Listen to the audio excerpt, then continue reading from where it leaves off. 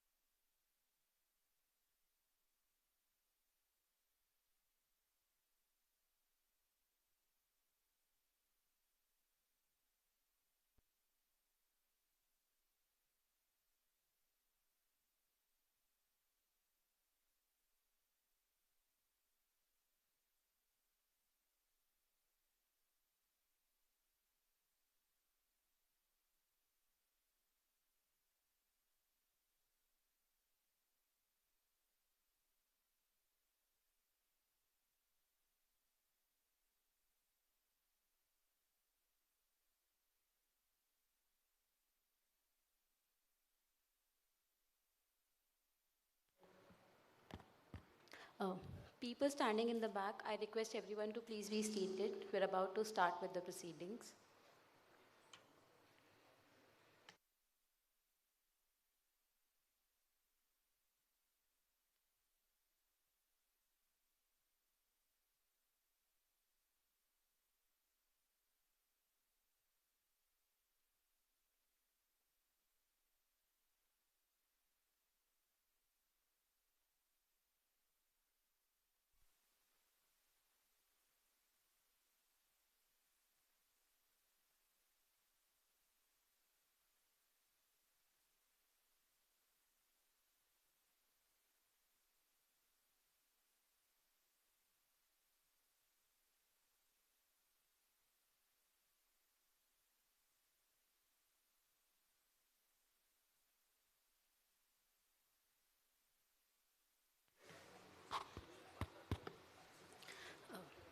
Good morning, ladies and gentlemen.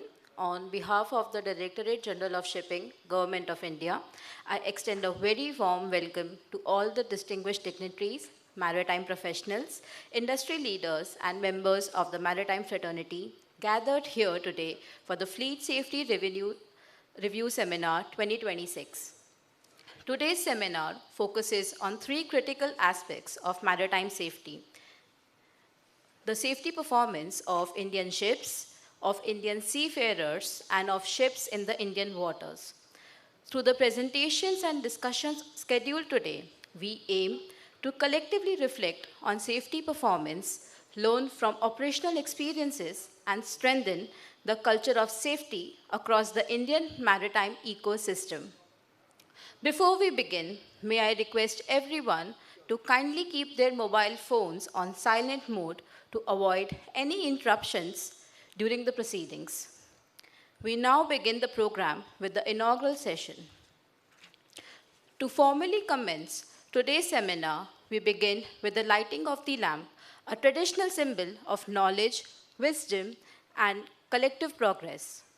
May I request the following dignitaries to kindly come forward for the ceremonial lighting of the lamp: Sri Shyam Jagannathan, IAS, Director General of Shipping; Sri Ajit Kumar Sukumaran, Chief Surveyor, Directorate General of Shipping; Sri Abul Kalam Azad, Nautical In Charge, Directorate General of Shipping; Captain Anish Joseph, Deputy Nautical Advisor and Senior Deputy Director General, Maritime Security and IT E-Governance, Captain Vikrant Rai, Principal Officer, and Captain Harinder Singh, Nautical Surveyor and Deputy Director General, Directorate General of the Shipping.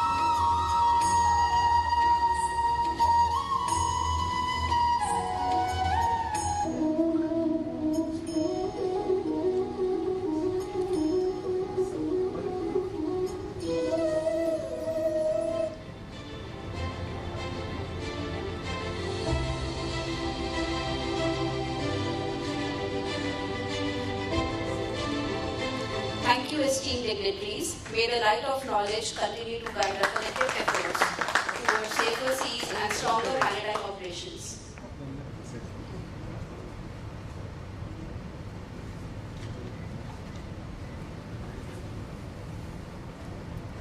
We would now like to extend our warm welcome to our esteemed dignitaries. May I invite Captain Harinder Singh to kindly present bouquets to our distinguished guest on the stage.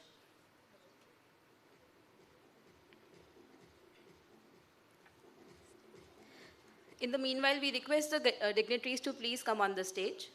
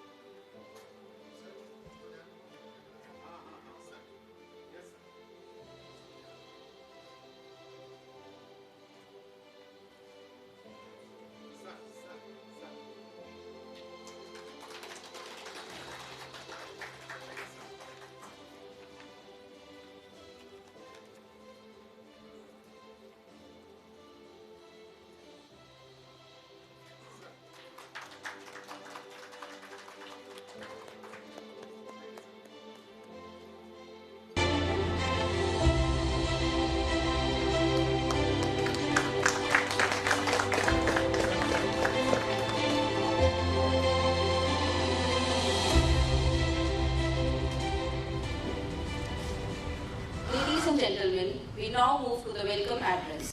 It is my privilege to invite Captain Harinder Singh, Nautical Advisor and Deputy Director General. With over 28 years of maritime experience, including extensive sailing and shore-based leadership, Captain Singh currently heads the Casualty Branch, DGCOM Center, and LRIT National Data Center within the Indian Maritime Administration. His work in maritime casualty investigations and safety coordination continues to contribute significantly to strengthening India's maritime safety framework. So may I request you to kindly deliver the welcome address.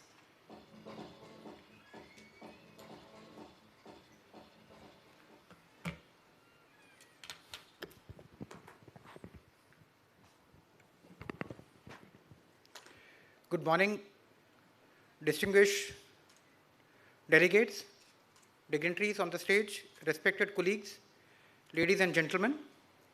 It gives me immense pleasure to welcome you all to the Fleets Review Safety Seminar organized by the Directorate General of Shipping.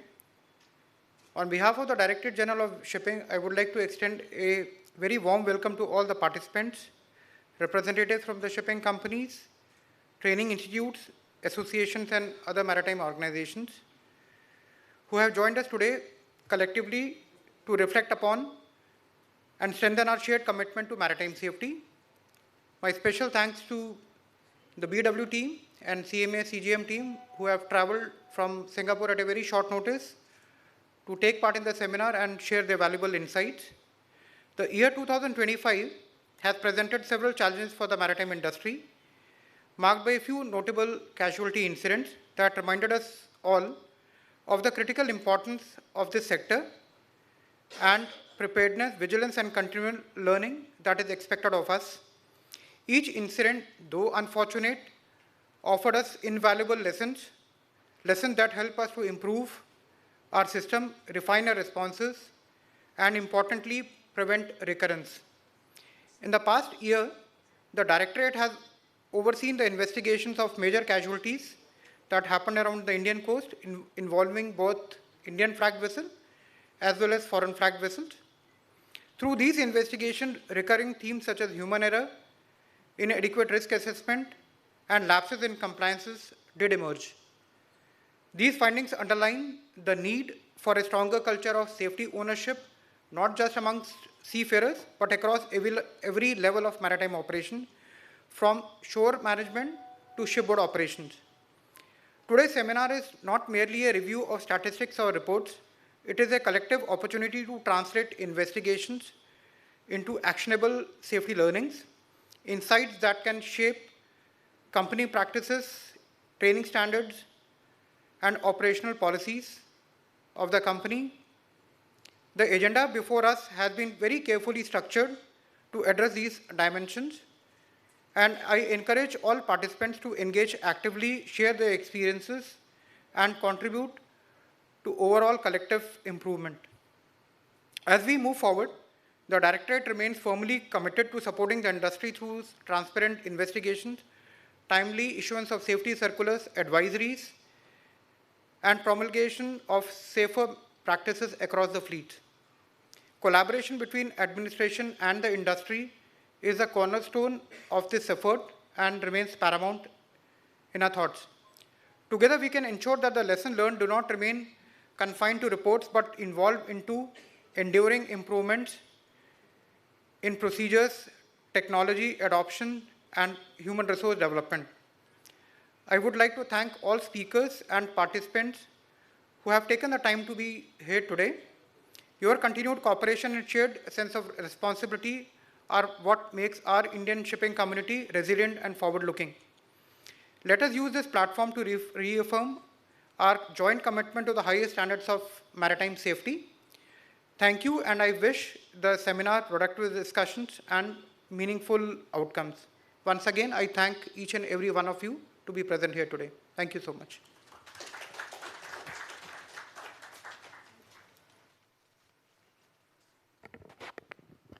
Thank you, sir, for your formal address and setting the context for the day.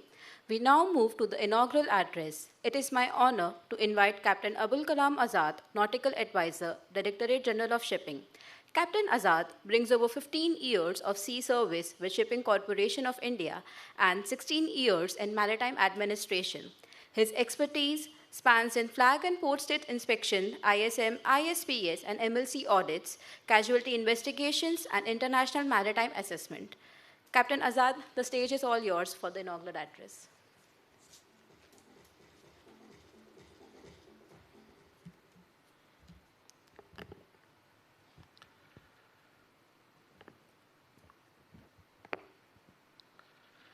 Good morning and namaskar.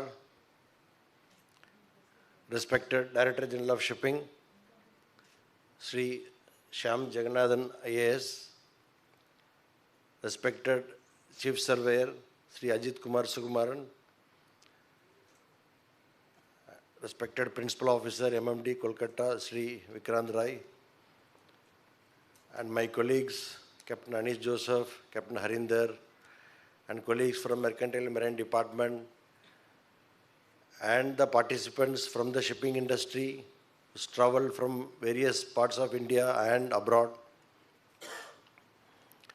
and fellow seafarers, representatives of shipping companies, and the investigators who will be presenting the findings and lessons learned from the casualties today, and staff members and ladies and gentlemen.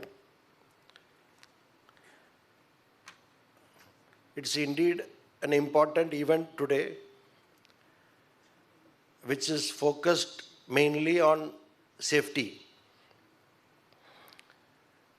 In the Directorate has organized several events in the past.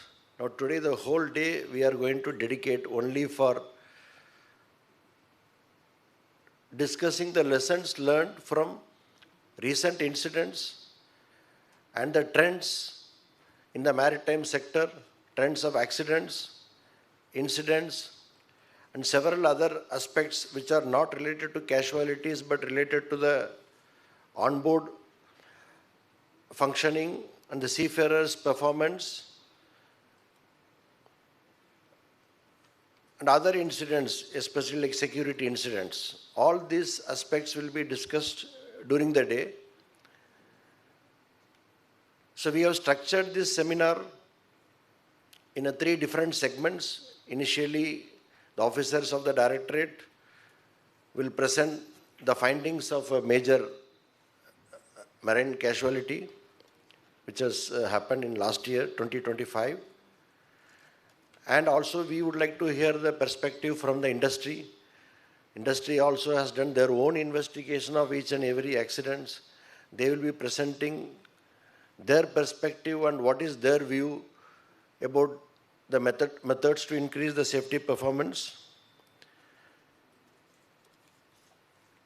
And we have a special presentation regarding the non-operational incidents, which are not a marine casualties, mostly the missing cases or suicide, desertion.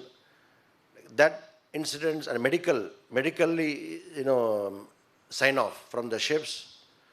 Those incidents also we are going to discuss in detail today. And today we have focused on 3 navigational incidents. It is not coincidence. It was planned because we need to have another detailed session regarding the fire incidents as well as the cargo-related incidents. So that will be a separate session we will have maybe in after a few months, because it's difficult to cover all the aspects in a single day. So why are we doing this? I think companies are having their own safety seminar. I think each and every company they conduct yearly. And Maritime Administration, we are duty bound to investigate very serious marine casualties. And we have to submit a report to IMO and publish the safety certificate. That is our mandate. That we have been doing it in the past for several years.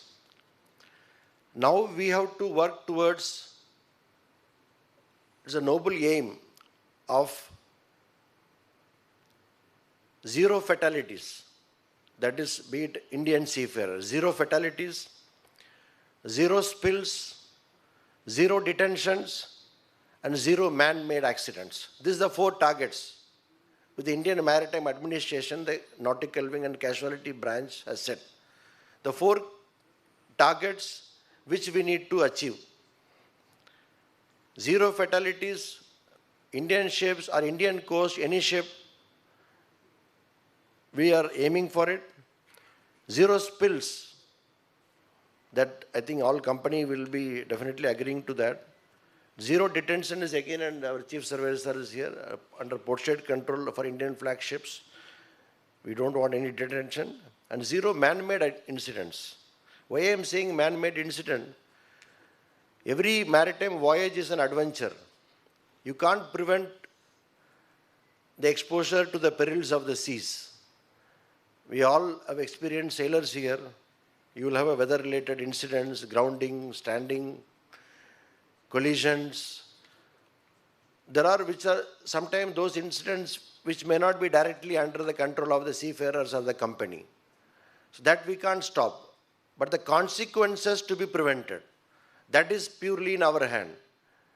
How do we prevent the consequence, prevent the fatalities, prevent the pollution? That incident, that is what our focus. At the same time, when I am saying zero man-made incident, there are some incident, we know that it is caused purely by the complacency of an officer. We know that, the investigator knows it. It's very simple. Officer on watch did not keep the watch properly, it led to the collision with the fishing boat. It's very simple. That also we are going to discuss one of the incident today. So that kind of accidents should not occur. That's our ultimate target. So these are 4 key goals of the Indian Maritime Administration. And our accident investigators, they are trying to find out why such an incident has happened, how it can be prevented. That's the goal of any accident investigation. So there is a term we always say, no blame culture. But sometimes you need to blame. If somebody is complacent, led to accident, how can you say no blame culture? It is not accepted, be it a company or be it a seafarer. The Directorate divides the investigation into 2 parts. The safety learnings taken separately. At the same time, if somebody was complacent or he was not performing the duty as per the required standard, then action will be taken. That is also being taken by the Indian Maritime Administration. And then the accident investigator should focus more on why that incident has happened, why a particular seafarer decided to do a particular task in a particular manner. That he must try to understand. So he has to talk to him. Why he decided to alter a course to this side, not starboard side, not port side. So we have to try to find out the mind of a person. Then only we will be able to find out the root cause of the incident. So that is how we are focusing on that. I think our Director General, sir, is very much stressing on the training of the accident investigator. Accident investigation should not be again namesake. So we have to go to the root cause of the incident.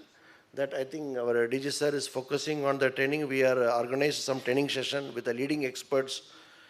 That's our mission. And we are aiming for a 360-degree approach to ensure safety. So when I say 360-degree approach, mean one is the prevention. First aim is to prevent an incident. How do you prevent the incident? By having a safe working environment, safe design of ships and equipments, trained and competent seafarers. You must have various safeguards to mitigate the risk. This is the prevention. Then comes the prompt and efficient response.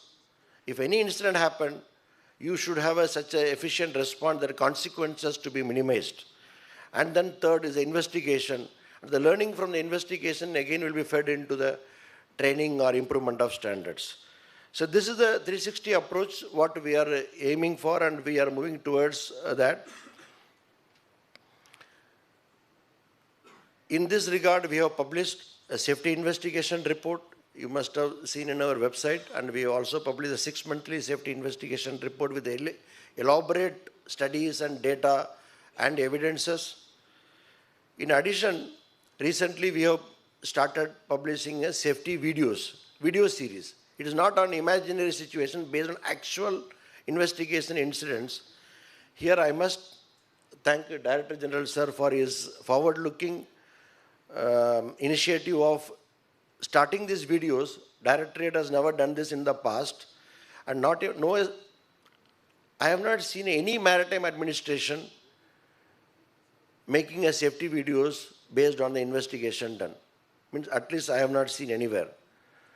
So Indian Maritime Administration started this as the first of its kind to publish what has happened by an animated videos so that seafarers and youngsters, they can readily relate to that incident so that they can prevent such similar incidents in future. We have already released recent past. Today we will have officially the safety video series will be released. Lastly, I would like to just highlight what we are doing as a government. I think you would like to know what government is trying to do. With respect to the safety depends on three. One is people, processes, and practice. People is a competent seafarer, efficient systems, process systems, and practice.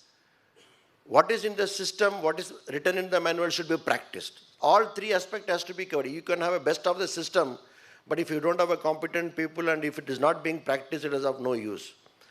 There are many companies who have got a very beautiful systems, but in practice, it is not happening. I can give an example. There are companies which clearly says manual squeezing of a cargo residues is not allowed. They will written boldly in the system, but if you see in practice, that will be done every voyage for commercial consideration.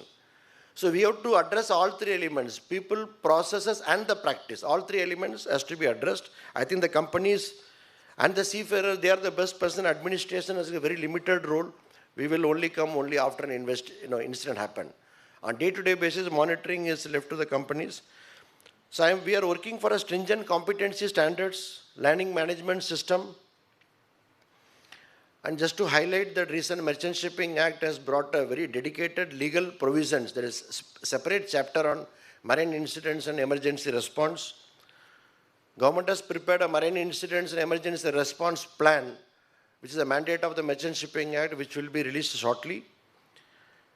And then we are ensuring that all the vessels are having adequate insurance cover, so that in case of any compensation or liability, that is addressed properly. And for the purpose of response, we have issued a notice for establishment of salvage hubs to promote salvage activity in India. We have released the guidelines for empanelment of salvers, so that we are inviting global agencies to come and empanel with us to set up a salvage system in India. We have mandated all the ports to have an emergency towing vessel, dedicate one tug for emergency towing. We have released the safety video series, officially it will be released. These all activities are being done during last 1 year under the able leadership of Director General of Shipping. I must salute him for his visionary leadership. See, normal person, we all see what is there in visible horizon. Our Director General sees what is required after 20 years or 30 years. He has set the path in that direction. He has guided us and we are moving towards that. And the recent thing is about the crisis management, which you must have seen the director has formed the quick response team and all, which is working round the clock to safeguard the interest of our Indian seafarers. And we have released the tender and the vendor has been finalized for Indian Global Maritime Safety Platform. That is a software tool which is going to be launched, which will be one of the best tool for the investigator to do the investigation with the assessment of casualties. It will have a section for reporting confidentially, especially junior officer, cadet. They can report confidential incident reporting, they can do through the portal. That portal will use a digital and AI tools to assess the risk factor of a particular company or particular category of seafarers. And it will help in improving the behavior, safety behavior of the seafarer. It will guide what kind of training a particular category of seafarers required. So that we have already issued a tender that will be launched maybe in another 9 months' time. So these are all the initiatives government is taking with the whole aim that any incidents, first to prevent the incident, if it happens, thoroughly investigated and learnings to be communicated back to them. So what is the ultimate aim? That our seafarers should come back home safely. And the ship should operate without any stoppage. That is what every commercial person wants. So with this background, this seminar has been organized under the able leadership of DG sir. Due to time constraints, we have, as I told earlier, we are focusing on a few incidents because numerous incidents have happened. We will be having another seminar to focus on with respect to cargo related aspect, which is the most incident happening due to cargo carriage, fire on containers, stability related issue that we will cover in some other session. So a lot of participants also joined online and I wish they attend this seminar throughout the day. You will have a detailed lessons, casualty studies. Normally, the casualty learning is always interesting. If you project it properly, it is interesting to learn. But only thing seafarer always think that it will not happen to me. It will not happen to my ship. So that's what we have to, we have to motivate them to say that be prepared for such kind of emergencies. Lastly, I would like to just say that under the able leadership of our Director General of Shipping, now the DG Shipping is going to be DG MA, Director General Maritime Administration, maybe during this month or next month, notification will come. The DG MA is aiming to be a modern maritime administration, efficient, modern and efficient, like a ME engine. Modern, efficient maritime administration, responsive maritime administration, transparent maritime administration, RT, yes. This is the new thing which is added recently by our Honorable Prime Minister, the sensitive to the emotions of the citizens. So ME, engine and RTS. So that's our goal. Modern, efficient, responsive, transparent, sensitive to the emotions of the citizen. This is how this administration will move in the coming years, and under the able leadership of Sri Syam Jagannathan sir, and we are sure that we will achieve our goals sooner than later. Thank you.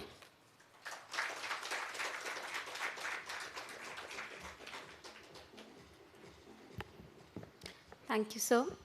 We now move to the special address. May I invite Shri Ajit Kumar Sukumaran, Chief Surveyor, Directorate General of Shipping, a marine engineer turned maritime administrator. Shri Sukumaran plays a key role in shaping India's maritime engineering policies and standards. He has presented India at several international maritime conventions and led Indian delegations to important committees at the International Maritime Organization. Sir, we request you to kindly address the gathering.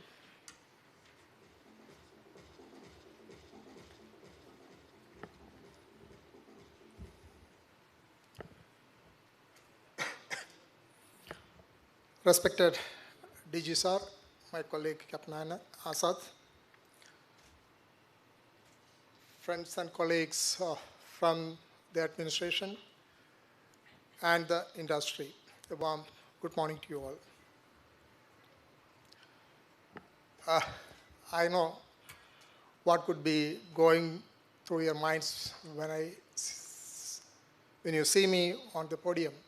ये तो जाने वाला है, फिर भी हमारा दिमाग आने के लिए फिर आया है. I fully take cognizance of your sentiments. That is why I consciously has avoided any kind of meeting maybe for the last couple of months. But this one I could not avoid because firstly it is an in-house program. Secondly, when Captain Azad came and invited me, I could not say no to it because Captain Azad is not only my colleague, has been a family member for the last 2 decades or so. I'm happy to see that such kind of sensible leadership will be there with you for the years to come. When I see this agenda of today's program, sessions from various shipping companies on the incidents, it takes me back some 25 years back. Before joining this administration, when I was working with a company, there was a fleet review seminar like this, in which one of the chief engineers was narrating an incident. I don't know anybody here. The ship's name, if I'm not mistaken, it was Monica Light or Monica Star. There was a huge engine room fire. It started off from the exhaust gas manifold, but it completely engulfed the engine room. The master orders for release of CO2. As usual, the chief engineer takes the head count before the release of the CO2 to the engine room. He finds that the third engineer and the junior engineer missing. And he was almost sure that they are trapped in the engine room. Knowing fully that his young colleagues are trapped in the engine room, he was forced to release the CO2 with the prayer that when the post-analysis happens, at least should not be proved that the young man died not because of fire.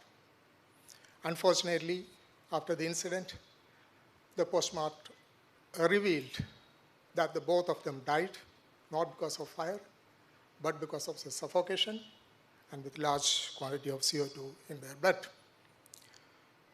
Ladies and gentlemen, this kind of events or these kinds of moments is inevitable in the life of any seafarer. Need not necessarily it could become a catastrophe like this, but definitely there are moments to take decision in critical situations.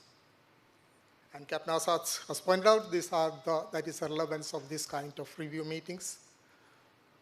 To see incident which has happened not with you but with somebody else, but learn the lessons and take it forward that do not happen to you, or if it happens, at least you can take an informed decision at that point of time.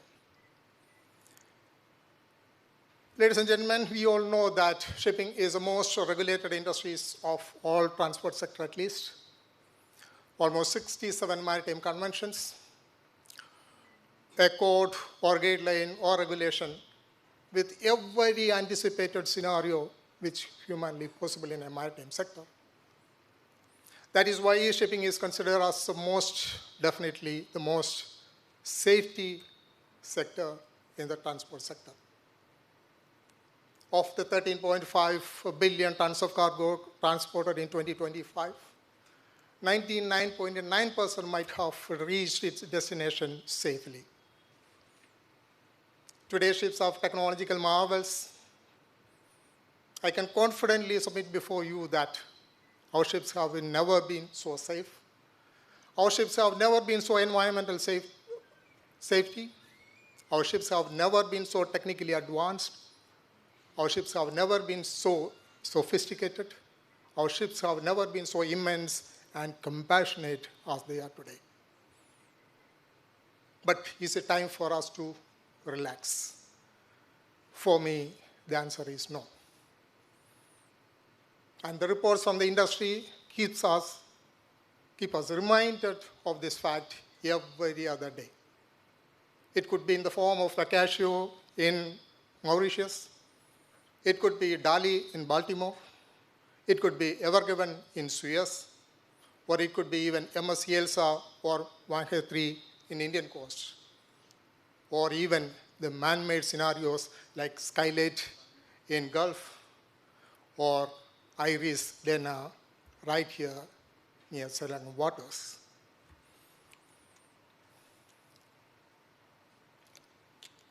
Ladies and gentlemen, in marine casualty is never easy for anyone. It is not because of the loss of life.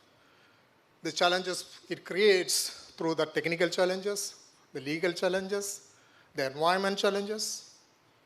It is multifaceted incident which should not happen at any cost.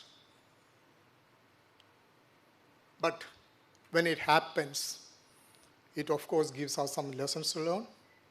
At the same time places certain social and ethical questions also before us. One of the most celebrated or one of the most infamous casualty which I have been investigating was a tanker disaster in 2012 in Gulf, Fujairah. The tanker was undergoing repairs and anchorage with 115 people on board. A massive explosion happens in the tank. Ladies and gentlemen, you won't believe the might of the energy content in a supposed to be cleaned and inerted gas tank. 7 out of the 115 died, and 108 got saved just because of the grace of God. The thing is that the chief officer, the young chief officer, 29 years old, who lost his life, was just married. And when he came to the ship, his wife was pregnant. Maybe after the incident, a few months down the line, the lady must have given birth to a child. And as it grows up, he or she might have asked, "Where is my papa?" Ladies and gentlemen, this is a question to be answered not only by the mother, but in fact by each and every one of this our community maritime sector. At least we should be able to confidently tell him or her that we have done everything possible to save or to make his father's life safe. Unfortunately, what happened was a mere accident. We should also be able to assure each and every father or mother, each and every husband or wife, each and every child that his or her son, husband, or father will reach home as safely as he has gone to any other office function as usual. Till then, ladies and gentlemen, we cannot relax. More importantly, the administration paid by the public to ensure their safety cannot be relaxed, at least this kind of situation. And casualty, particularly the investigation, is equally painful. And if it happens to be somebody from the seafaring background, it is even more painful, because you unknowingly try to place yourself in his or her shoes. And this kind of memories will haunt you all through your life. In 2009, I was investigating one case where a tug was towing a barge from Maldives to Mumbai, somewhere. In the heavy weather, it got parted off. The tow came and hit the tug. Both sank. 11 people on board. 7 got saved, 4 were missing. When I went to Mangalore to see the victims, all of them were Gujarati, basically from Gujarat and somewhere from Mumbai also. And most of them are relatives. Some of them are brothers, some of them are father and son.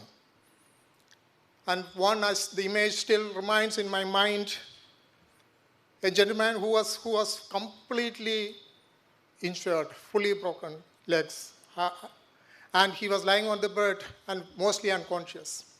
In between, he gets conscious, and then he asks one question,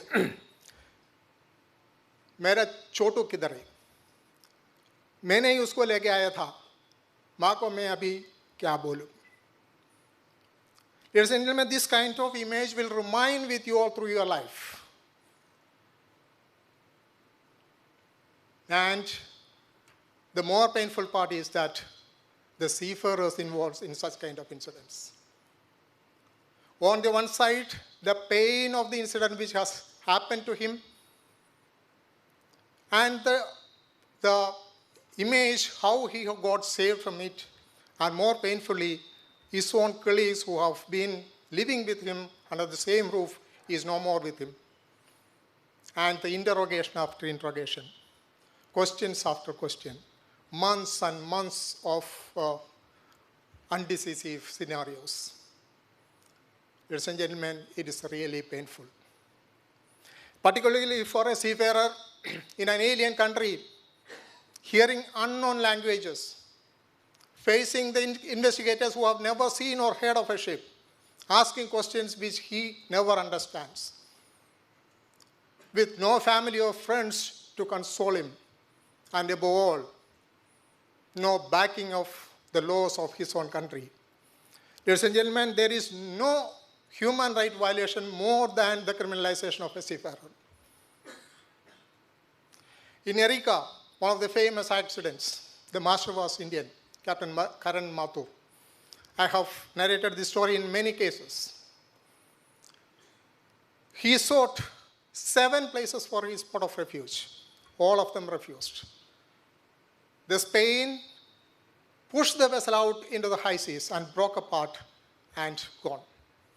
Still standing on the unsunk stern of the ship, he tried his level best to save every life on board. The next day, he was arrested and jailed. The question he raised to the community still haunts the maritime community. I am not the owner of the ship. I am not the owner of the cargo on the ship. I am not the one who certified the ship. I tried my level best to save every life on board. Why am I being jailed? What kind of a system is this? Ladies and gentlemen, this boils down to the primary objective of any maritime investigator. As Captain Azad was telling, it is not to find the blame. It is not to find the scapegoat. It is to identify the faults in the system and correct it so that it is not repeated at least the next time. Your success as an investigator is not counted by the number of culprits you identified. But if your decision or your recommendation could save at least a similar scenario in future, directly or indirectly.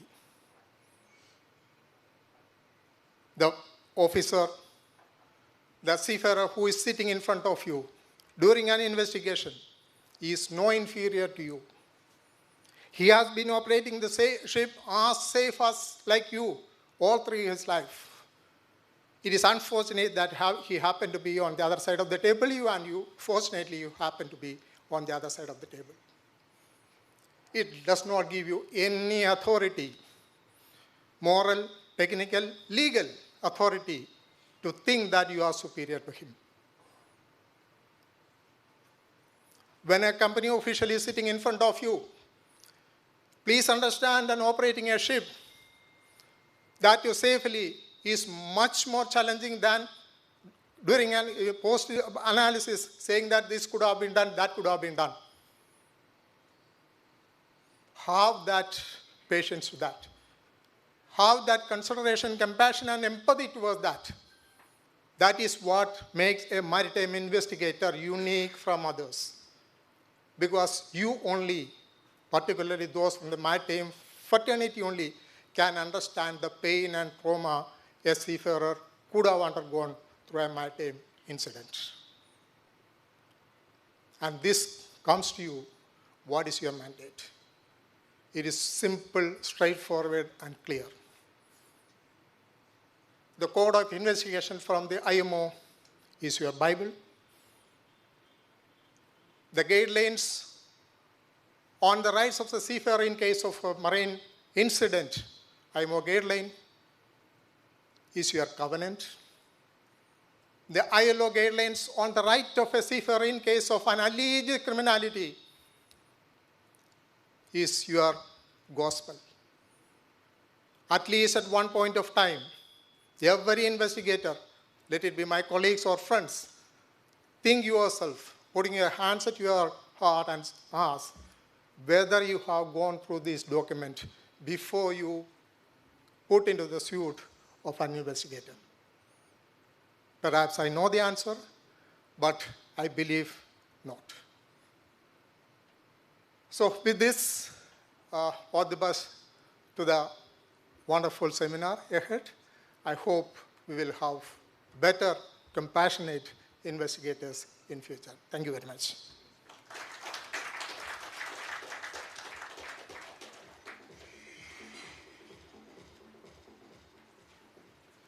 Thank you, sir. We now move to the special segment of today's program, the launch of the Safety Video Series. This initiative reflects the Directorate General of Shipping's continued commitment to promoting safety awareness, operational preparedness, and learning across the maritime community.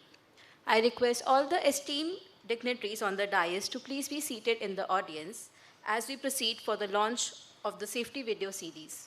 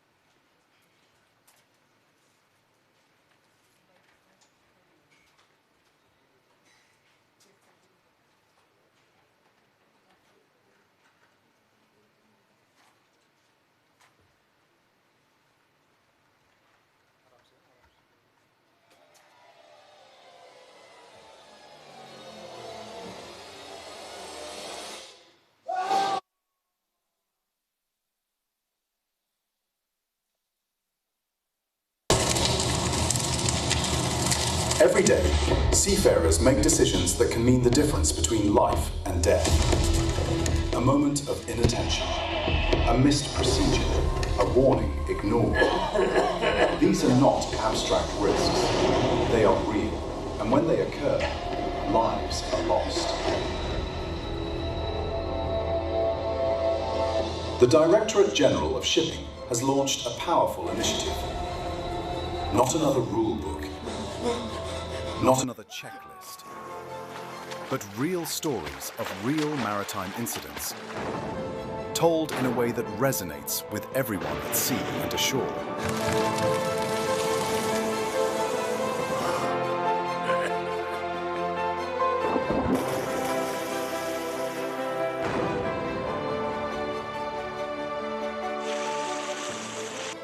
Seafarers, managers, operators, stevedores and port workers all play a role in shipboard safety. Yet too often, the true consequences of everyday decisions are not fully understood. That's why the Directorate General of Shipping commissioned EDOT Solutions to create compelling visual narratives based on real investigation findings. Not lectures, but gripping stories. Enhanced with powerful visuals, music, and storytelling, because safety isn't about compliance, it's about caring. It's about going home to your family. Most seafarers have never abandoned ship or fallen into the sea. These events are rare, but that's the danger. When experience is rare, preparedness is weak. These videos build instinct, because in a real emergency, there is no time to think, only instinct, and instinct must be built before the moment arrives. These videos are available to all.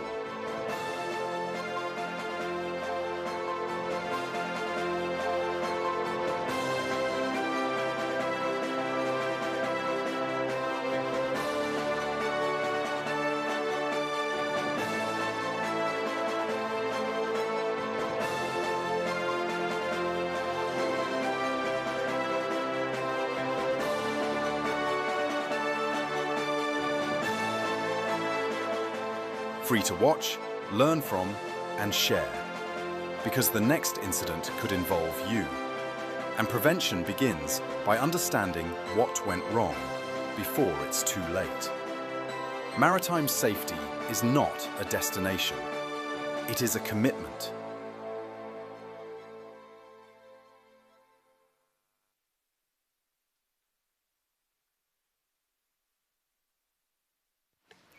The safety videos can be accessed by scanning the QR code on the screen. We have a dedicated playlist on our Directorate General YouTube channel, which will take you to these safety video series. It's now time for the keynote address by a leader whose vision continues to shape India's maritime administration and global maritime engagement. Shri Shyam Jagannathan, IS, Director General of Shipping, has been at the forefront of initiatives aimed at strengthening maritime safety, sustainability, and collaboration across the shipping industry. His leadership continues to inspire progress across the sector. Sir, may I now invite you to deliver the keynote address.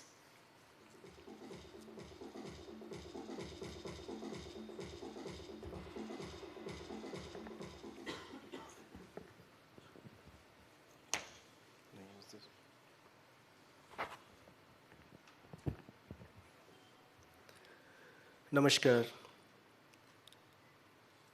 My eminent colleagues, Shri Ajit Kumar Sukumaran sir, the Chief Surveyor, Captain Azad sir, the Nautical Advisor, other colleagues from MMD Calcutta, from the Directorate General of Shipping, eminent participants, some of you have come all the way from Singapore. Some of you are experienced seafarers, some are involved in ship fleet management. It is indeed a privilege to be a part of this initiative, which has been furthered by the entire nautical wing under the leadership of Captain Azad. I have a brief presentation, and I will not take much time, largely because the situation is such that there is a lot of fluidity in the Middle East with Indian flagged vessels and Indian seafarers stuck both on foreign flags and as well as Indian flags, and we have witnessed what the chief surveyor did mention was an extremely sad, man-precipitated incident just south of the coast of India. I have always been commencing with the Indian growth story. I will only hedge this growth story with the very remarkable dominant strain of geopolitical uncertainty. So while IMF predictions and prospective growth forecasts talk about a 7% compounded annual growth rate, crossing the 5 trillion mark by 27-28, reaching the 30 trillion by 2047, a multi-sectoral growth for the most populous, youngest nation with a huge demographic dividend as essentially a world leader in multiple sectors. The Indian growth story needs to be hedged with what we are witnessing as the extremely harsh geopolitical realities. The blue economy or the maritime economy is central to India's growth aspirations. We have 11,000 odd kilometers of coastline. And if you're looking at the extreme focus that the government is giving, 70,000 crores investment upfront for converting India into a shipbuilding destination, propelling India to the top 3 in the human capital contribution in seafaring globally, and also major emphasis on ship recycling. These are central core of the emphasis on the blue economy. Being incumbent in the Office of the Director General of Shipping, this is at the core of what we espouse. Doing everything that you're doing in the maritime domain, Suraksha Sarva Pratham, our safety first always dominates. As was mentioned by Captain Azad, 0 incidents is what we are working towards. And that was also further elaborated in terms of environmental protection, as in 0 spillage, 0 loss of life, no fatalities.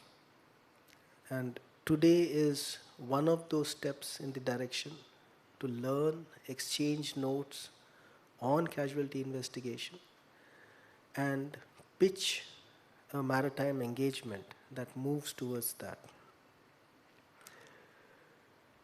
The casualty branch is coming into its own. You have the LRIT, you have the DGCOM, and Captain Harinder here heads it.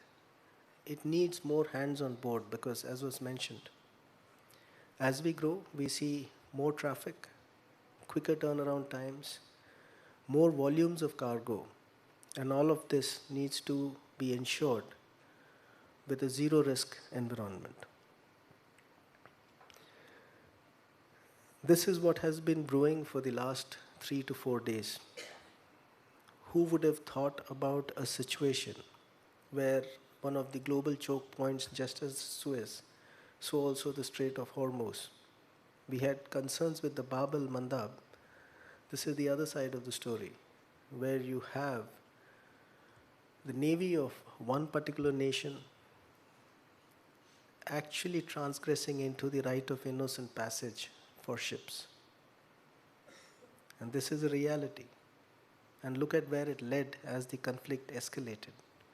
You've had children losing their lives.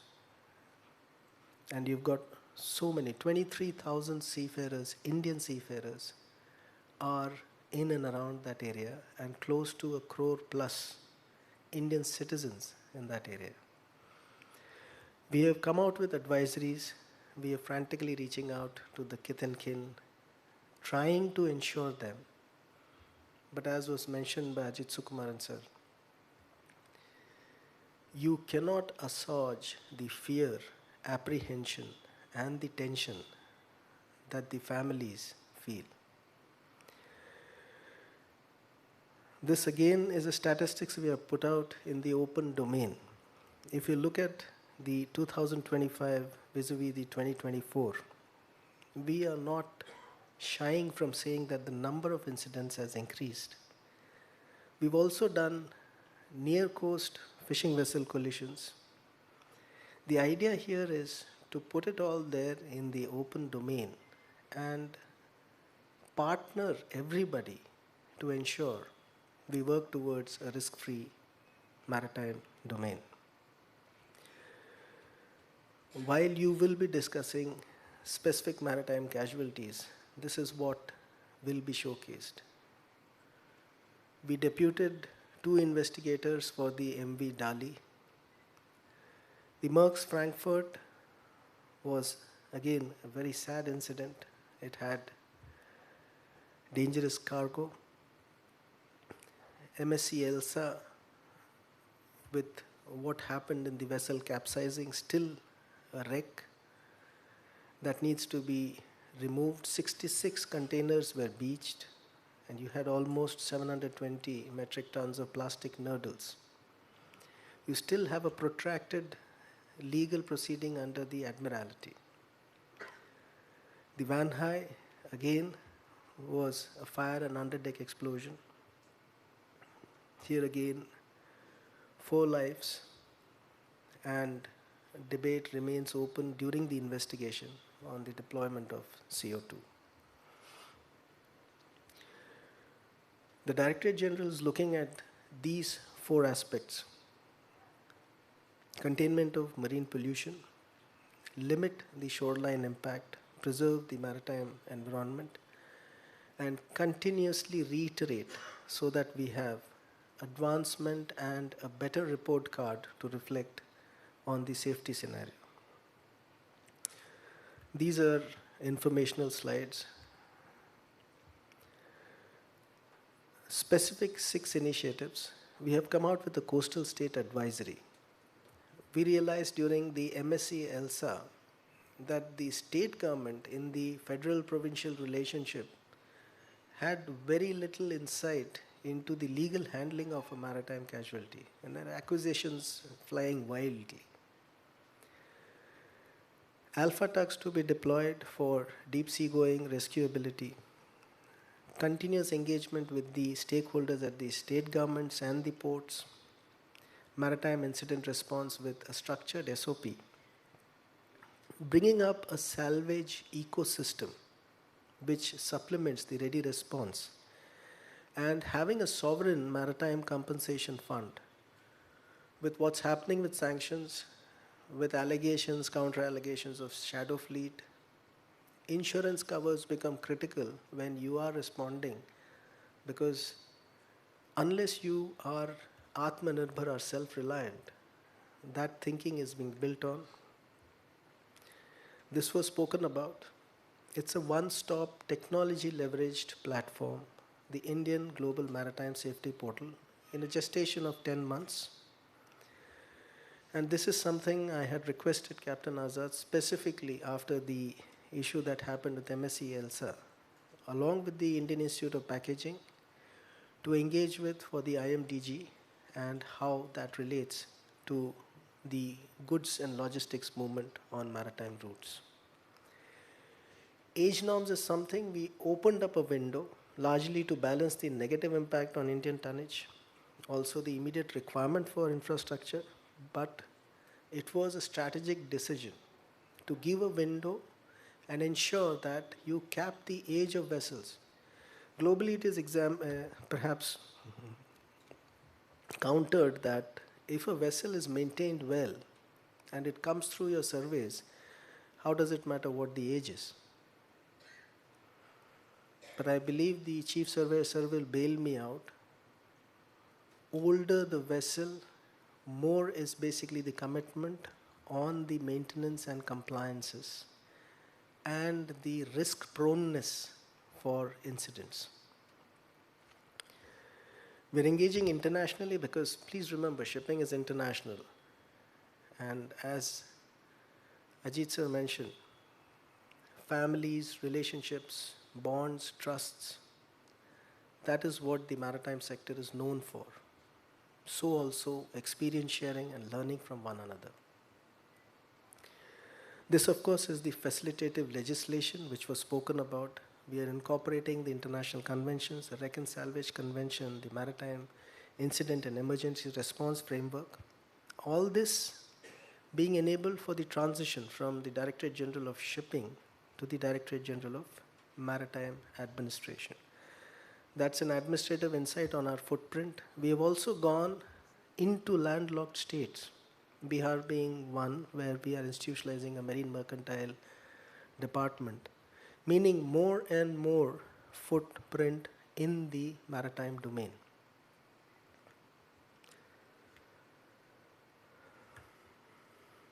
I'll just go back because this is important. For the limited number of ladies here, this is a gender inclusion. I firmly am of the conviction that you have a more multicultural crew, a more gender balanced crew. I believe they will work together towards a lower incident matrix. And that is how it is. The only thing is statistics will have to bear it out. So this is an Indian Maritime Initiative, Honor at Seas, Sagar Mein Samman, to bring in more women into maritime. And it's the human element that is at the central core. Seafaring isn't an easy profession with hours basically spilling over. You may talk about the MLC conventions, but you know how demands can be on the human mind and body. We've come out with the 10 components of wellness, a unition of mind, body, spirit.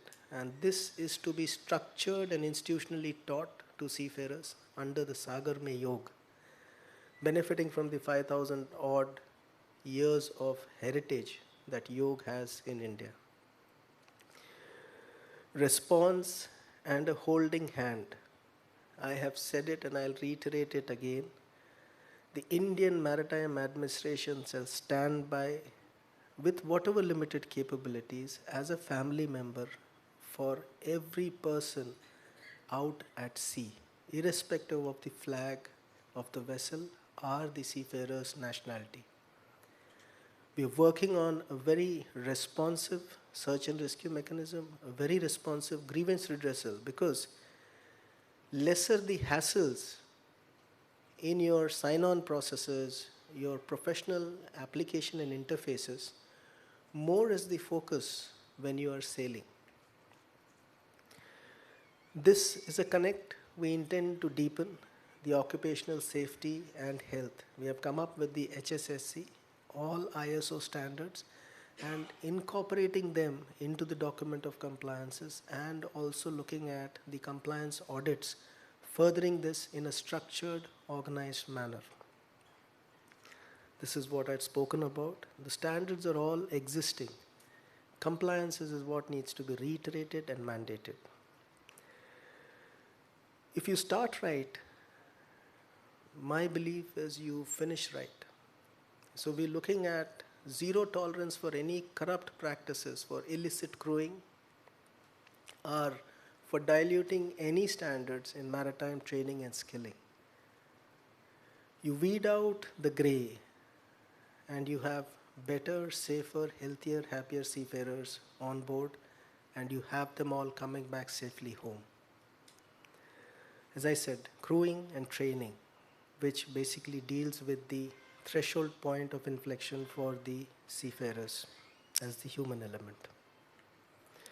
This was launched. It essentially is what we are looking at as a not very technically heavy, but with very graphic imagery to reiterate again and again, taking a cue from what essentially the CS had mentioned, what stays behind with an investigator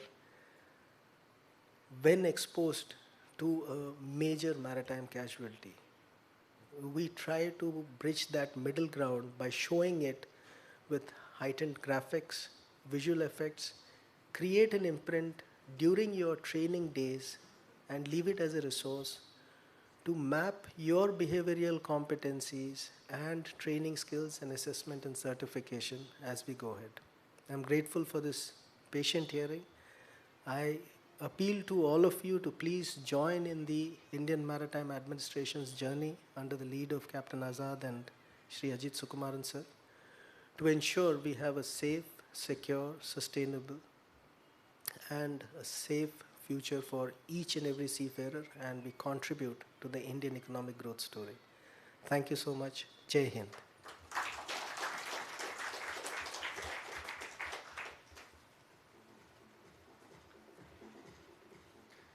Thank you, sir.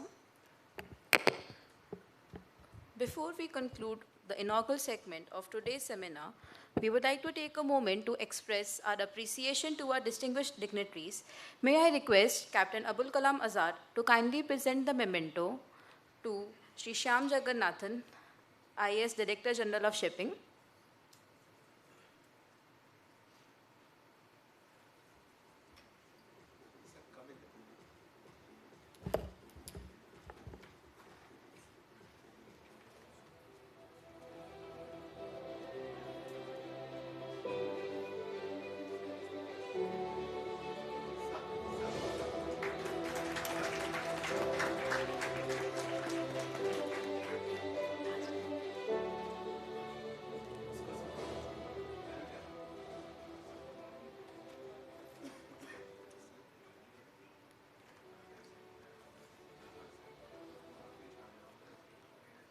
Now I request Azad sir to present the memento to Shri Ajit Kumar Sukumaran.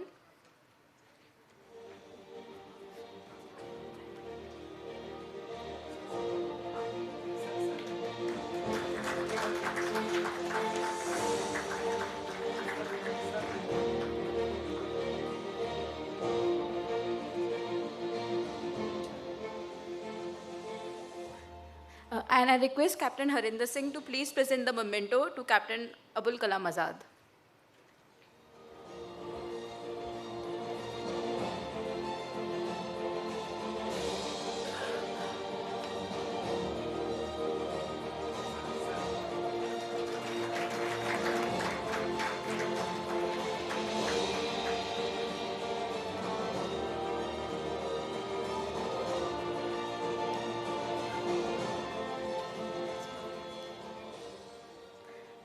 Thank you, sir. With this, we conclude our inaugural session, and now we move to the technical sessions of the seminar. The session 1 focuses on Fleet Safety Investigation Report 2025. The presentation will be delivered by Captain Harinder Singh.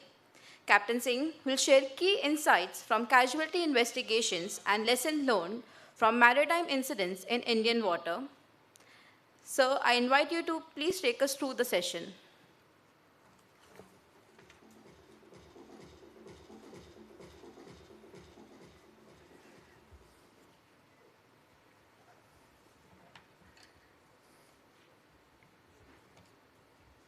Yes.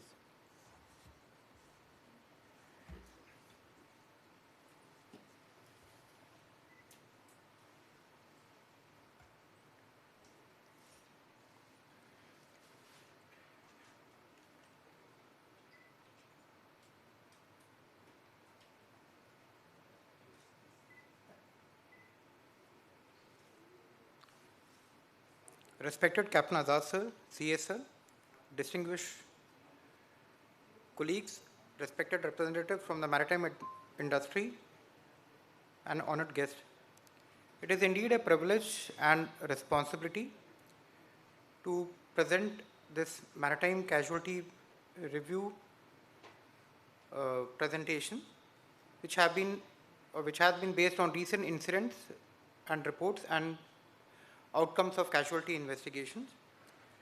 The purpose of this presentation is to present the available data in a very structured perspective and to highlight principal statistical trends observed across both operational and non-operational incidents.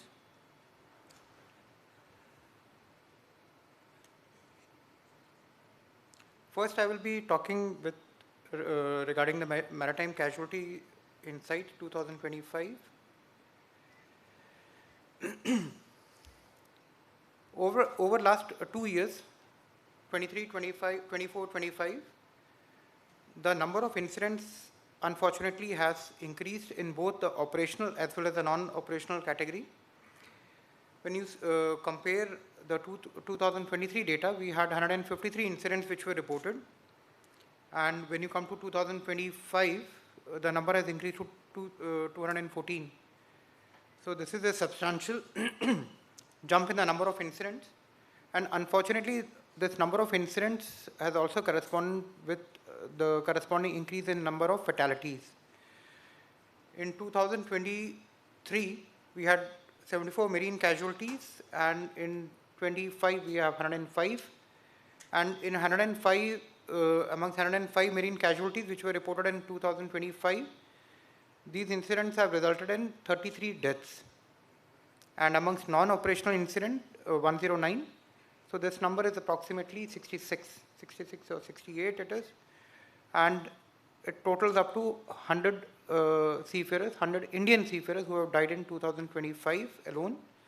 And you can assume that every fourth day a seafarer dies.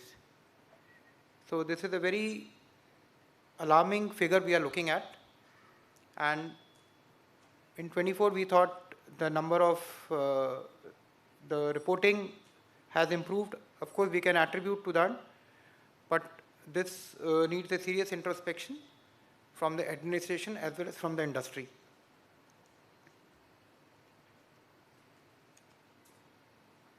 And this is a breakup of the marine casualty statistics of the incidents reported in the year 2025. So the maximum number of incidents which accounted for deaths was the fire and explosion incidents. We had 10 incidents and there were 10 deaths in such incident. The next major one is occupational incident. So each and every incident we cannot classify. So the remaining we have classified into occupational incident. This also contributed significantly not only in death but also injuries. So you can see the number of injuries happening due to occupational incident is 55. And there were some occupational incidents which also required medical evacuation. And there were lives which could be saved when this incident happened near the coast of India. Mind you, this is only the Indian statistics, the statistics which have been reported at DGCOM. And in such cases, the medical evacuation was required. Like I'll give you an example of Vanhai 503. There were 4 seafarers which were reported injured, and 6 were seriously burned. They were immediately evacuated by Coast Guard and later shifted to a naval warship and landed at New Mangalore. Fortunately, we could save all those 6 lives. So this requires a lot of coordination and efforts from the Indian Maritime Administration, the Navy, the Coast Guard. Every stakeholder is very closely involved in this. And the next alarming figure is man overboard. This figure unfortunately has increased in 2025. This figure was less in 23-24, and this also resulted in 6 fatalities. And if you were to see the total number of incidents reported of 105, almost 31.4% resulted in a certain death. And while we publish these reports, we publish advisories, we publish circulars, we realize that the reach of the circulars, the reports, though it is published in our social media handle, it is there in our website, but people do not read. People do not go through this, not because they don't want to go through, but enough importance is not paid to this, or people do not have enough time to go through each and every page of the report. So to cover up or to summarize the gist of the report, we thought of coming out with safety video series that at least a person, even in his leisure time, can watch the video and some reach we can establish. And we are the only maritime administration in the world who is coming out with such safety video series, and which is freely available to the companies, to the institutes, to the seafarers. So I request everyone present here to please spread the word around and to make best use of the safety videos which have been made available. And these are the non-operational incidents. Now this is a very important figure. In 2023, we realized the number of seafarers dying on board due to non-operational incidents. Operational incidents are incidents which are happening directly related to the operation on board, and the non-operational are happening for other than operational incidents. And in 2023, we realized the number of seafarers dying because of non-operational was 4 times higher than the operational category. And this number has more or less remained static. That year it was 58, now it has increased to 66. Last year also it was 66. But the number of seafarers dying of the operational incident has increased. And in this also, if you were to see, the largest contributor is sickness and death on board. And these are health related issues. And when I say sickness and death on board, and there's another category, sickness on board and death ashore. So when we say death on board is the medical evacuation could not be arranged, the vessel was too far from the coast, so the seafarers could not be saved. And the second category, that is sickness on board and death ashore, even when the seafarers were taken ashore, there was considerable delay in seafarers getting the best of the medical services from the coastal state. So this also resulted in death. And if you were to add these 2 categories, so we have incidents of 41 deaths due to sickness alone. And out of 68, 41 deaths were directly related to health of the seafarers. So now this presents a very important challenge regarding the medical certification of the seafarers. It is very important for the companies to ensure that the seafarers who join the ship are medically examined by the most competent doctors. The aim is not to hide your illness. The aim is to identify your illness and not land up in such a situation on the ship that you are not able to get the best of the medical services which your ailment calls for. And if you were to see the fatality rate in the operational, it was 31.4, here it is 62.4. In case you have an incident, the percentage of dying because of non-operational incident is as high as 62%, which is a very significant figure. And now this was a combined figure. So now we have bifurcated. I'll just go to the previous slide. The other important one is the missing man overboard, which is 12. So missing is either the seafarer is just missing, whether it is a foul play or if it is a suicide, that has not been very conclusively established. So if you were to see that number, that is number 12, and suicide is 8 incidents. So the 20 seafarers have died due to possible suicide. 8 is confirmed, 12 are missing. So we have physical health and also the mental health issues. So if you were to combine these 2 figures, so the numbers, in fact, it covers most of the non-operational category. Last year we had some desertion cases. The desertion cases this year has reduced. Last year we had about 16, 17. Now it has come down to 10. We can thank Trump at least for this. All the cases were in US waters. Now that number is reducing. And now we talk about performance of Indian fleet. And while this number may appear less, we remain conscious of the fact that majority of the Indian seafarers are working on foreign flagged vessels. This is 2025 data, which you see on the left. Number of reported incidents is 26, and marine casualties is 2.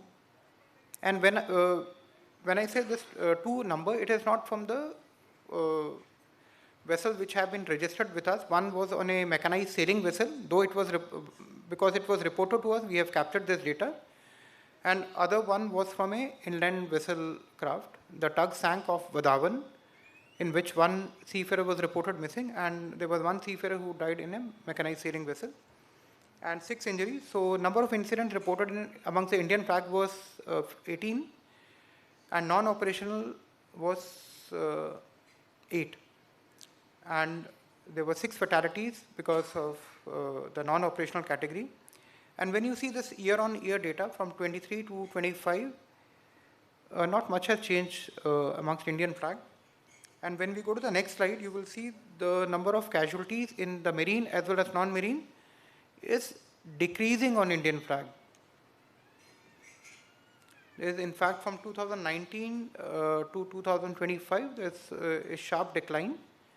And the performance of Indian flag per se has improved, but that is not a solace for us, because we see a holistic Indian seafarer figure.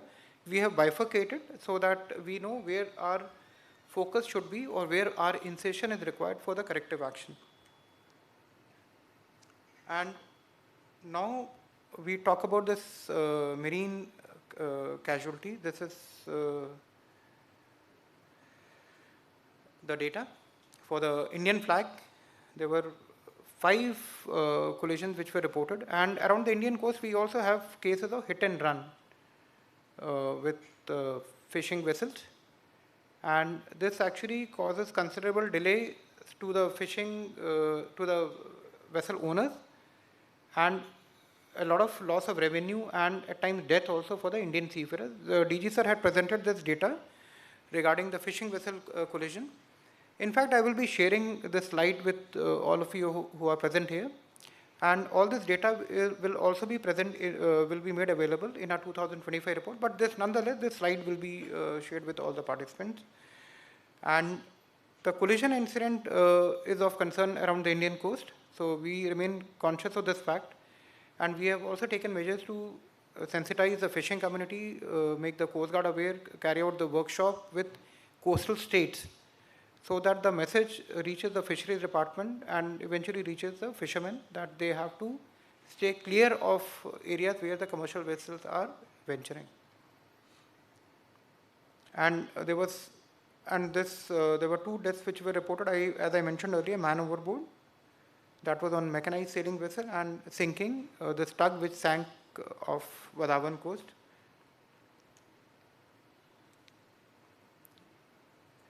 And this is the trend analysis for the non-operational incident. This also has reduced on Indian flag vessels. And now when we consider the non-operational incidents, and here also the majority of the incidents are the health-related ones.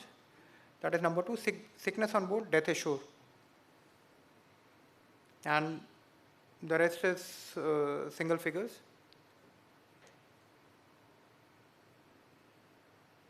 And now next we talk about overall critical incident analysis.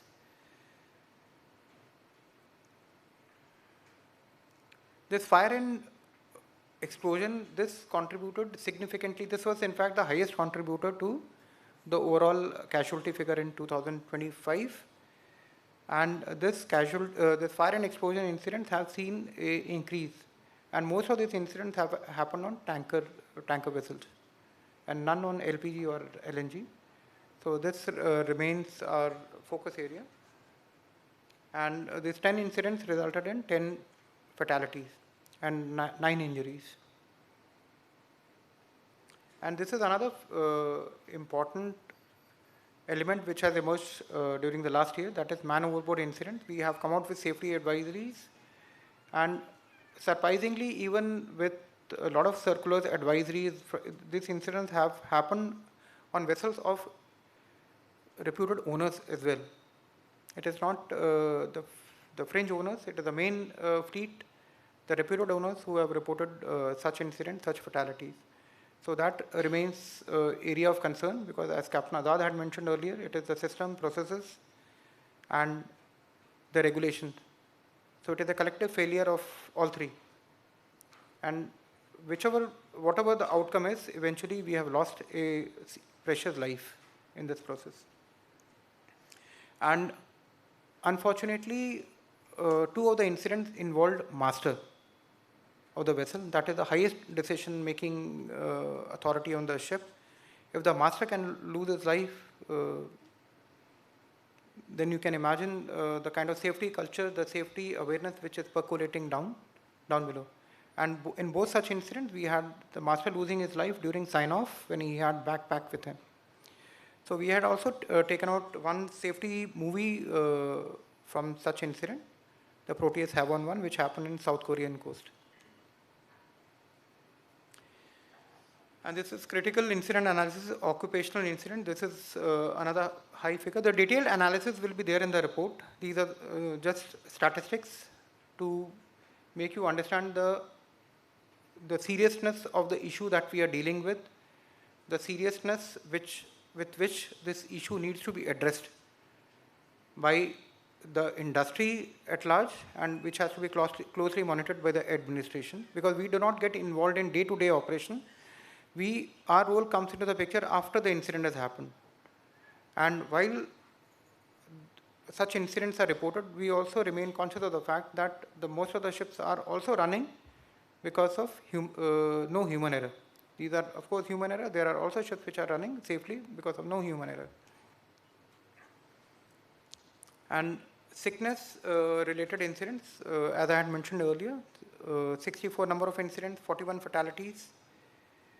And this was almost touching 60% of the incidents which are totally reported at the center.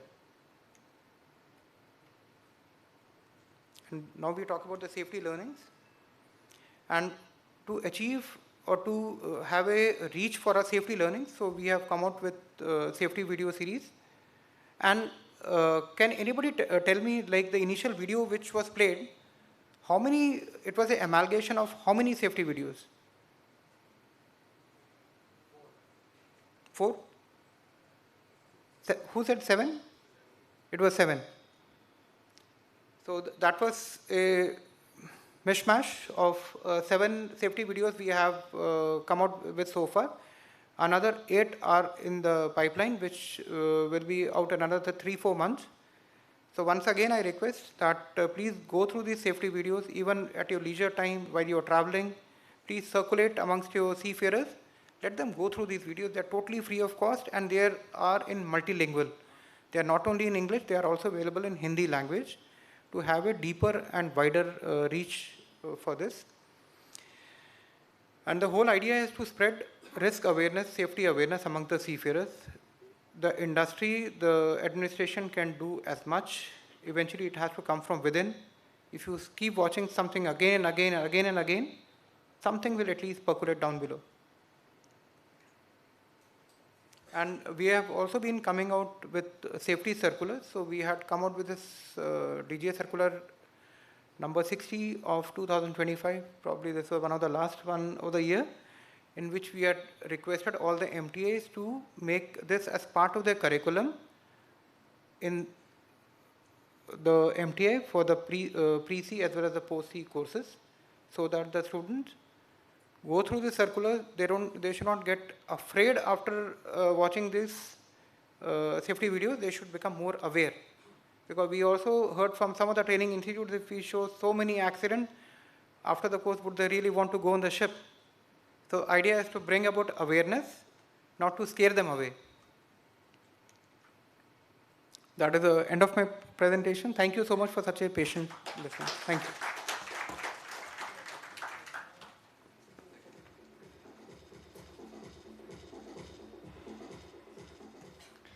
Thank you, sir.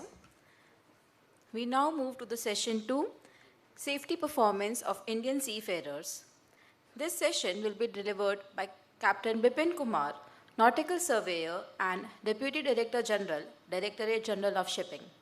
With over 30 years of experience in the maritime gas sector, including LNG, PNG, chemical gas ships, and tankers, Captain Bipin Kumar brings deep operational expertise and a strong commitment to maritime safety, which also includes aspects related to project management and shipbuilding sector.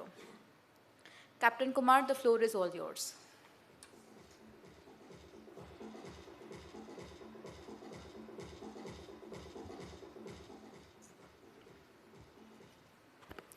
Jai Hind, everyone. Thank you very much, Ajad sir, and Sukumaran sir, all my seniors, colleagues, ladies and gentlemen. So it's a real privilege for me to be on the stage. I will be presenting basically the safety performance of Indian seafarers, taking into basic topics of, so in the background, basic rules of the RPCLs, non-operational incidents that Captain Harinder was saying, but I'll be taking a bit of insights in this, and abandonment cases, grievances, and the corrective actions which our DG is taking right now, and the way forward. So I'll be putting up in the 7-8 series.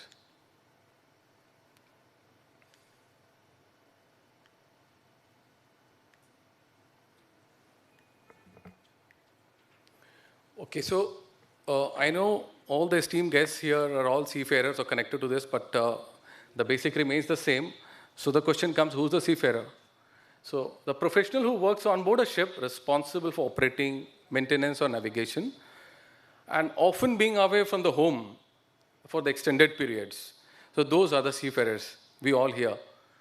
So, you know, they are maintaining 90% of the global trade, and the latest thing which have come into picture, and wherein the key workers were done by the MS Act, so that has revolutionized everything.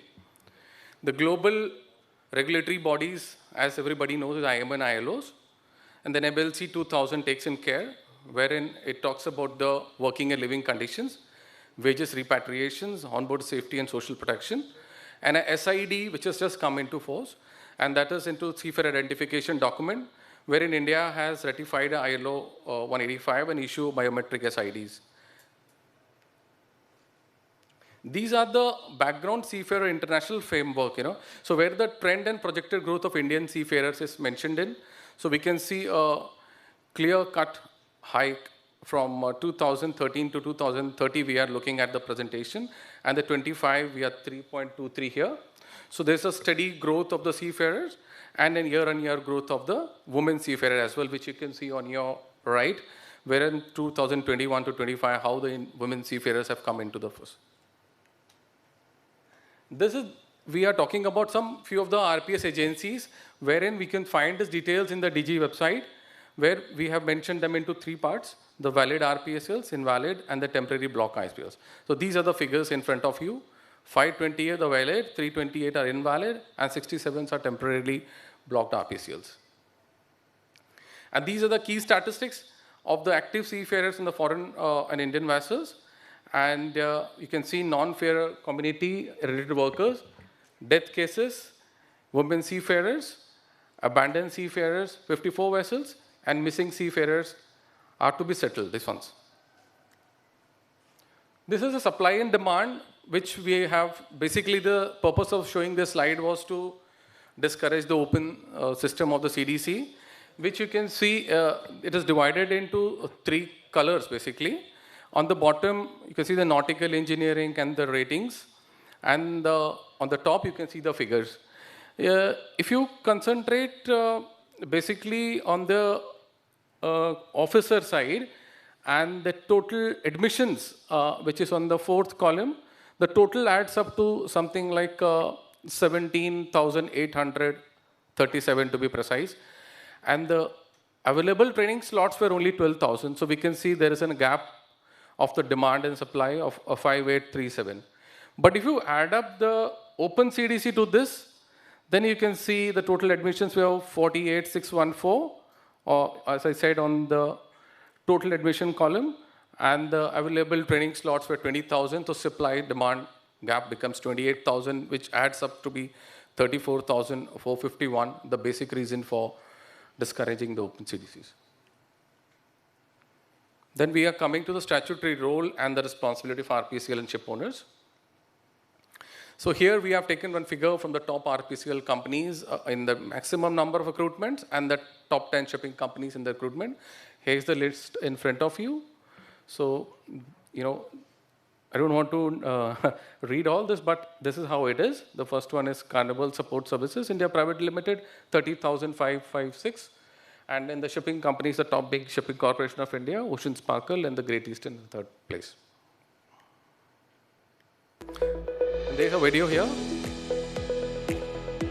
Form 1 is an official document issued by an Indian shipowner or DG Shipping approved RPSL. It confirms a seafarer's lawful shipboard engagement and is verified by airlines and immigration. Before accepting Form 1, always check that RPSL is valid. 1. Visit DGS website. 2. Navigate to recruitment and placement services. 3. Click list of approved RPSL. 4. Search by name or number to see valid, temporary or invalid. After confirming RPSL validity, verify Form 1 status. 1. Visit the Emigrate portal. 2. Select employer, then track application status. 3. Enter the application reference number. 4. Click validate to confirm authenticity. This prevents fake documents, travel delays, and denial of boarding. Gentlemen, this was about the Form 1, which is in function, and it has really changed everything. There is another one to the non-worker categories, non-seafarer categories, wherein we are superintendents and the technicians go on board. For that also we have taken care. This is another video. We are talking about the RPCL companies.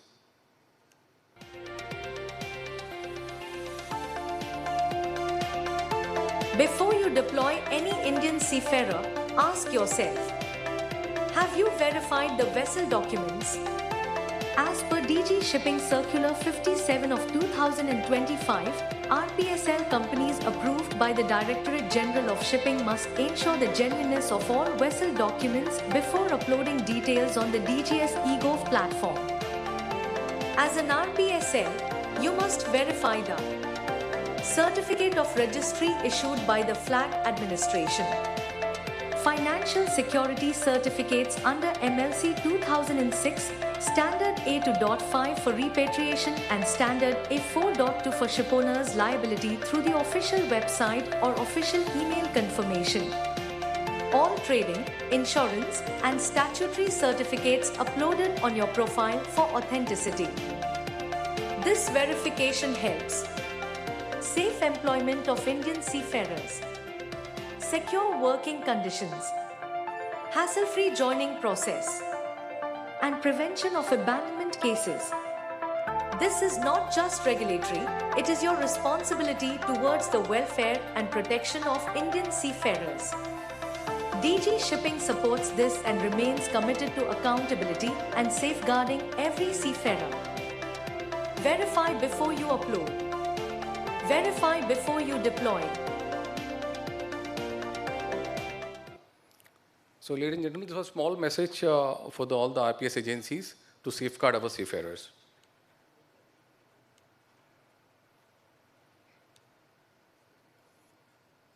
So now, Captain Harinder has spoken about non-operational incidents. So basically, he was focusing on the casualties. I will be just going in short for the non-operational accidents, little bit on our details.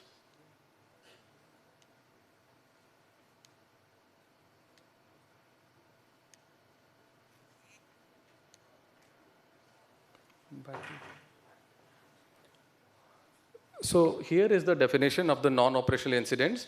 So non-operational incidents refers to any event not linked to the core shipping operations, such as navigation and machinery handling. So anything other than that is called the non-operational incidents. So these incidents are primarily arise due to the medical conditions, sickness, behavior factors, or personal health emergencies. They also include such as suicides, man overboard, and related operation, ashore incidents. Such incidents often demand immediate medical or welfare interventions rather than the technical or operational corrections. They highlight the human factor vulnerabilities requiring strong and well-being system on board. So basically this talks about the definition. Now I'll be talking separately on each. So you can see compared to 2023, actually there were the two datas. One for the 24 was a very detailed, and then there's a data of 25, which is from January 25 to June 25, which I'll be looking in another slide. So if you see here, compared to 2023, non-operational incidents at 24 rose by 36.7%, which is a notable increase in desertion and missing crew cases, contributing to the overall shift. So total non-operational incidents increased by 36.7%, desertion cases highest record rise to 76.9%, missing MOB, man overboard, increased by 42.9%, sickness-related fatalities remain almost stable. Indian flag vessels accounted for only 9.3% of the total non-operational incidents, indicating relatively better performance. Total fatalities due to non-incidents increased from 55 in 23 to 61 in 24. Preventive measures, what we can see is strengthening the early warning systems and monitoring the desertion cases. If you see in the further slides, I have broken down into the various aspects, how the non-operational incidents are happening with the status data. Like this is a summary of all operational incidents, where the total recorded 61 fatalities are under non-operational incidents, reflecting underlying welfare, mental health. And you can see here, month-wise analysis on the right side. So on the March is the very leading, and the September, October, November is more on the higher side. So basic reason for, if you see this, why in the March, if somebody asks. So we have seen a lot of crew change activities which happens in these few months. And if you see the September, October, wherein a little bit higher side is there, it's a season of the hurricanes and the weather situations. So navigational hazards and all those becomes more prominent in those times. So that's the rise in the on the graph. Desertion cases, if you see here, the total 23 desertions indicated were recorded, with the highest cases reported in March and April. So this is again, we have divided into the month-wise, where the graph goes up again, touching 4 in month of March, April, and then coming down again in the November. So the situation is almost the same, and the basic rule, what factors define the desertions include the workload pressure, challenging conditions, interpersonal conflicts, and the port-based opportunities. So here we are saying desertion. So improved mental health support, communication, and onboard welfare practices are essential, which we are actually doing now. And preventive measures are introduced, structure mental health support and confidential reporting channels, strengthen crew engagements, communication, and conflict resolution mechanism. So again, as I told, why it is coming up again in the April is the same factors which we have just mentioned in here. Sickness, if we have analyzed, the total 25 death cases due to sickness on board, highlighting significant gap in timely medical responses. 11 deaths occurred after evacuation, indicating a delay in diagnosis or escalating medical conditions, which Captain Harinder has mentioned why the medical fitness is required when we go on board before that. So only 6 sicknesses cases were managed on board, suggesting a limited onboard medical facilities, which we really lack on. So sickness incidents show a need for a stronger medical monitoring, quicker escalation, and better equipment vessels. Preventive measures, we have listened to provide advanced medical training and upgrade essential diagnostic tool on board, strengthen telemedicines, access for the faster evaluation and the intervention.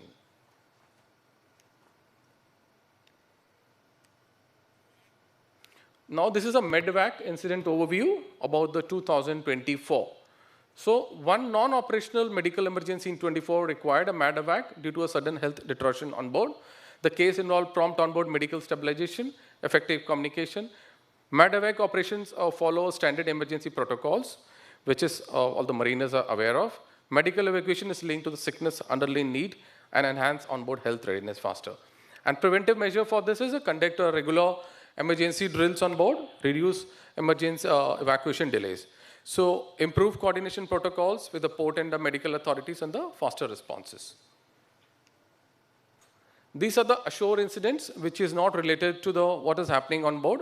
So total there were 3 ashore incidents were reported in 24, including 1 fatality and 1 arrest. So ashore setting exposed seafarers to the legal, medical and behavior risk outside the vessel's control environment conditions.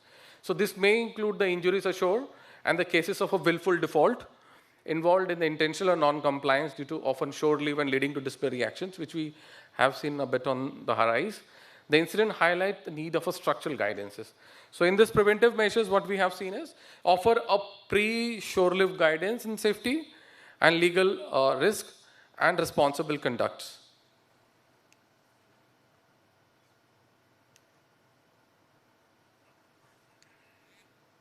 These are the missing MOB key insights. Captain Harinder has taken it up. So total there are 20 missing man overboard incidents in 24. Cases occurred during the vessel operations. Each incident involved a single procedural and operational challenges. So MOB cases are among the most sensitive classification due to the welfare impact, which we sometimes the missing cases we are not very sure that it has happened purposely or it is a suicide or something like that. So preventive measures, strengthening onboard emergency drills, enhance situation awareness, and improve coordination with authorities for the faster MOB responses. Install and upgrade real-time detection and alert systems. And for this, the recent studies have shown that the CCTV would be a very big tool to know the investigations further that was it a man overboard happened by the accident or was it a jump overboard cases. So CCTV will be a very big in this. The suicide highlights, a total of 5 suicide incidents were reported in 24, 4 cases resulted in fatalities and 1 was caused injury. Highest concentration of incidents occurred in February, followed by the isolation cases later in the year. So pattern indicates potentially early year stress factor. This is what we have seen, that in the starting of the year, the early year stress factors have taken up into these cases. So reinforce the need of a proactive psychological monitoring and the valuable crew members. So preventive, provide regular mental health counseling and train cover, establish a confidential 24/7 reporting and support channels to encourage timely health seeking. Then this is we are talking about the shipboard incidents. Here we have divided into the 3 categories with the deck, engine and saloon. So we can see the deck is on the leading side with the 50% and the engine 42 and saloon is 85. So, and we have also seen that this is basically happening in the age group of 20 and 30. Each contribute about 29.4 incident, forming a majority of the affected crew. So preventive measures, what we see here is implement departmental specific safety training focused on the operation risk unique to the deck, engine and saloon crews, because all 3 have their own challenges and own factors. So strengthen support to the junior crew, which as you've seen the age group of 20, 30, 30, 40 are more exposed to this. Now this is what vessel analysis of non-operational incidents. This has been brought forward by Captain Harinder also. The same thing is happening here. The bulk carrier are showing about 30, you can see in the figures. And as we go on, the passengers, LPGs and LNGs are almost very low compared, almost 1/10 of these vessels. So this is an analysis of the vessel analysis of the non-operational incidents. Then here we have also taken a flag-wise operational incidents. So Marshall Islands recorded the highest number of incidents with 21 cases. And here if you can see, the India comes here on the 10 with the 10 number of incidents. And the preventive, moderate number of we are seen in the Honduras with the 8 and Singapore 7 and Malta 5. This is also noteworthy here. And the preventive measures, strength, oversight and safety checks for the vessels, registered under high incident flags, ensuring consistent compliance with the international standards, enhance reporting and target crew training to the manage risk and across diverse flag administrations.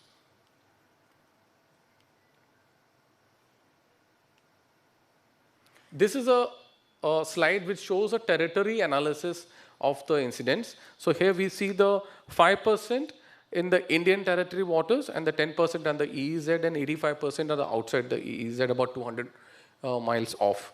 So this is one slide which is from January to 2025, January to June 2025 figures.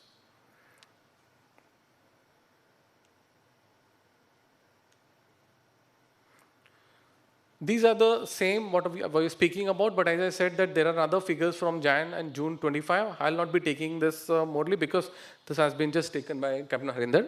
So I'll be skipping this slide. These are the updated death and missing cases of the seafarers, wherein we have taken a data from 12 to 17 and coming here to 26. So the closed cases here, here are 13, pending are 80, and settled are 307 out of 400 of the death cases. But when we see the pending cases, it doesn't mean that nothing is being done here. The pending means they are under, or these cases are partly taken care of. Hardly, from the maybe the amount of the money which has to be settled has been given and the case is still going, or it is partly done, or there is some big ambiguity is going on between this. So the pending cases are also being taken. And the missing cases are also on the similar way, the pending 56, but they are taken. Now we have a special cell in the DG wherein our team is contacting the next of kins, and there is a special list being made by our colleagues here who are sitting here. And this has been taken very seriously, and probably these figures will go quite down now. Now, we are talking about something on the obstacles on the voyage of the seafarers. So here, obstacles, what obstacles do we have? I have just divided a few of them. So first I see as a training, not adequate guidance to enrolling the courses in the DG approved MTIs. Hidden services charges. Most of the MTIs, RPSL shipping companies, there are a lot of touts obtaining, first employment offer placement orders. This is another challenge which we are facing. Fraud and cheating cases with the documents, where it starts from the Form 1 with the company letterheads and the visas. E-migrate application reference numbers for these various steps have been taken. Wrong vessels, with RPCL declares him into one vessel, but he's not given that vessel, but he goes on the separate one. It's a very difficult to locate later on. Then correction of sea services updates in the missing data. Seafarer grievances, the wages, abandonment, death, missing, compensation, the list goes on.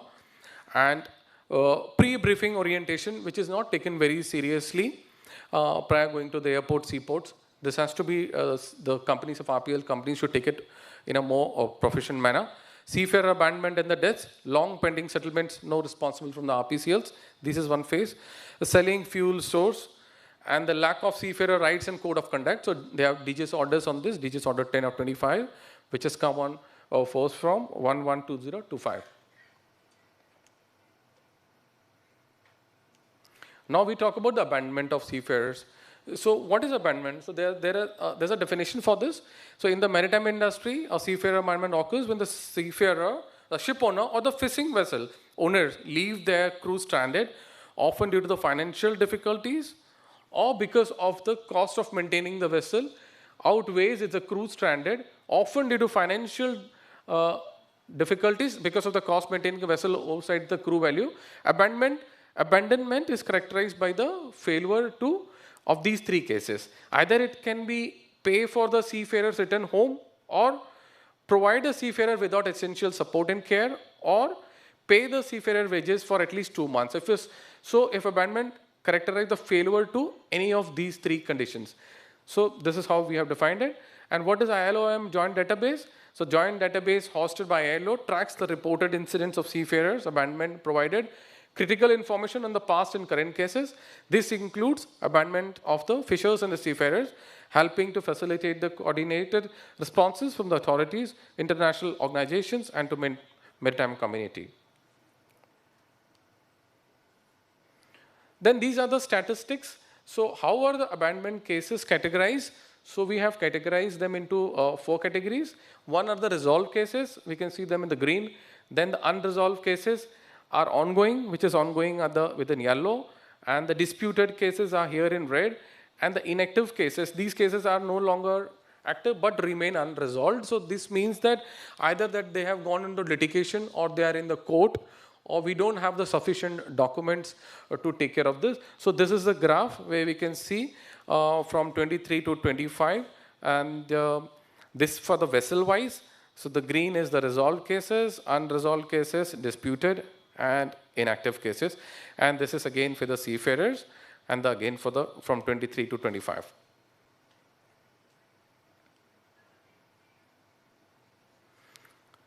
Now this is the current cases of the seafarers, where the Cat 1 is the PNI valid, and the category 2 are where PNI was expired, and Cat 3 was disputed, and Cat 4 was arrest, jail, or detention. So these are the few figures. This color is for the vessel, and this is for the seafarer.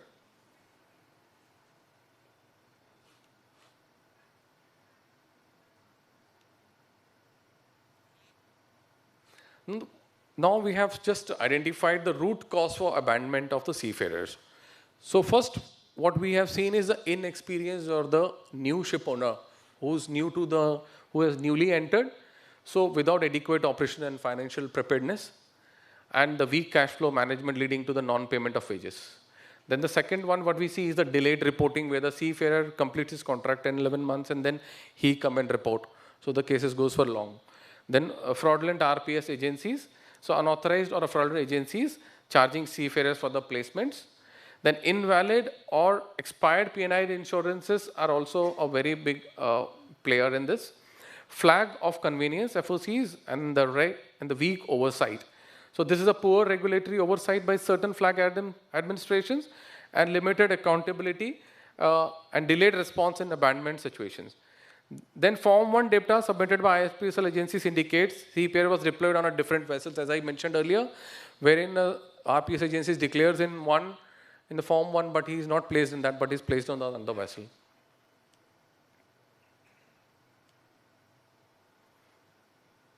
Then these are some of the regulatory framework which we have come up from the DG side, where the MS notice is MS Notice 11 of 2024, DGS Circulars 1243 2025, MS Notice 10 of 2025, and Merchant Shipping Act new provisions on abandonment, wherein the provide statutory powers to the central government or Indian missions to intervene in the abandonment cases, arrange repatriations, ensure maintenance and basic necessities, and recover wages, compensation, and repatriation costs from the ship owner or their agents. This is what Merchant Shipping Act 2025 has come with.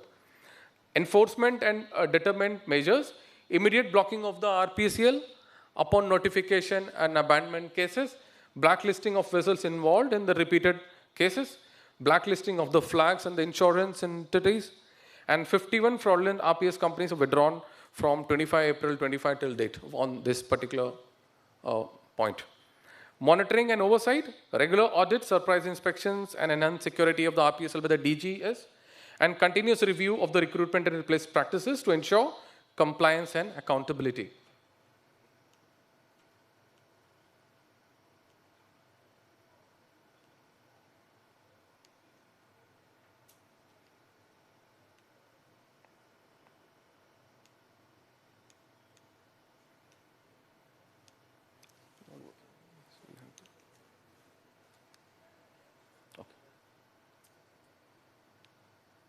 Okay, these are the course corrective measures taken by the DG, as I told.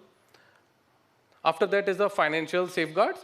So under this, under the new RPSL rules, which are going to come probably in April of this year, the bank guarantee has been increased from 10 lakhs to 25 lakhs, and we have proposed to increase from 40 lakh to 1 CR. This is what is going to come into the RPSL, which is already there. In April, we will be seeing this. Operational controls and the verification, validation of the corrected vessel details to seafarer's profile, confirm genuineness in the abandonment cases, then live public access to the status of a valid, invalid, or temporary blocked RPSL, which I have spoken earlier, the DGS Circular 57 and limiting the maximum engagement on board the vessels to their actual life-saving capacity. This is also enforced. Then awareness of prevention of a capacity building. So this is Circular 55 of 2025, advisory to seafarer to prevent cheating and recruitment frauds. Circular number 56 of 25, Form 1, extending its applicability to the technicians, which I spoke, which is Form 1 Bravo, limiting with the seafarer passports to curb fraudulent immigrations. Awareness in initiatives, including online training, modules, and apps, symposiums, and upgradations of the existing training content. Then embassy-wise review of the meeting chaired by Special Secretary, which happens. So in this case, what we have done is we have divided the whole globe into different divisions, where Special Secretary takes up a review in the meetings, which the DGS staff is regularly attending. Then we have established an Pranam counter at the Chhatrapati Shivaji Terminus, Terminal 2, which we have in here, which we have particularly traveling to the UK, but slowly we'll be taking it to the others. Then RPL status update from 1st January 25. This is also one block. Suspended RPSLs are 42 and the block ones are 47 from 1st Jan 25 to 31st January 26. Then SWFS, ex gratia support benefit schemes are also there in place now. which supports over 10,000 per month to provide the nominees for the stranded. And if you can see, assistance is released after 2 months of being stranded based on the confirmation from the government authorities. So briefly on the grievance.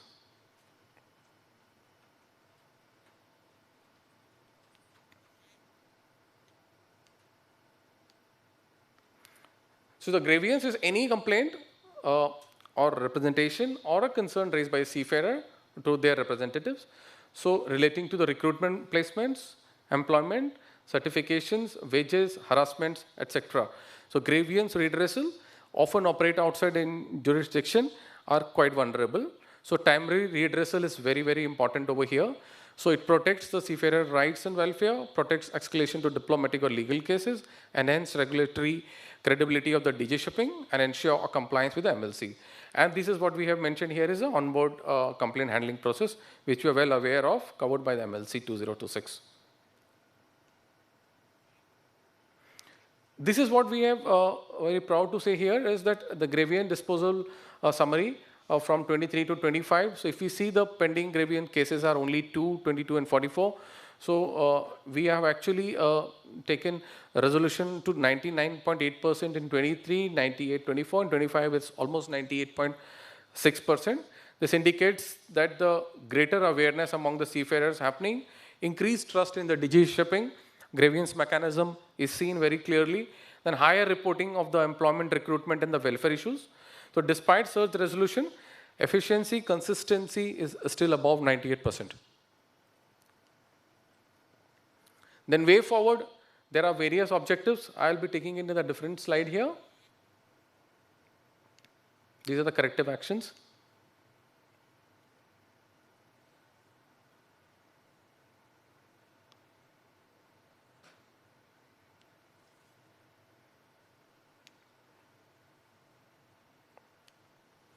Okay, so these are course corrective measures by the DGS taken and in process. So what in the DGS we are doing, I have just mentioned in here in the list wise. The first one is a crisis management, a grievance review meeting, which is happening weekly. We have 24/7 seafarer support system. It's an operational. Then SOB for grievance redressal mechanism, this we are working on, which will be coming soon. Then constitution of MLC compliance board, this is also operational. Then all new RPSL companies to make a power present. This is we have started when the RPSL companies is coming up, they have to present with a complete PowerPoint presentation to the DG for approvals. Then vessel acknowledgement by the seafarer in profile. This is also in operational. Online training sessions for middle management employees is already completed. Limited employment on board. This is I'm talking about on the LSA capacities. This is operational. Then states and UTs to recognize seafarer as the key worker and ensure priority facilitations. Then DGPs, this is for the police, the strict actions against the FIRs against the illegal RPS agencies. So these are the course of actions. Here are the few more. We have short videos which we have just circulated, which is just Captain Harinder has spoken about. Then WhatsApp group with the FRROs. These are the foreign regional registration offices, operational. Amendment to the visa manuals by the Ministry of Home Affairs and Ministry of External Affairs, simplified procedures, operational, non-compliance with RPSL rules audit, show cause notices to the RPS agencies and shipping companies, operational. Then shore leave SOPs from the Bureau of Immigration, this is also operational. Upgradation of the integrated check post for the Bureau of Immigration in progress, this is going to happen. Then coming soon is the Seafarers Manual, is in coming up. Action against the RPSL and the fake sea service in CDCs is happening. Seafarer Code of Conduct or Guidance is operational. And SOPs for the death and missing case of seafarers for compensation. This is under review.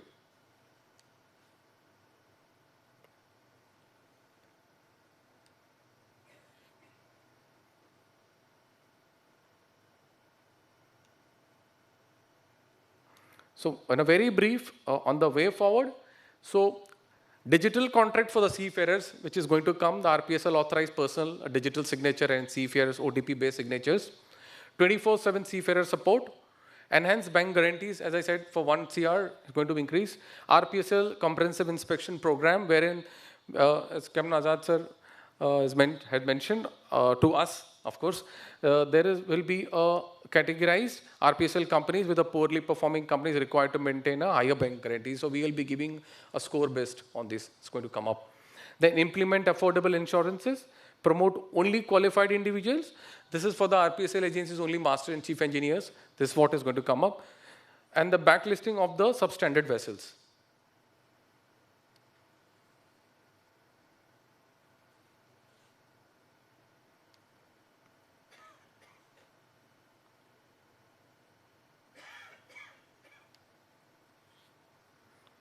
This is acknowledgement of the vessel sign-on, access given to seafarer to make him responsible, awareness, two-tier cities where we are doing a lot of seminars.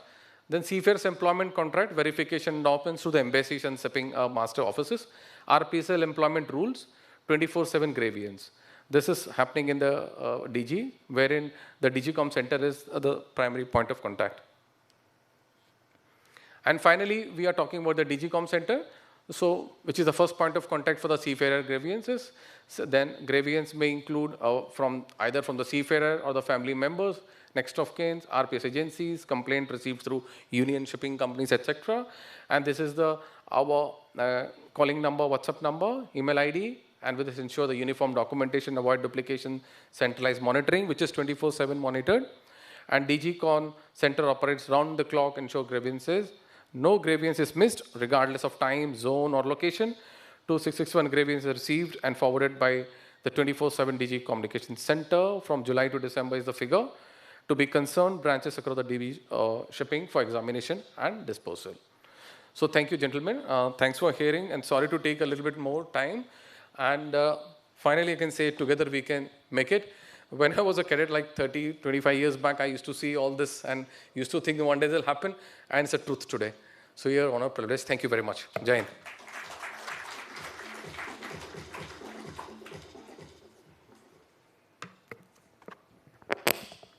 Thank you, sir. We now move to the session 3, case study and learnings from MTC Quest. This session will be presented by Shri Praveen Kapale, engineer and ship surveyor at the Directorate General of Shipping. Shri Praveen Kapale is holding an extra first class engineering certificate of competency. He has a sailing experience of over 15 years. Also, he has around 4 years of experience as a classification surveyor with Indian Register of Shipping, presently working with MMD Mumbai. Sir, may I invite you to please begin with the presentation.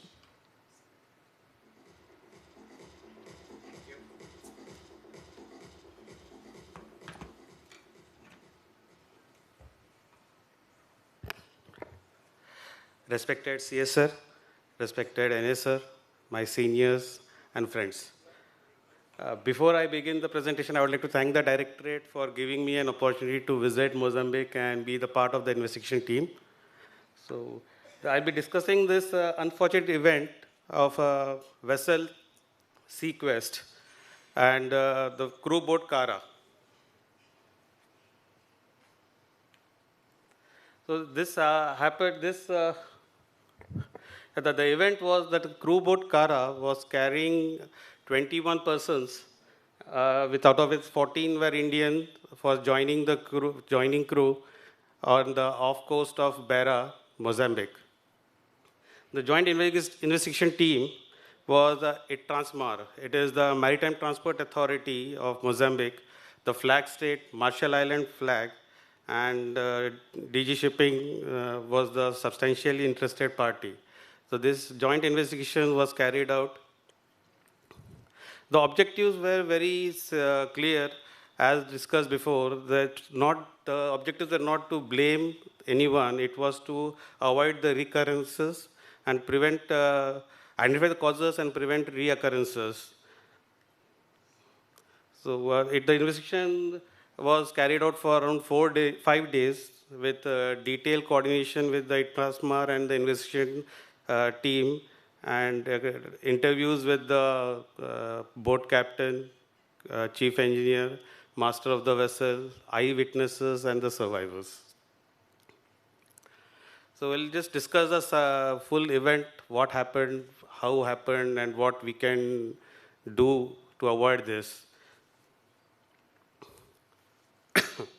On 15th of October, around 1900 hours, the crew boat Kara left the port of Port Beira Port, Mozambique, for crew exchange. They were carrying around 14 crew members, a few technicians, and the boat crew. The total was around 21 persons on board. And it was also having around 4 tons of provisions and the other items, store items. So the boat reached the vessel at around 3 o'clock in the morning next day, that is on 16th. So when it reached on the starboard side, the crew boat approached the starboard side of the vessel, and it had a slight bang, and it rolled to the port side and sank the vessel. So the sinking of the vessel happened, sinking of the boat Kara happened in another, for less than 2 or 3 minutes. It hardly gave time for the sign-on crew to move out of the boat. So immediately the response was carried out by the vessel, Sequest. The master went on deck. He instructed the crew to rescue. The crew started throwing lifebuoys, ropes, or whatever material they could find out to rescue. Second officer was instructed to contact the port authorities. And rescue boat was deployed. Rescue boat master and third engineer went into the rescue boat, rescued the persons. Also, there were 6 persons they rescued from the ship's provision crane. There were the few vessels nearby which came for the rescue. So they did the search and rescue operations. Ubena, Foss Mercury, and other vessels like Brighton Trader and Bergen, they assisted in the rescue operations, search and rescue operations. So in this full event, there were 8 Indians dead, 7 were the ship crew, the joining crew, and 1 was a technician. He was a thickness gauging analyst, and 1 Mozambican ship chandler. So 9 people lost his life in the unfortunate event. Our preliminary observations, which we could analyze what happened and what went wrong. The boat was designed to carry only 20 persons. So, and it was carrying 21 persons. What I'd like to mention here, one very important thing, that it was a normal crew boat. It was not designed to carry the luggage and the provisions. And on top of it, 14 people were joining. So the joining luggages plus the vessel was having around 4 tons of cargo, 4 tons of provisions as a cargo, and some stores and spares items also. So this is clearly, the boat was not designed for this. So this significant overloading, and maybe the small boat captain and the chief engineer might not know the weight distribution and all. So this maybe improper weight distribution has caused this kind of an event. One more thing is this crew boat Kara. This was not at all certified. It was just it was certified by their internal this thing. It was not class certified, and there was this thing that we could find out whether this boat can be operated in that significant wave height during that weather conditions. And usually the boat travel, it took there around 3 to 4 hours. But in this event, it took around 9 hours for this boat to reach. So also it was suspected that there might be a problem with the boat's maneuverability and the engine. But however, during the investigation and interview, this did not reveal that there was any engine problem. The only thing that was mentioned that the boat had too much of cargo, and it was not designed to carry that much cargo. That's why it took more than it took around double the time it required. So the recommendations and learnings, what we can understand from this is we can have a date time policy only for the crew transfer. And because instead of having in this case, the crew transfer was commenced in the night, 7 p.m. They commenced the crew transfer. So avoid the night transfer, and we can only have a day transfer crew unless it is emergency, and not without the proper risk assessment. And the crew transfer, there should be a dedicated crew. If the dedicated crew boat is for crew transfer, so it should only use for the crew transfer only. Instead, and for the provisions and logistics, maybe you can have a separate boat for that, or not to be clubbed with the same boat. So shipping companies and the port operators must ensure that the certified service boats are used for the crew transfer.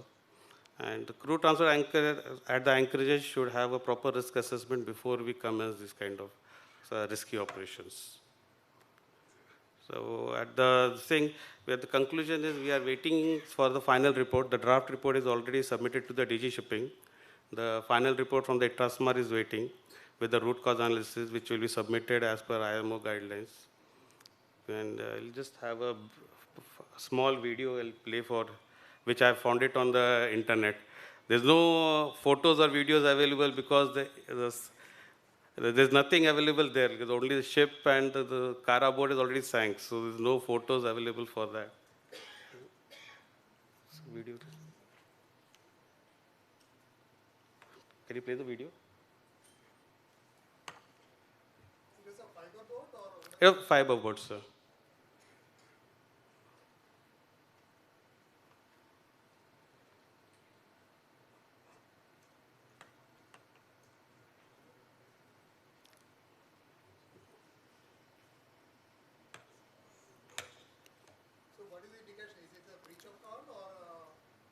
No, there was no breach of hull with this. The only thing we could understand is the vessel was not designed to carry so much of load. So we've had professionals like... It was... Yes, sir, please, sir.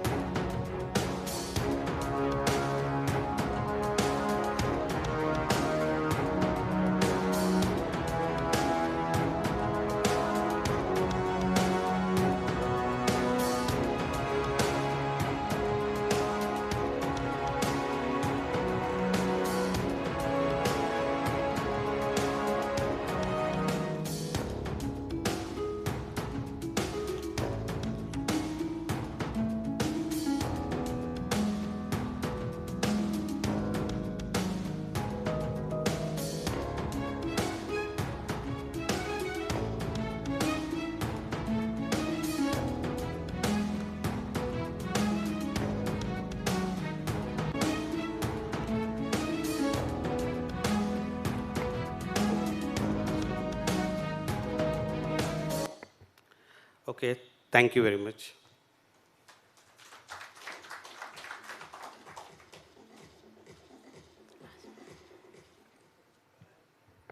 Thank you, sir, for sharing insights from your hands-on experience. We now move to the session 4 of Safety Performance by Fleet Management Limited. After this session, we shall have a generic Q&A session for all the 4 case studies we had. The presentation for Safety Performance by Fleet Management shall be delivered by Captain Randhir Mahadik, General Manager and Global Head of Safe Fleet Care at Fleet Management Limited.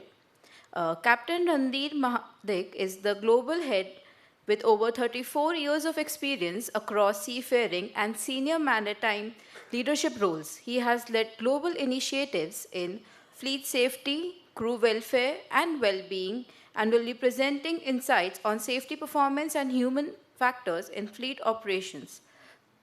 Captain Mahadik, we welcome you to the stage, please.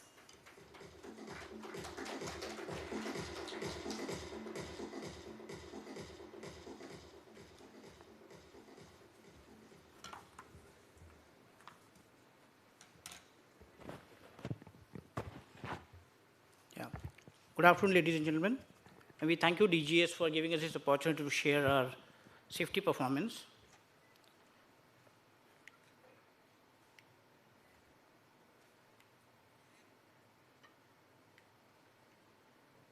Can you slide down?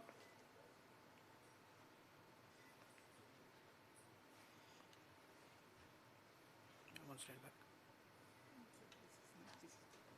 Yeah.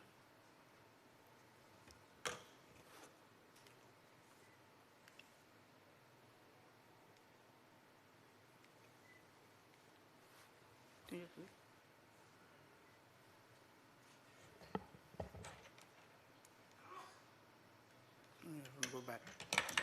Yeah. Yeah. Commitment to zero harm.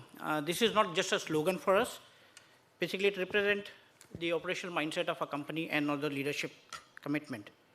Every decision which has been taken ashore or on board, we prioritize people first, and then environment, and then operational assets. So first priority is given to the human angle. Again, achieving zero harm requires, Captain Azad said, robust procedures, competent crew, effective leadership, and more important is cultural, where people speak about the safety. Going forward, regarding the performance, in year 2025, we have recorded close to 41 cases where fortunately we don't have any catastrophic or severe event. Most of the crew injuries were related to minor and moderate injuries. Again, all injuries matters, so let it be a minor injury or a moderate injury. We always look forward to the objective of preventing these injuries. So if you see, there are a lot of cases which were recorded in moderate category and also in minor category. This also include the lost work cases.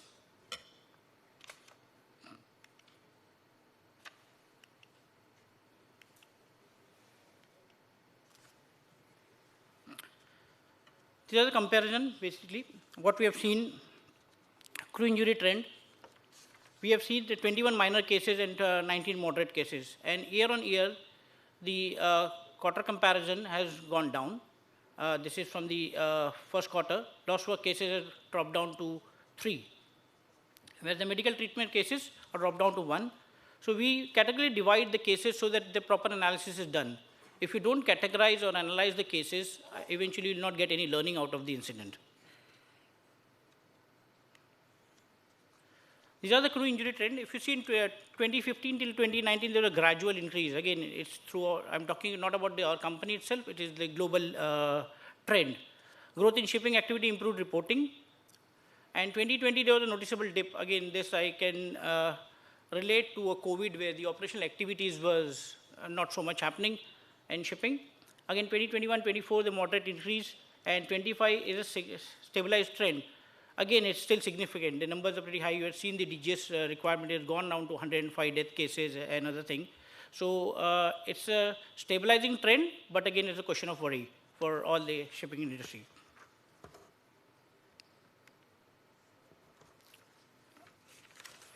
I have purposely recorded as this total recordable case frequency because even it's a first aid case, we should take account of that injury also. So if you see the Intertanko average members, total recordable case frequency is 1.03, where we have managed to keep it 0.83 in 2025. Again, there are a lot of work to need to be done to bring it down in total recordable case frequency, which also includes the lost work case, medical case, first aid cases.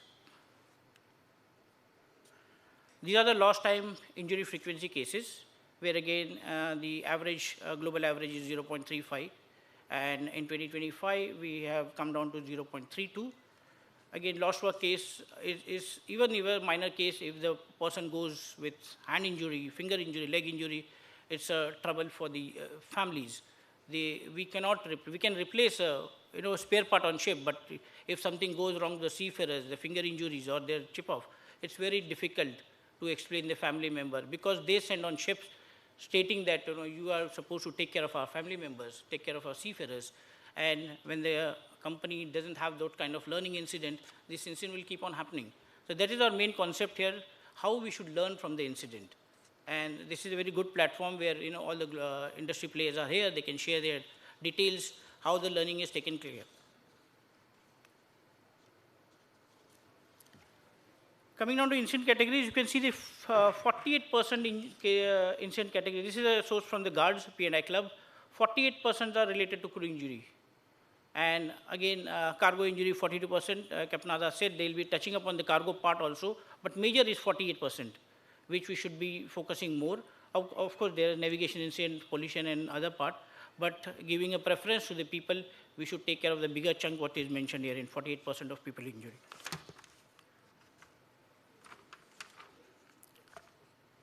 These are the few causes regarding the crew injuries, reasons basically. If you see, major chunk is cut by the objects and also strain, lifting, pushing. So here the training plays very important role, and also the guidance which is shared by in pre-departure orientation to the seafarers, also by the QHSE department which shares the circulars and recent incident on board. I'll just take you through the small case studies. Like I said, any learning which has to be done, it has to be done by the proper investigation by the investigator, and also by other department taking input, even from the department, from the psychological, if you have a psychologist on board, take the psychological part also into consideration, why the incident has happened. So this is a small incident where a chief engineer had a finger injury, and while working on the AC compressor, and the lockout tagout was closed, prematurely it was closed before the completion of the work. And what we have observed is properly job hazard analysis was not done, and LOTO was removed prematurely, a lockout tagout system which was fitted earlier, but unfortunately it was removed before the completion of the task. Auto start logic misunderstood. Basically, when the compressor put up, again powered up, they didn't anticipate that it may go into auto start mode. And even if I show you the photograph where this, even there are 3 people working there, no one exercised this stop work authority here. You know, if you see there, the chief engineer, the second engineer, PON, ETO, one of them could have exercised this stop work authority. So if you see the compressor, there was no guard fitted there, where the chief engineer is standing. There's supposed to be a guard, where the second engineer putting up hand. What we have done is reenacted this incident. So when you send a circular, and if the people cannot understand what actually happened, this kind of reenactment will definitely going to help them. And then it becomes easy to tell them where actually they, because we want to put the crew member in the shoes of the other person who is actually injured, so that at least they'll learn from that incident. In this case, the chief engineer's thumb got injured, and then we had to repatriate him back.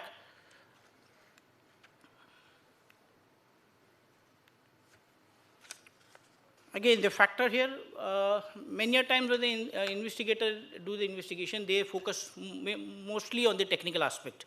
Why this was not done, why that was, why he was not wearing gloves, or why he was not wearing the guard. But people may forget the human aspect, which is very much important. We normally follow this dirty dozen, which was by Gordon DuPont, which in 1993 he has come out with, who used to work for the Transport Canada. So this aspect we take into consideration whenever there is a incident investigation is done.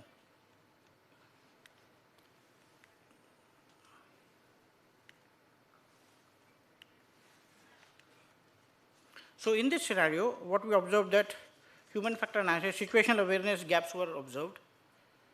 Incorrect risk perception, that the auto start may start, you know, even if there's a powered up which is done, which was risks were not communicated properly.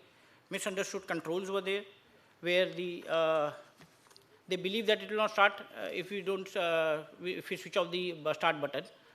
And stop work authority, like I showed you, there are 4 people working out there. Someone could have stopped him, stopped the person from putting up on the power. So these are the human factor which we missed. I have not included any technical aspect why this was done, but all these are the human factor which are included in our investigation part. Key lesson learned. What we have seen is always assume the equipment may be live, even if you're working, even if there is a lockout tagout system is on. Consider that the equipment may get powered up or by inadvertently and start. Put up the guards before testing. Use the job hazard analysis and keep the LOTO lockout tagout system on till the time the complete task is completed. And of course, keep a safe distance where the hands clear of all the obstruction of the moving part.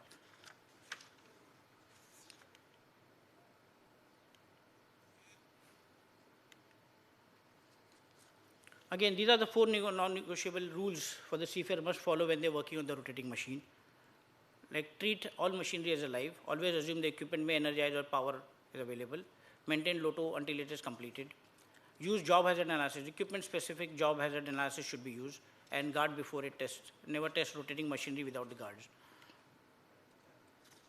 What we had company response after this action, this was categorized as one of the moderate incident, and these are the few actions which we started. Fleet-wide safety alert which was issued, crew was briefed, prior to the next joining, QHSA bulletin was start, and chief engineer medically cleared and re-employed, thumb surgically reconstructed, and chief engineer returned to his duty. This was very much important to basically, of course, I'll go to the other slide, which is just culture, what we talk about. But similarly, a person who is doing the willful and negligent, then he should be, properly treated like that. The other corrective measures overview, work plan procedures in office. Also, when they give this kind of instruction when sending to the vessel, toolbox meeting, proper PP selection should be done. Stopcock authority should be used if something is not working correct, and if you think that something need to be stopped immediately. It is invariable of which rank you are in. Where you can, as a steward also, you can use a stopcock authority or oiler or AB. Prevention mechanisms. This is a circle. Basically, incident reporting should done in a proper and complete ways. Root cause analysis. This is very much important. Unless you have not identified the proper root cause of the incident, and your findings will go very haywire. Corrective action should be implemented basis the root cause analysis and the verification. This is not a one single incident, but if you implement some corrective action, it should be workable throughout the time. It should be permanent verification. Just culture. This was basically, at Fleet Management, we strongly believe the just culture. And it is not to blame basically seafarer who is injured, but same time, a willful violation or a destructive acts are not tolerated. So this just blame culture has helped us in basically reporting of even the minor incident. Initially, seafarer used to think that if I report this and there will be some repercussion of my reporting. But with this just culture, we have managed to get maximum reporting done from the seafarers. Again, investigation in our company is done by the independent QHSA cell, invariable of independent of the department, whether technical department or a manning department. So this is QHSE teams has a dedicated investigator who does the investigation. Case studies are incorporated in our LMS, the learning modules, and open reporting culture we are encouraging without fear and reprisal from the seafarers. Tracking that matters. Basically, investigation focus on understanding the decision-making context. In this scenario, hand injury reduction we have focused on. A LOTO deviation rate we are monitoring, where all the incident where the LOTO lockout tagout system was not followed, and superintendent visit, and he scores the vessel for safety aspects. Again, safety call-out campaign conducted, where the case study documentation are circulated, discussion facilitation guides are provided, engagement in smaller group, and lastly is the counseling part of the person who got injured, and people, if it is a major incident, of course, if there is a post-trauma incident, counseling to be done. Peer investigation strategy, what we have is open communication within the seafarers, also with the shore staff and sea staff, constructive approach, training, and shared responsibility. Everyone is empowered to exercise this stopcock authority. We have a behavioral-based safety program, SAFER TCUP. The TCUP is basically acronym for the Total Control Under Pressure. What we observed is basically a seafarer will do irrational things when he is not put up under pressure. But sometimes if you put a seafarer or anyone, for that matter, anyone under us, put up under pressure, then there are chances that he or she may behave in irrational way. So this program talks about all about basically how you should have a total control when you are put up under pressure. This program tells you, first of all, it tells you how you yourself will behave when you put up under pressure, because everyone will behave very differently when you put up under pressure. Simple example, if there is a leakage in engine room pipeline, some will put up their hand, someone will try to grab a rubber tube, some will try to grab, they just run away. So it's a basically individual person approach how you react to a pressure. So this program tells about how you should be controlling all those things, keeping your control of things when you put up under pressure. So lastly, basically, what we observed that we all of us are operating some of the most advanced vessels, but their safety does not ultimately depend upon technology. It depends on the people, their decisions, their awareness, and their willingness to speak up for their safety. If we continue to learn from every incident, support our seafarers, and strengthen our safety culture, then the slide number 1 we said about zero harm is not just an aspiration, it can become an achievable standard. Thank you very much.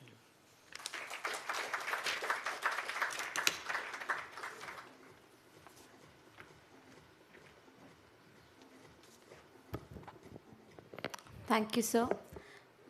We shall now proceed with the question and answer session. I request all the speakers of the previous 4 sessions to please come on the stage while we are setting it up.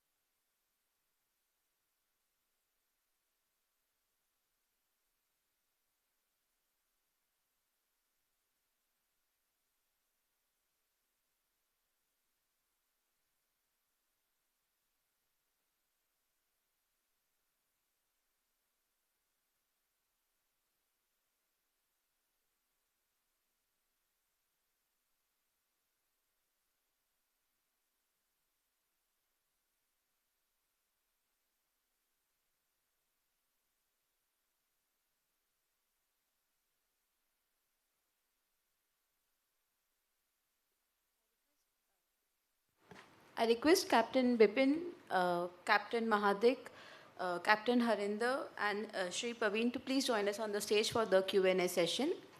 We are having our volunteers with the mic around for anyone who has questions. Please provide a mic there.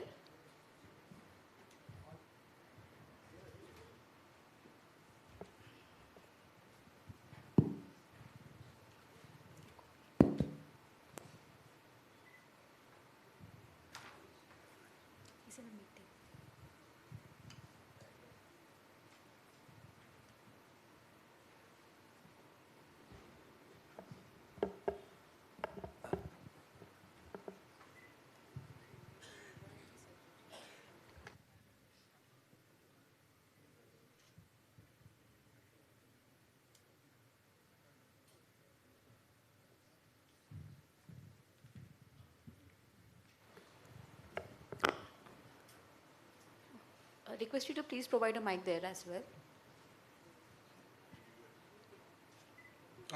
Good morning. Yes, sir, please. My name is Vikrant Rai.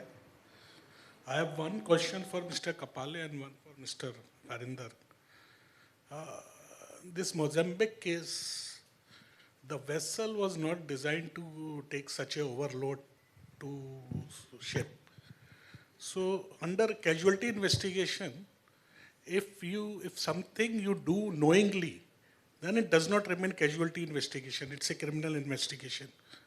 So why it was treated as a casualty investigation when there should have been criminal proceedings against the boat owner and the ship manager? So the investigation report by Mozambique authorities is still not completed. We have sent them a reminder that we are still awaiting the final report. While this is one version of the report which we have heard, the boat owner, in fact the boat skipper also has another version of the incident. His version was that the vessel was told to come on that side of the vessel which was not conducive for this operation, and when she came alongside there was considerable delay in attending to the vessel, and the boat, it took nearly 8 to 9 hours from the time it departed the port until the time she reached. And during those 8-9 hours, the crew had fallen seasick, they had removed their life jacket. That also contributed to the number of fatalities. And there were also some shore technicians who were not aware of such an incident, fallout of such a thing, or such a thing could have happened to them. So the criminality part or the other part what you are talking about, so that will essentially be dealt by the local authorities there, and that report is still awaited. So once we have that final report, while we carry out this report as a maritime administration, we look at only from the casualty investigation point of view as per the casualty investigation code, and we participated as a substantially interested state. Now we, as a substantially interested state, we can only take part in the investigation, provide our recommendation. We cannot go into their local legal system and get into that. So our role is limited in this case. If there has to be a formal investigation or that kind of a, that has to be addressed by the local Mozambique authorities.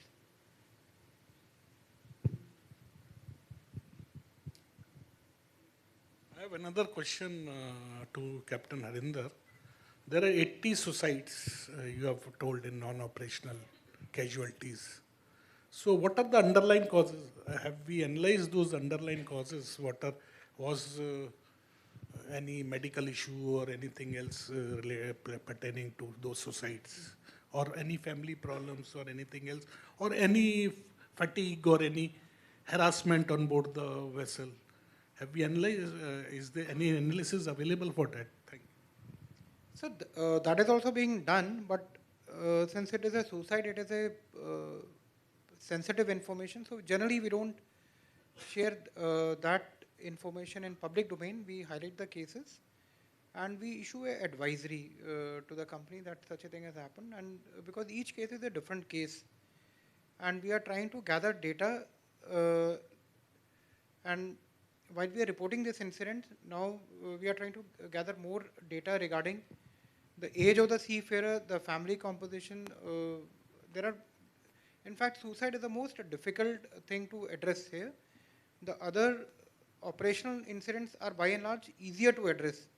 It is a human factor for mental health issues which remains the most challenging part to address, and it also has wider implications or wider consequences for the family as well as for the administration for release of such sensitive information. But we are in the process of collecting such information so that such issues can be addressed.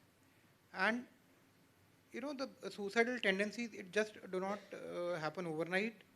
The person will give you signals that he may cause self-harm, and we have to sensitize the other seafarers also to identify such signs. We are actually collating this data as well. And also at the time of entry, the psychometric analysis also needs to be undertaken by the company to identify whether it can be weeded out at this initial stage itself. Because such tendencies just do not develop once a person has joined this profession.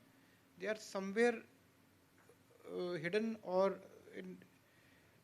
they are apparent in some or the other form. So they also need to be addressed. There are a lot of larger issues which are involved in this. The other issues are easier for the administration to address. This is more challenging, but we are working on it. So hopefully we should be able to come out with some kind of indicator, some kind of this thing with the industry to identify such cases so that we can prevent such incidents from happening and few precious lives can be saved.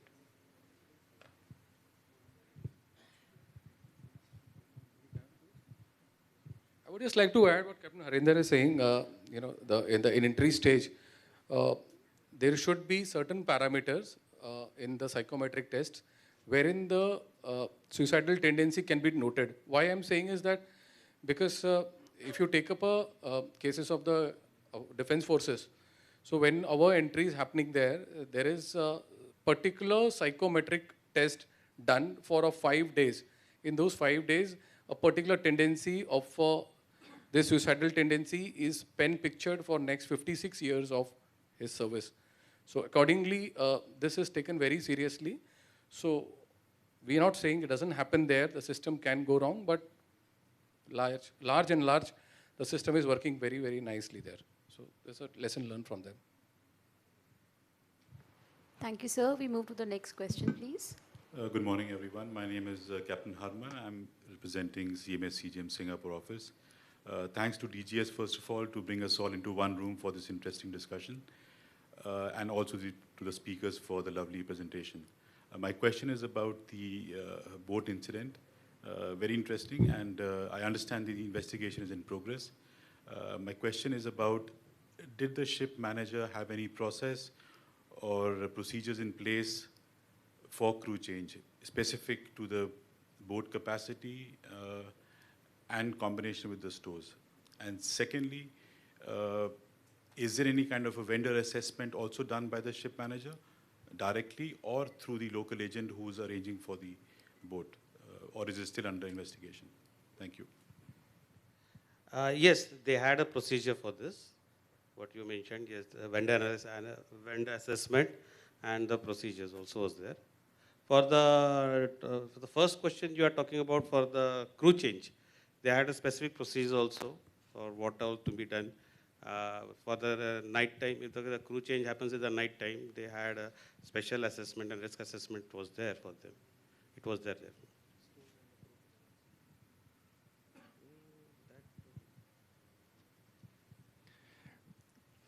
Continuing on the same one, I have a question for this, because following the incident, we had actually stopped crew change there, pending an investigation and closer coming out.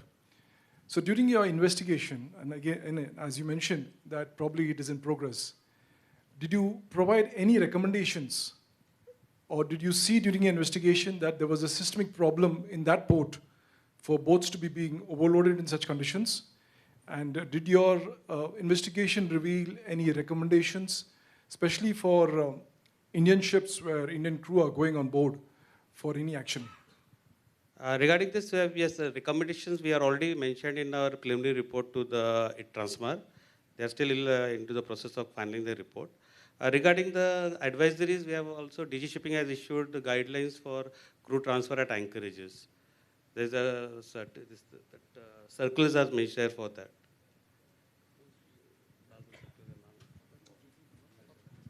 Is this specific for Beira, are you saying? Or is it a general circular issue? General. Just to highlight, DG Shipping has issued a circular after the 2 incidents of a master falling overboard at the time of sign-off. We have issued a circular, very detailed guidelines we have given, and where we specifically mention avoid crew transfer at anchorage, avoid crew transfer during rough weather, avoid crew transfer in night time. We have specifically mentioned, and also we have specifically stated RPSL will be held responsible. And this incident happened, I think, immediately after 1 month of issuance of that circular. It is very unfortunate. So that's the reason we are having this seminar. Another thing we need to keep it in mind is, like, the ship owner or manager have a very little control on what is happening in a remote corner of the world. In the interesting thing, in that incident, the ABS, some surveyor, I think, surveyor refused to board the boat. One of the vetting inspector was supposed to go on the same boat at 7 o'clock. He refused to board because he said, as per the policy, I will not travel, because the process got delayed. They were supposed to go early, From our side, what I could get from the investigation team is definitely boat is not certified, and we are giving a recommendation to the Mozambique that to avoid usage of certified, such boats, and there should be a proper certified boat. That recommendation we are officially communicating to them based on assessment by our team and also ourselves plus Marshall and Flag State and everybody is involved. We will come out with detailed findings subsequently. But DG Shipping is already issued a circular, and we have said people should be wearing personal locator beacons while sign on, sign off. We have mentioned use electronic devices, electronic watches for facilitating search and rescue. I think maybe afternoon we'll show that circular here. Detailed guidelines have been given, and so I think I request all the companies to take it seriously. Most of the incidents happen during the crew change operations, and especially that sign-off crew is also already, those who are going to sign off, they are also just ready, standing, just to get down into the boat, overloading. So many factors are there. So we have already given our recommendation. It is not appropriate to say this at this stage before the final report is released. Thank you. Yeah, I think just to supplement what Captain Asadu was telling, these are the opportunities. See, every incident is different, and we have to learn something from that. This kind of Mozambique incident is to extend a unique one. But the potential threat is existing always. It is not only in Mozambique. It could be in the Indian coast also. We should think of how it can be escalated to the authorities and other things, how to, it is not the banning. The question is that how it can be done safely. So what we can do on that part, I think we should have a focus, because this is a great lesson which we are learning. And I have personally seen many such cases happening in Indian coast also. It is not that just because it has not happened does not mean that the potential threat is not there.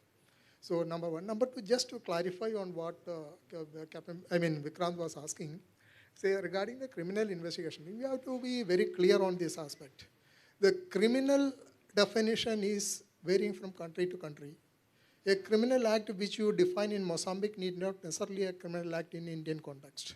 So it has to be based on the laws of the land and the local laws, as he has pointed out. So it is not something which professional agencies like administration or investigator can get into. Only thing is that if you find some cases where there is a criminality suspected, you are not defining what is criminality or not, and you are saying in case of any kind of suspicion of any kind of criminal act is involved or criminality is suspected, it is your duty bound to refer to the concerned agencies who are competent to assess on that. So that is why the investigation it is called, still in Indian context, it is still called the preliminary investigation. So it has got a further scope for investigation. So you can refer to a formal investigation, or if you can go directly refer to some other agencies. So these are all the inherent features. The otherwise, the direct invoking of the criminal provisions is something very dangerous to the maritime community. That also we must take into consideration. Because the basic ethical concept regarding a criminal act is that some intention or motive is behind that. So what a seafarer, the ship which has come to Indian coast is met with accident, what motive he has got or master has got. So we have to think in that aspect. That is why the general context of any criminal proceedings against a seafarer act is, it should have been based on this preliminary investigation by a competent agency in the maritime context, and then if they suspect something is there, then refer it to the prison. That is the correct procedure. So if you are seeing the procedure for the rights of the seafarer in kind of alleged criminality also, he has got the right to even contest that multiple investigation. So he cannot be going through the number of investigation, all this kind of thing. So the main thing is that what I want to point out is that we should make both the seafarers, the shipping companies, as well as the investigator aware of the correct procedure to be followed in case of an investigation, and what are the rights of the seafarer as well as the shipping companies in case of such events. And we have to have a global awareness on this, global take on this through IMO itself. Sir, not to debate on this, but Casualty Investigation Code states that a deliberate act of omission is not a casualty. If as a seafarer I pump out oil deliberately, then will I do a casualty investigation? The boat has boarded maximum people, 22 when they were aware it's for 21, and loaded extra cargo. They have knowingly done a deliberate act, and it's not a casualty now. So what investigation? They have done a deliberate act under investigation code. That is what I am stating. So generally what happens before publishing of the report, the flag state, they submit the report to us. So, and we have opportunity of 30 days to give comments on that. So we are waiting for that report. Let us see. When the report comes, we will address this issue as well. Thank you. Sir, I have another question to you. When I was sailing in 90s, or maybe some of my seniors were sailing in 90s, there were 30, 40 crew on board. We have officer to rating ratio of 1:3. Now, a safe manning you must have seen nowadays with pressure from shipping companies. The safe manning is reduced to a level where you have 1 officer to 1 crew, or maybe 1 officer and 0.6 crew. So while doing the casualty investigation, where there are a number of cases involving crew, whether operational mistake, a number of operational mistake, is this lack of safe manning, which also results in lack of experience on board? When I was sailing, there was an experience of thousands of years on board, cumulative experience. Now hardly you have experience of even 100 years on board a vessel. Has any impact on the safety on vessel? Is there any analysis available? Thank you.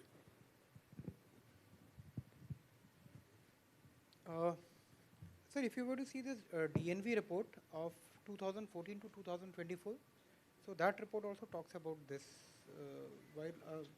Like today we presented report of last 3 years, we also are analyzing from 2019 to 24. The DNV report talks about this. I'll share that report with you.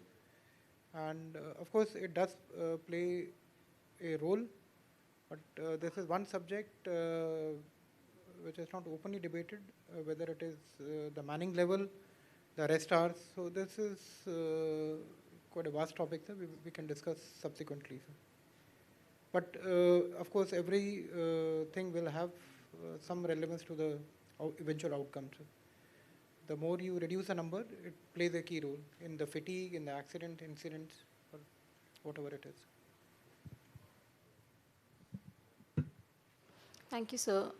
Do we have another set of questions? Yes, please, sir. Yes. Thank you, and good afternoon, first of all. My name is Captain Jayant Das. I am from Maersk, and thank you for inviting us. This is a question for Captain Harinder and Captain Bipin.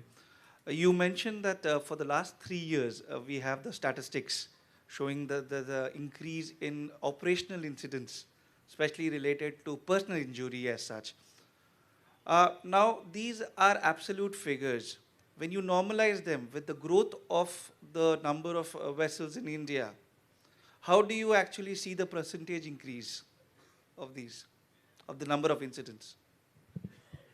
So what you are actually trying to say is, okay, the number of seafarers are increasing, so this number of injury or fatalities, it cannot be justified. Also the number of ships increase. No, yeah, number of ships. So basically one cannot complement the other. That is what I'm trying to say. I'm just trying to get a sort of a graph. I'm getting you what you're saying. Actually, if you were to see this, our analysis for 1924 does capture this. If you were to see this DNV report, the average age of the global fleet is also increasing. So that is also one of the contributory factors to the exposure of the seafarers to unsafe operations. The operations are becoming more challenging. So that is one of the number of ships are definitely increasing. The ships are not being scrapped, the fleet is being added. And the number of older ships is also increasing the fleet. So I'll share along with my PPT, I'll also share the DNV report. That's a 10-year, it's a very interesting report. And so is our report. So our report actually, when we came out with this report in 24, the DNV also parallelly came out. So our report is in sync with the DNV report. Sorry, I just, basically, when you count the absolute number are not the indicator. That's why the LTIFR is counted, the lost time injury frequency. So that's why when it comes to picture, if your LTIF is reducing down, it is not, it's a very, very lost time injury per multiply you 1 million hours and then exposure hours. Actually, So, I was yeah, coming to that yeah. because So LTIFR is the leading indicators how you're actually performing in the last road absolutely. cases. So we in shipping companies, we have our own KPIs. So does DG Shipping also have a KPI on the number of injuries and number of? So in fact, we have no LTI. such KPIs. Our aim is to have zero incident. How I can't even say minimal. My stated objective would be zero. Absolutely. And Fatalities we for that can matter only should be zero. supplement the efforts or augment the efforts made by the shipping industry.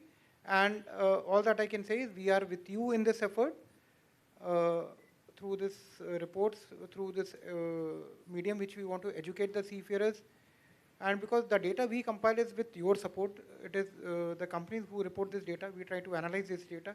Every company have their own systems in place, so we try to come to a common platform to have as much as data so that some findings can be concluded. I think you rightly, got the numbers. The fact is that we are not analyzing the operational incidents. That's a fact. You see, we are just counting the numbers. As administration, we are focusing on a very serious. We again divide this now total incident to very serious, serious, and less serious. So we are mandated to investigate only very serious marine casualties, and our administration also trying to investigate a serious marine casualty. But the maximum number of incidents are of operational, like finger injury or hand injury and all those kind of things, in which we are not doing any investigation at all. So that's the reason we are coming out with that global maritime safety platform, where we want the companies to give a data. Because it's not possible for administration to invest, like I think Mahadik sir has very rightly presented the very important case. That investigation is not done by the administration. So each company is doing your own investigation. That learnings has to be populated. Now currently it is all within the individual companies. So we are asking voluntary participation of all the companies, whatever studies you are doing it.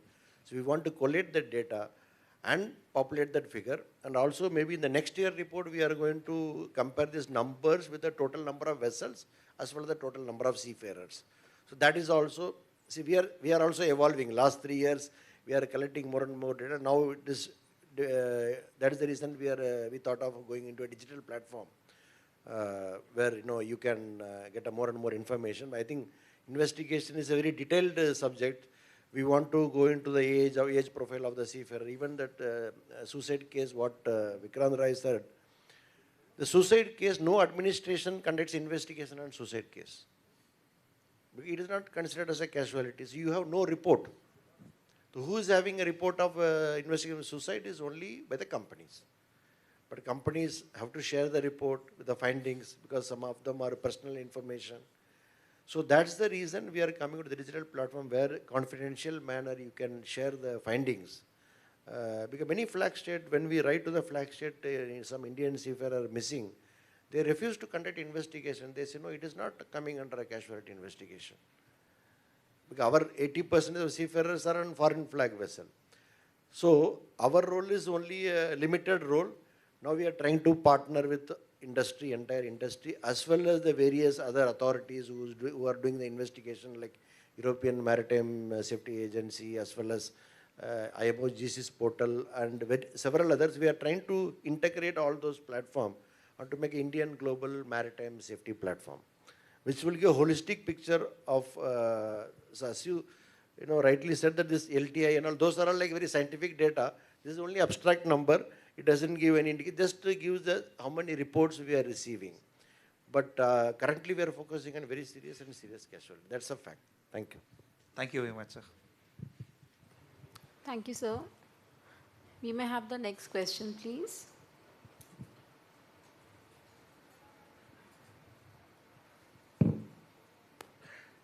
Good afternoon all. Myself, Captain Sardar Singh from MMD Chennai.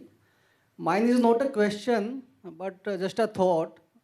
When we talk about crew change at anchorage, but we don't about a few ports and terminals who don't allow crew change while the vessel is at berth and force shipping companies to do crew change at Anchorage, like in Ulsan, Onsan, and we have few terminals in India also.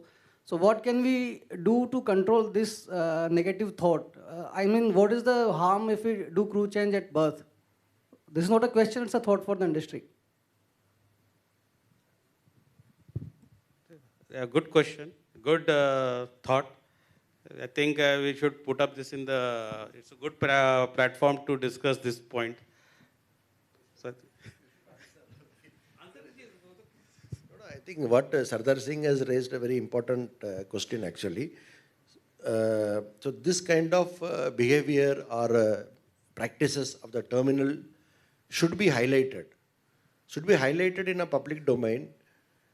See, we don't want a crew change. Normally, they prefer not to do crew change during the cargo operations. After the cargo operation, yes, crew change should be done. So you please recommend, companies to report such kind of practices by any terminal where they are not allowing. So we will issue a public notice that we will issue a notice. Whatever administration can do, we will do it. I think we can't do what abroad, at least Indian ports. We can give direction that, okay, if a crew change is not done, cargo will not start. Okay, we can give a direction. Thank you.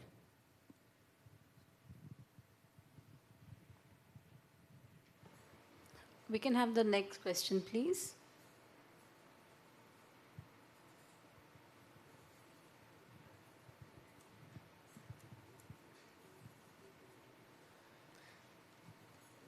So I think with this we conclude with the first half of the seminar, and we shall proceed for the lunch. We shall start our lunch at 1400 hours again over here. See you all after the lunch. Thank you. Okay, I request your continued participation post-lunch. A lot of important sessions are there. Thank you.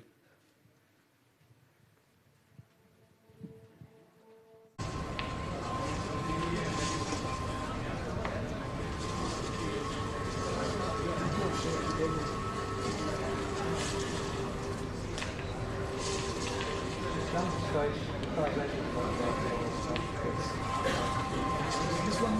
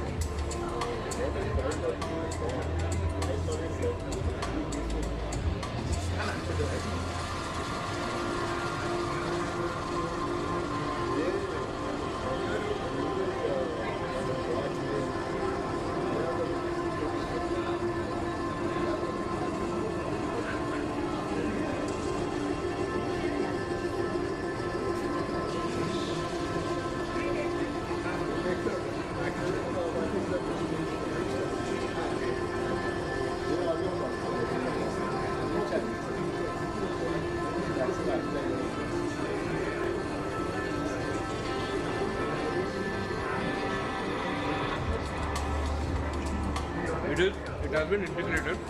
We're going to run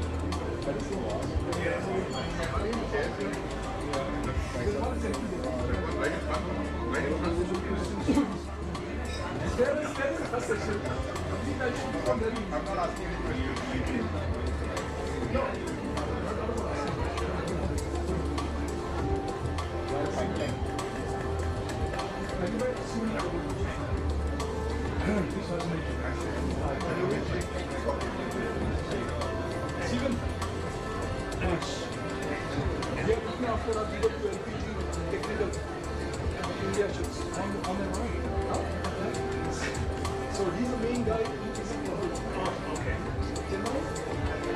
Chennai? Naresh Patel would have so he's a people. But we usually don't want to go there. We go there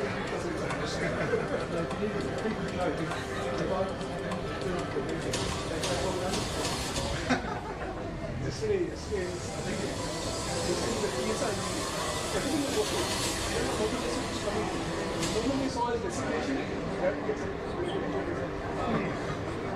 I said,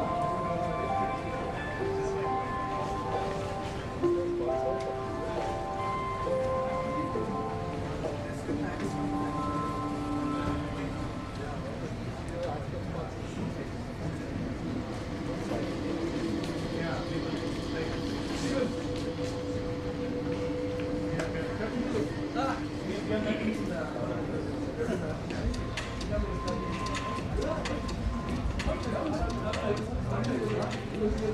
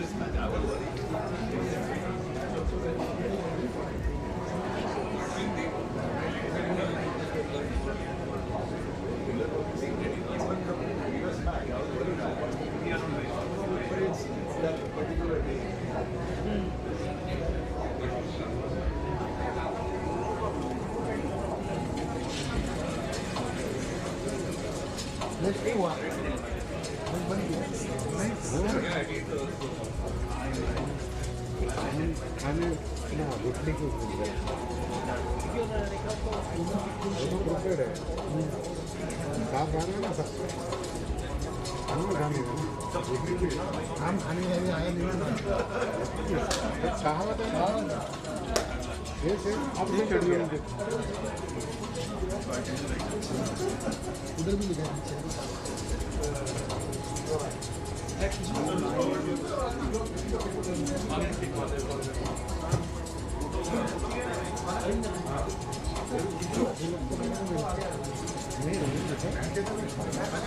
वो बाहर निकल गए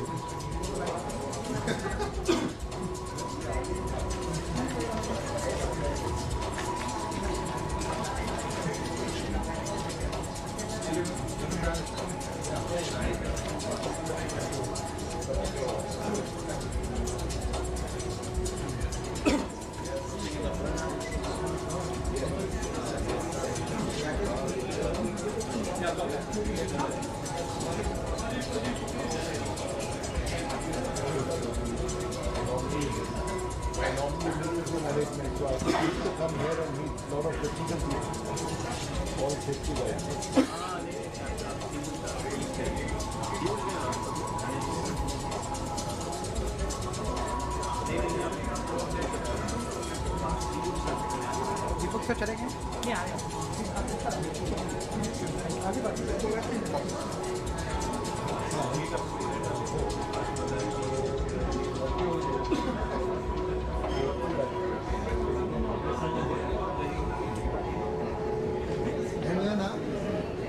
दुसऱ्याचं काम करत होतो त्याच्याकडे असं मशीन होतं त्याच्याकडे बघितलं शिकलं थोडंफार त्याच्या मला दुसऱ्याकडे सेकंडमध्ये विकून घेऊन टाकला मशीन ते नवीन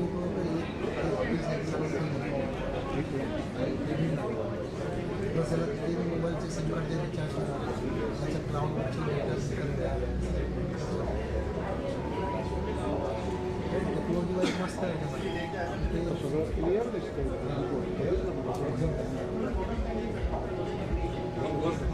माझ्या कॅमेरावरती कुठे पण रेल्वेमध्ये पण शूट इथून आणि काम केलं माझ्याकडे आणि मला सांगितलं घेऊन टाक ना काम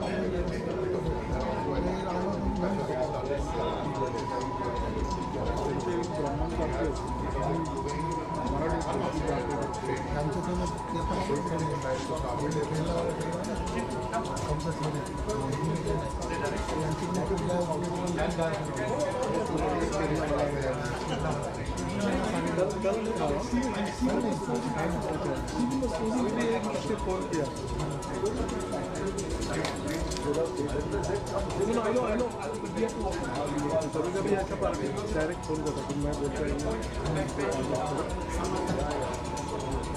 अभी उसका किया था कुछ केरला वाला मस्त केरला वाला के लिए कल तो खाली मैच के लिए प्रोजेक्ट मिला साउंड तो मैंने नंबर दिया था बोला डायरेक्टली बात करो खत्म हो मैं आप लोगों को बोलूँगी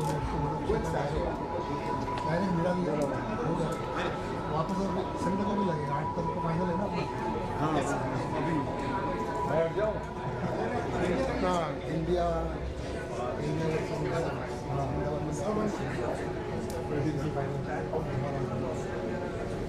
मुझे काम नहीं मिला कैसे काम तो छुट्टी करने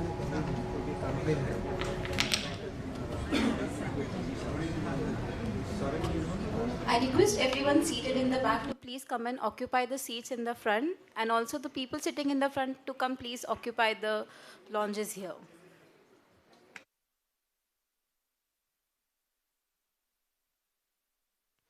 We shall start with the second session in some time.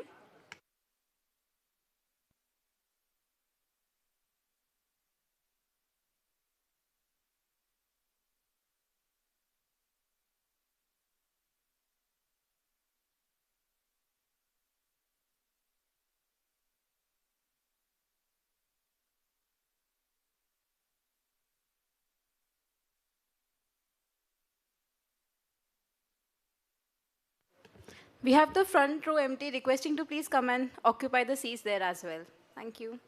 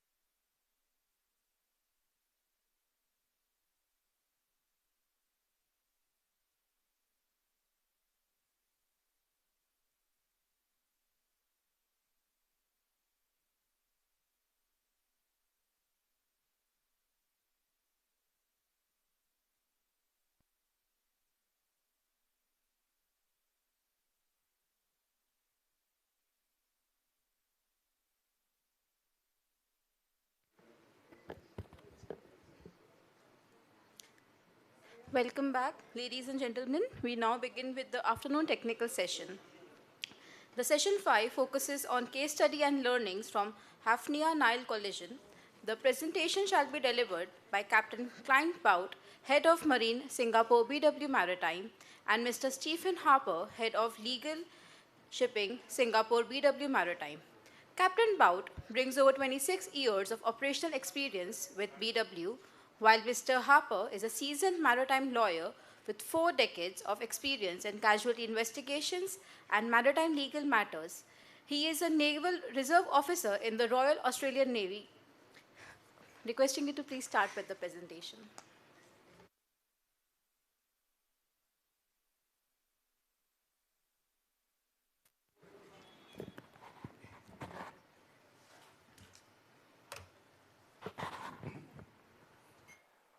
Good afternoon, ladies and gentlemen. Can you all hear me? I think just one request. There are a couple of seats in the front there. There are a lot of you all down the line. It will be great if you all can come front.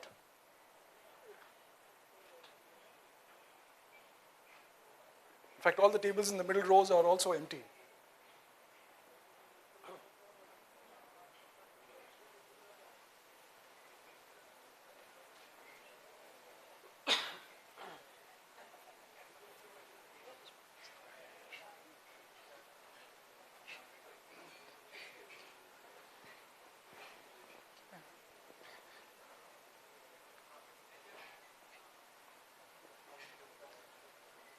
Thank you very much. So, Stephen and myself will be speaking about Hafnia-Nile. So for the next 60 minutes, you will have to bear with us, okay? But we will try and make it as interesting as possible. And if there's any doubts from our side, we are okay for you all to raise your hands, and we are more than happy to elaborate. You know, they say incidents never tell when they come. So just to give you a background to this incident, it was around 6:20 in the morning.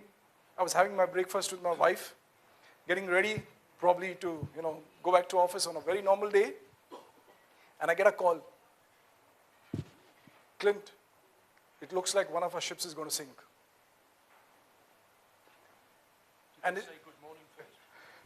the good morning didn't come. The speaker itself did not know what to say, And I listened quietly. I did not know how to respond, because in my last over 30 years of experience, I have never dealt with this. Incidentally, I also had the emergency response for Hafnia, and that was the irony. So the first thing when it came across, I listened, I heard, and then I said, okay, let me just take it one by one, because the look on my face told my wife that something is really, really wrong.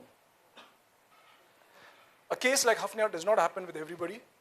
Hafnia-Nile does not happen with everybody. It happens usually once in a lifetime.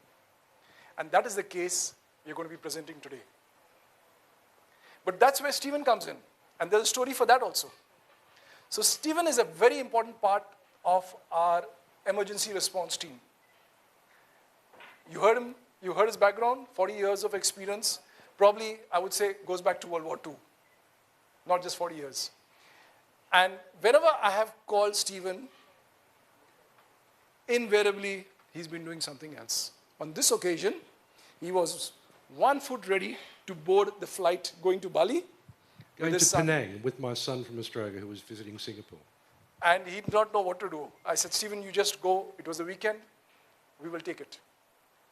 Otherwise, whenever I catch him, he's sitting in the dentist with his mouth opened. That's true. All right. Casualties never, ever happen, obviously, according to a timetable. And what Clint says is absolutely true. But I think one of the worst ones I've had in the last couple of years, after finishing a very, very long and complicated investigation, another Hafnia one, I get home after working in the office till about 3 o'clock in the morning, 3 days in a row. And I finally get home at 1:30 a.m. on a Friday. It's 1:30 a.m. I looked at my clock. I hop into bed. The next thing I know, my wife is waking me up, saying, I think your telephone needs to be looked at because it is ringing and ringing and ringing and it's not stopping. So I pick up the phone And it's one of my colleagues in Oslo, in LNG. I do casualty response for all of our business units. Clint only has a mere sort of 150 ships to deal with. I've got 450. Anyway, the guy in Oslo says in best Norwegian, which I can't really do, Stephen, it's sorry to wake you up, but we have a bit of a problem. I said, really?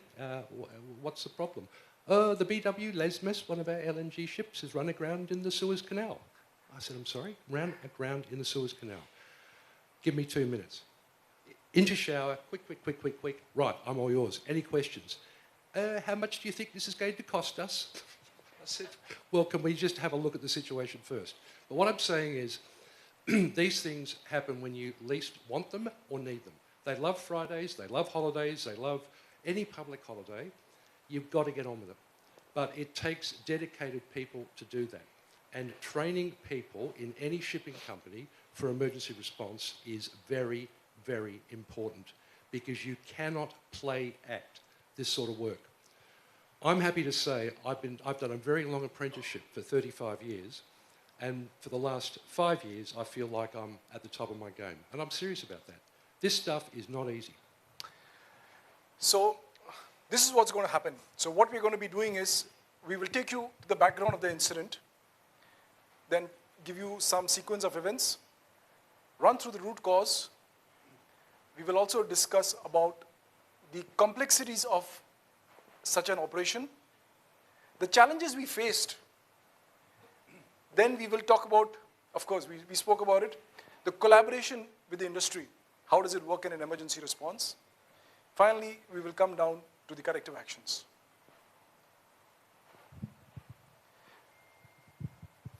I think most of you all must be knowing this area, but just to lay down, this is the Straits of Singapore, Malacca.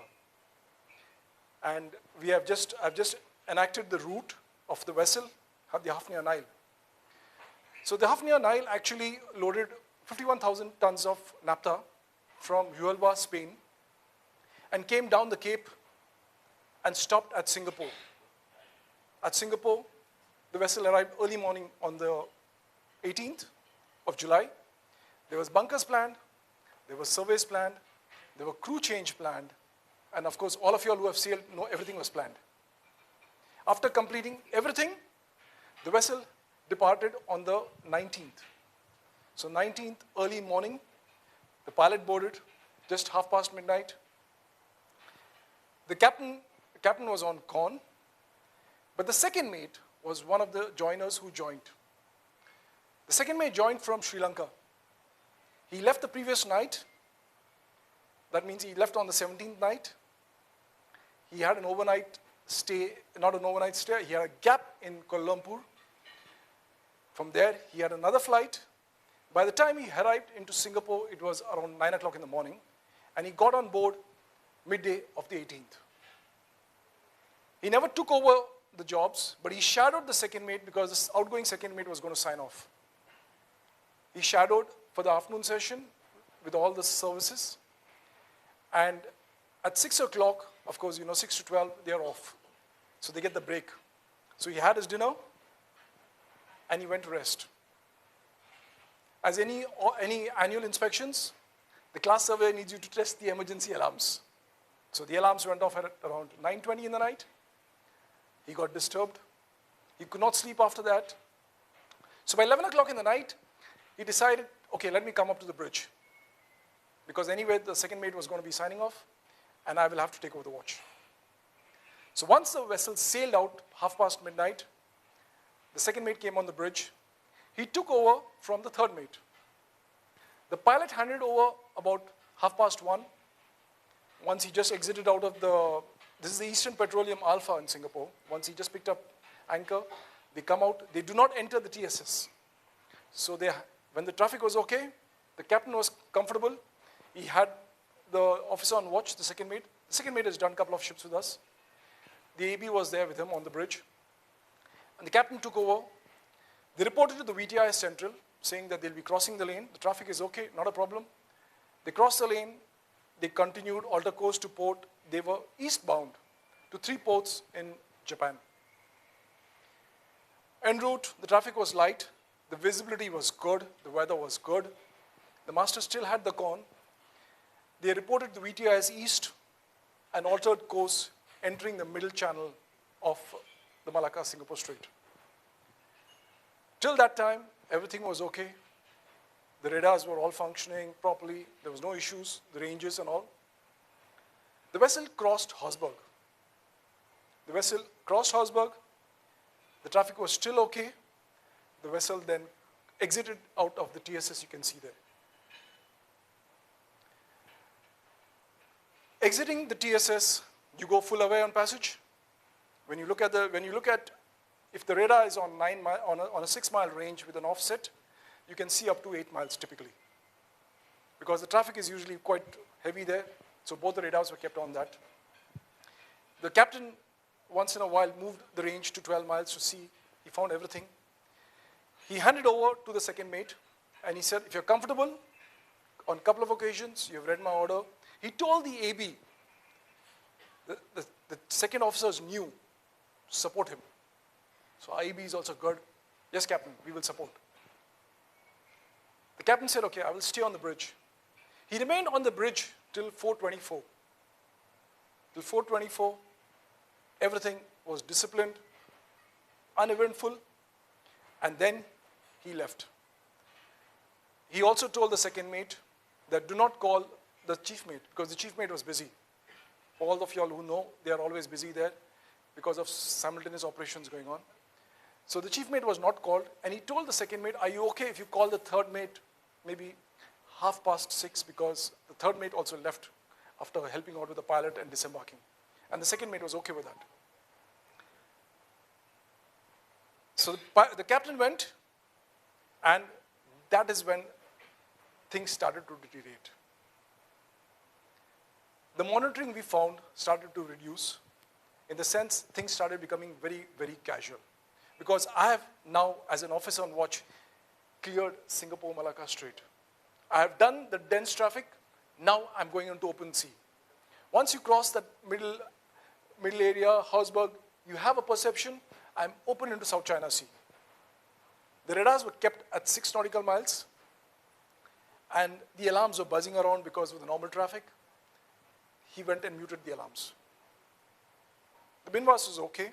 So BINWAS was operational, 12 minutes. But the alarms on the radars were all muted. Everything was okay.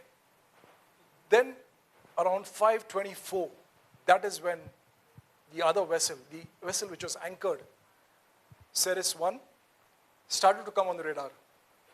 But it was not till 5:30 when they started to look for some lights on the horizon. And they had noticed that, but it was just being plotted. But before that, there were many vessels coming down and going up in all directions, which was being monitored.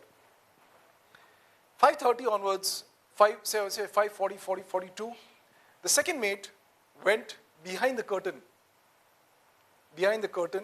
in the chart room to complete 2 voluntary reporting systems.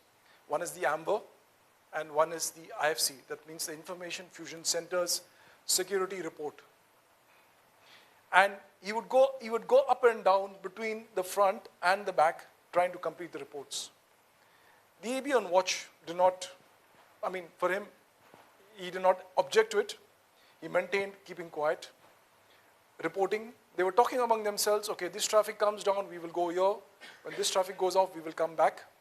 It was all being done by the second mate, but being monitored by the AB. While doing this, what was happening was he was losing his situational awareness. Because he was in, out, so-and-so, he forgot or he did not realize that he had taken action for 2 ships coming down on the starboard side, and when he came up again, he found another 2 ships coming in. So he missed and judging this. In the meantime, Ceres 1 was still coming into collision course with a 0 CP. And her time was about 8 minutes. And this is the thing about, you got to look out there, and why is the lookout not saying anything? It's very interesting. So for the lookout, he's looking straight. You're looking straight. Ceres 1 is on the port side. The ship is going this direction. But what is happening is there was a current which was setting from the starboard, pushing the ship in this direction, which was not appreciated by the AB. And it was probably a 4 to 5 knot current. That is correct. It was a 4 to 5 knot current which was not appreciated. So there were no panic buttons pressed. But by around 5:58, that is when the AB started getting a little worried. So he called up the duty officer, come out. First 2-3 instances, he did not come out. Then he pulled the curtain aside and told him, come out. But it was too late. By the time he came out, at 6:01, though the second mate had taken action to alter the course to starboard with the helm hard over, the vessel, if you see here, vessel went over this chain. The highlight, okay, just to... This ship, by the way, is a VLCC. So it's got a lot of anchor chain paid out, a lot. This is a pictorial representation to show you what happens. If there is no current, the chain will just lay this direction. But because the current was strong, it was stretched out. And the ship, you can see on top, went over this chain. Went over the chain got entangled on the bulb, on the bilge plate of Hafnia Nile. That VLCC was in ballast, and this ship of ours, it's an LR1 ship, 75,000, was fully loaded. The bulbous bow actually went and dripped into the 6-port ballast tank, the 6-port cargo tank, the fuel oil tank, and knowing naphtha, highly inflammable. It resulted in a big fire, a massive fire. The second mate got panicked. And of course, the captain was not on the bridge at that time. So immediately, the captain, hearing this contact, rushed up to the bridge. In the meantime, he found that the second mate was outside his cabin. And they both rushed on top because it was chaos. Captain immediately put the engines, made it stop. Looking at the case, within a minute, decided to abandon ship. No other choice.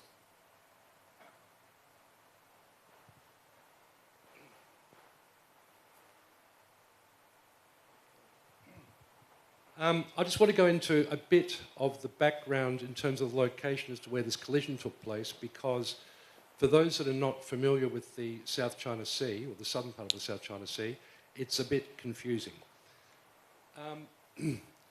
The collision happens here. Now, this turquoise colouring here is the Malaysian Exclusive Economic Zone. On the left, you have Malaysian territorial waters. To the right over here, you have Indonesian waters. And I'm not going to go into detail because it is quite complex and I could spend all afternoon talking to you about it and you'd be bored to death. But Indonesia, under the United Nations Conference on the Law of the Sea, is an archipelagic state. By joining up all of their islands, they are able to claim archipelagic waters. Now, what it means is these waters here, for example, and going all the way down to Java, are what are called archipelagic waters. And archipelagic waters are something higher at international marine law than territorial waters. They are similar to internal waters, like a bay or a river. Now, what it means is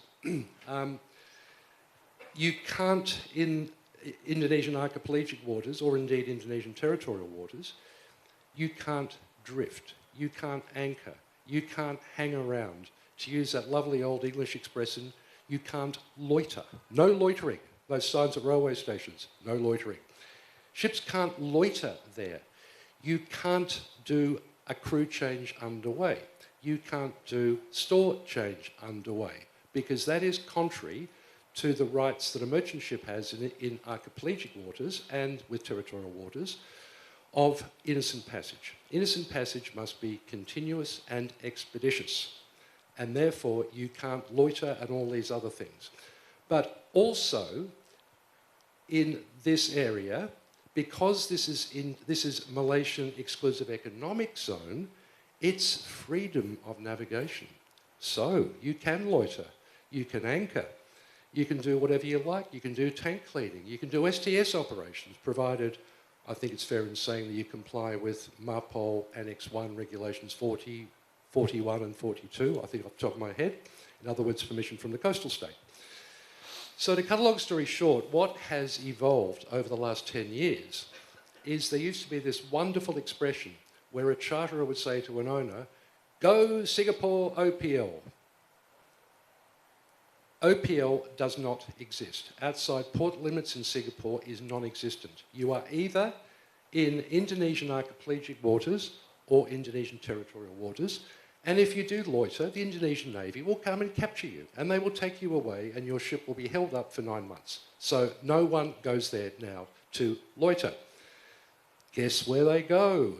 To this area here, which some people still unofficially call the Eastern OPL.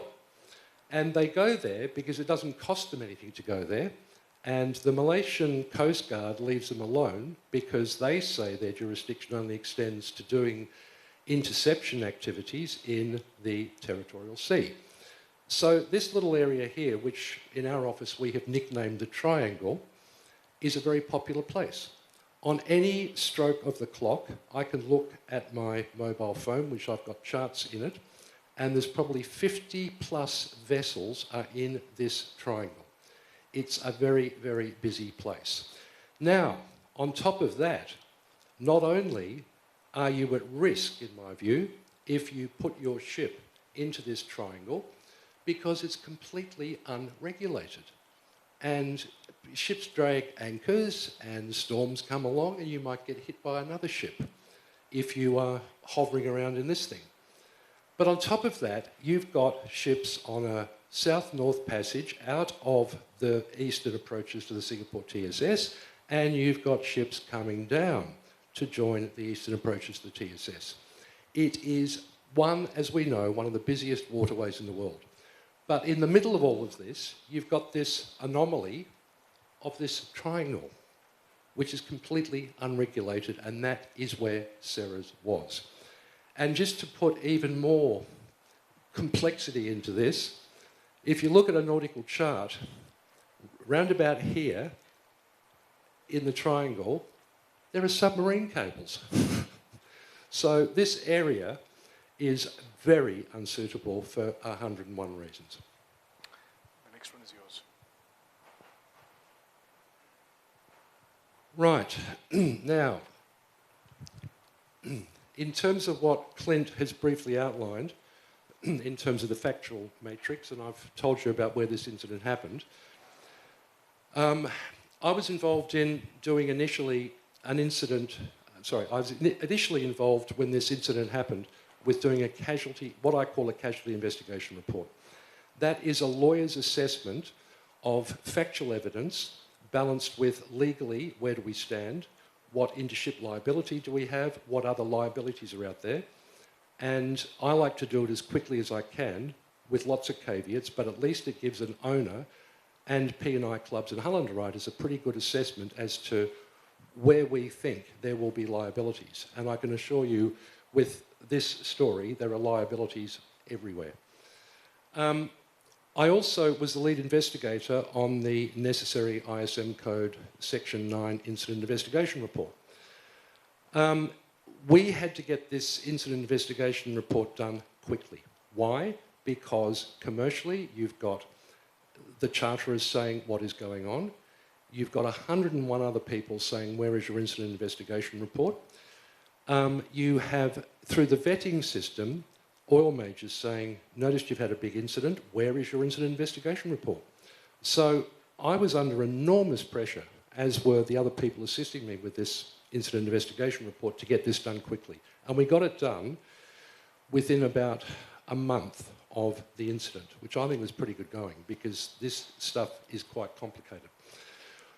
What we ended up with in terms of root causes, and I'm not saying this because I'm a lawyer, I'm more of an investigator nowadays than a lawyer, but in terms of the root causes or the causal factors, which in the incident report I determined were relevant, these are not in any ranking in terms of first cab off the rack, second cab off the rack. I've actually put them in here on a random basis. Obviously, I know exactly what the dominant proximate cause is, but it's not for me to discuss what the dominant proximate cause is at a safety conference. These are just a bunch of safety factors. 1, failure to maintain an effective lookout. My investigation identified that the Officer of the Watch's primary focus shifted from continuous looking out to completing administrative reporting tasks. While these reports were voluntary and routine, completing them during a developing traffic situation reduced the level of vigilance on the bridge. The lookout also did not escalate early concerns enough or challenge the situation as it was developing. By being behind the curtain 20 minutes before impact with Ceres 1, if the Officer of the Watch didn't return to take the con, in my opinion, it was absolutely inevitable that at best a close quarter situation with Ceres 1 would have happened, or worse, a collision. Well, a collision did happen, effectively. In all of these causal factors, I've got to stress, at no time did the second officer call the master. Despite night orders that made it quite clear, maintain a CPA of 1.5 nautical miles, on 3 occasions he achieved far less than that. And yet, this is earlier on, he didn't call the master. But right at the critical moment, he should have called the master. And 20 minutes before impact with Ceres, the solution would have been not complicated. It's starboard, 90 degrees, come around where all those parked ships were in what we call the triangle, very little traffic. So it wasn't necessarily, it was not a complicated decision. Which brings me to the second causal factor, fatigue and reduced alertness. The second officer had travelled overnight prior to joining the vessel. Although rest hours were compliant in terms of STCW and MLC, his rest period was disrupted shortly after joining the ship due to onboard activities. The combination of travel time together with time on the ship could have reduced his alertness during the watch. 3, reduced situational awareness. Both radars were being operated on relatively short ranges without long-range scanning. This limited early detection and assessment of traffic and stationary vessels ahead. In addition, the effect of the prevailing current setting the vessel to port was not fully recognised to the navigational decisions. 4, ineffective bridge resource management. The officer of the watch left the wheelhouse to carry out administrative work in the chart room. During this time, the lookout remained alone to monitor the traffic situation. As the CPA situation began to deteriorate, the master was not called to assist with decision-making. External navigation hazards. The vessel was navigating in an area where there is a large number of ships that were either anchored or drifting close to an extremely busy traffic route. This location is not a designated anchorage. There were no navigational warnings issued for this concentration of ships. In addition, some of the vessels operating in this area had limited AIS transparency, which increased navigational complexity. It's a whole bunch of very serious root causes. Clint.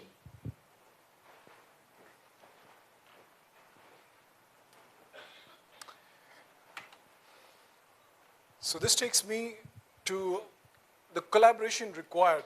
So while Stephen was preparing the reports, working with the team, of course he was a part of that legal team down there, he'll come to that. We were Hafnia, if you see Hafnia, we were the center coordinating the emergency response. So I'll go back to my continuation of the story. So when the master decided to abandon the ship, he abandoned the ship and they took 3 lifeboats. They took the forward lifeboat on the forward lifeboat, and they took the 2 lifeboats on the starboard because the port side had gone off. So when they came into the water and all, they were lucky enough because the master had activated the ship security alert system. The MRCC also picked it up, and immediately the Singapore Navy and the Malaysian Coast Guard boats had already zoomed onto the ship. So that's where they come inside here.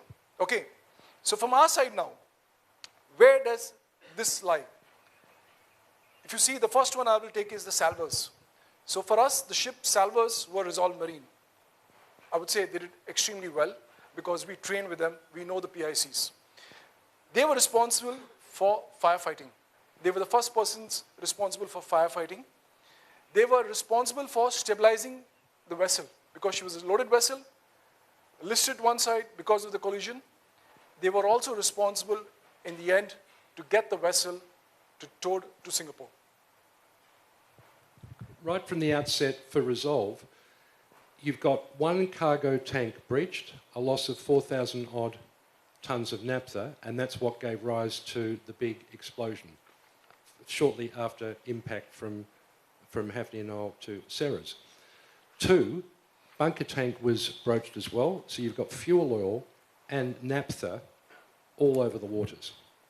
And part of their additional responsibilities were to clean all that up, get it organised, and again, Clint will mention the interface with multiple government instrumentalities. The next one I'll pick up is the Maritime Port Authority of Singapore. It's our flag state, and also they are responsible for the search and rescue. Though it comes in the EEZ of Malaysia, they're responsible for search and rescue. The complexity, a naval ship entering the EEZ of another country to coordinate rescue. So they were excellent, they were very quick, and we have a commander in my team who's actually the security officer. The call out came from the commander of the Navy ship to this gentleman here in my team. And that's how it was very, very quick. The other one was the Malaysian Maritime Authority. Because it happened in their EEZ, their the coastal coast guard came and picked up a few of the crew. I should not be saying that, but the master was smart enough. Once he was on that, because he was the last person, he immediately told, I want to shift over to the Singapore Navy ship. He was lucky, he took all his people and moved on to the Singapore naval ship. Now, while this was happening, we were not aware of it because this happened around 6 o'clock in the morning. We did not come to know what the state of our people was till 11:24. We knew they were being picked up because we knew the first half got picked up, the second half we were not in contact with the Malaysian Navy. It was only when the people got transferred onto the Singapore Navy, I got the call out from the commander of the Navy ship that we have accounted for everybody's safe. So that was the situation. But we were dealing with the Malaysian Maritime Authority because finally our ship was in that area. We needed to bring barges, we needed to do rescue, coordinate everything there and get their clearances. But they were also helpful. On a couple of occasions, Stephen and myself, we had gone over to Malaysia to coordinate this.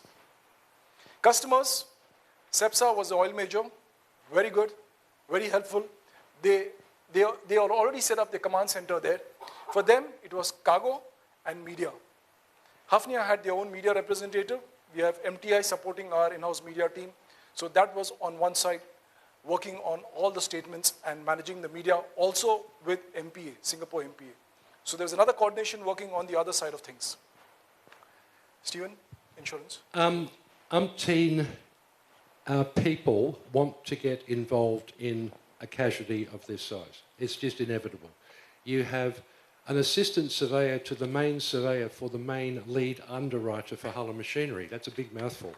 But then there's all these people who are sub-underwriters, and they said, oh, this is pretty big, we better appoint our own surveyor. So all of a sudden, the salvors are dealing with almost a sort of a ticketing system as to whether surveyor number 1 is allowed on the ship or surveyor number 2 is allowed on the ship. Anyway, to cut all that rubbish out, I got hold of the salvage master, who I should say is an ex-BW guy, and I said, Mujib, let's just keep this simple. You are entitled to refuse entry to non-productive people on the ship. Productive people are people you need to stabilise the condition of the ship and to prove what systems on the ship are working or not working and what the condition of the remaining cargo in the cargo tanks is. Anyone else is non-productive.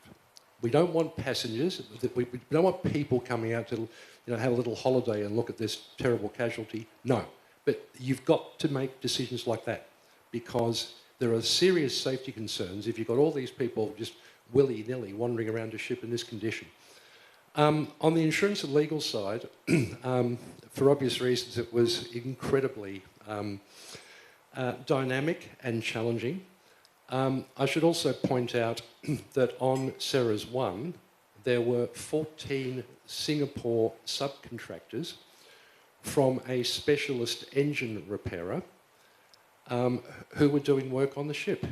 And they were living in two 20-foot containers that were up forward on the VLCC. One of those people, unfortunately, died.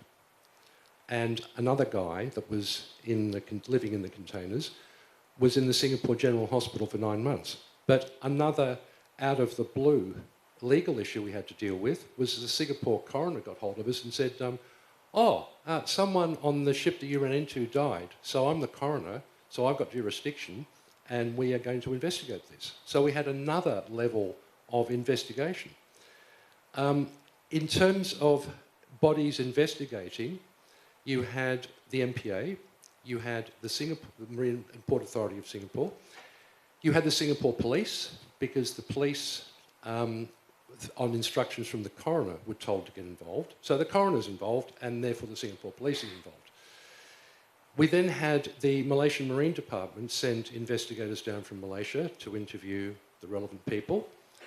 Then we had the Singapore Transport Safety Investigation Bureau. As well as that, you've got the investigations that I was doing and various others. Now, that is a hell of a lot of work. And it's incredibly demanding. And what is critical in terms of running one of these major casualties, and this is where Clint, I think, did an unbelievably good job. You're sitting in here, Clint is sitting in here as sort of Commander-in-Chief, Emergency Response. You've got to make sure that all these things are being dealt with, but you've got to prioritise which ones you can deal with. You know, is this going to take a week? I haven't got a week. I can deal with stuff that we can fix quickly. You've also got to work out commercially what's important and what can wait. And that's a very, very difficult call because you've got literally dozens upon dozens of people saying, give me a report. I need this survey report. Where are the bills of lading? It's everything you can think of. And they want it now. I'm watching the time. We've got 15 minutes only left, but okay. But quickly, I want to thank even the Director General of Shipping here because you all were a part of the team when we had the investigation. Our crewing head, Mr. Deepu Kishan Chandani, I mean, because there's a lot of crew who are Indians, you know. And Captain was Indian, and the lookout was Indian, and the second mate is Sri Lankan. Go to the next slide. Stephen, yours. Now, I'll be quick. I've just been warned by the Commander-in-Chief. Be quick. Okay. Challenges we faced. The master was not on the bridge at the time of the incident and came up when the vessel already made contact, observing the flames that were staring at him. He had no doubt, but that the crew had to be evacuated safely. He ordered the abandonment of the shipping, the crew disembarked, etc., etc. Weather unfavourable. Right. Life rafts were towed by the Singapore Navy towards the ship, while towing one of them ruptured, forcing the crew to transfer to another. All crew members were safely rescued by the Singapore Navy and the Malaysian Coast Guard. The Singapore Mission Rescue Coordination Centre activated a helicopter for search and rescue. Singapore Navy warship RSS Supreme rushed to the scene. On board the warship, Navy journalists spoke to the master, and he responded well with extending his gratitude to the Singapore Navy.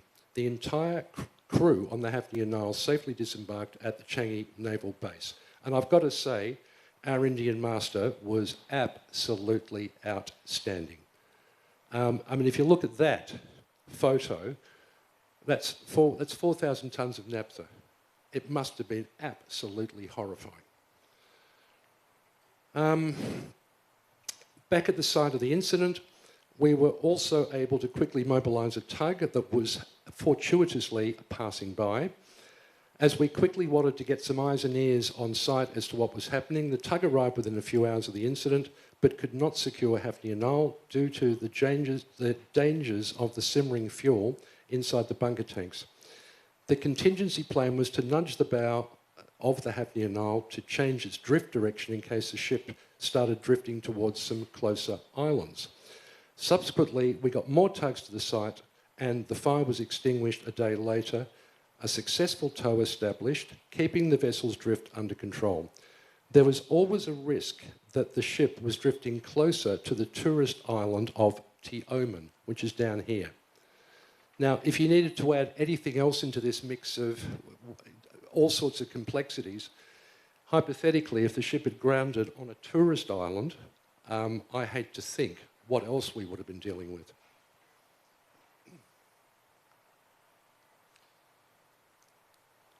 I think that's about it. Clint, over to you. Anything else here? Yes. I think what I would like to highlight is this is where the company's culture comes in. And we discussed this morning. The primary aim is to secure the ship, to get the people off. The people were off. That was clear for me because I got them ashore. This is where the problem comes in. We could not get tugs from Malaysia. So what do? We had to just pull a tug which was moving out. What was the risk? Being arrested. In fact, we had to get the insurance and legal team, sorry guys, we need tugs. We'll look at the arrest later. In fact, they did get arrested. And that's when, again, Stephen and myself met the director of MMD and told them the concern. If we did not put the tugs, because you all were not able to give us the tugs, the ship would have been sitting on your touristic island of Tioman. So they followed theirs, they appreciated the fact, and the ship was released.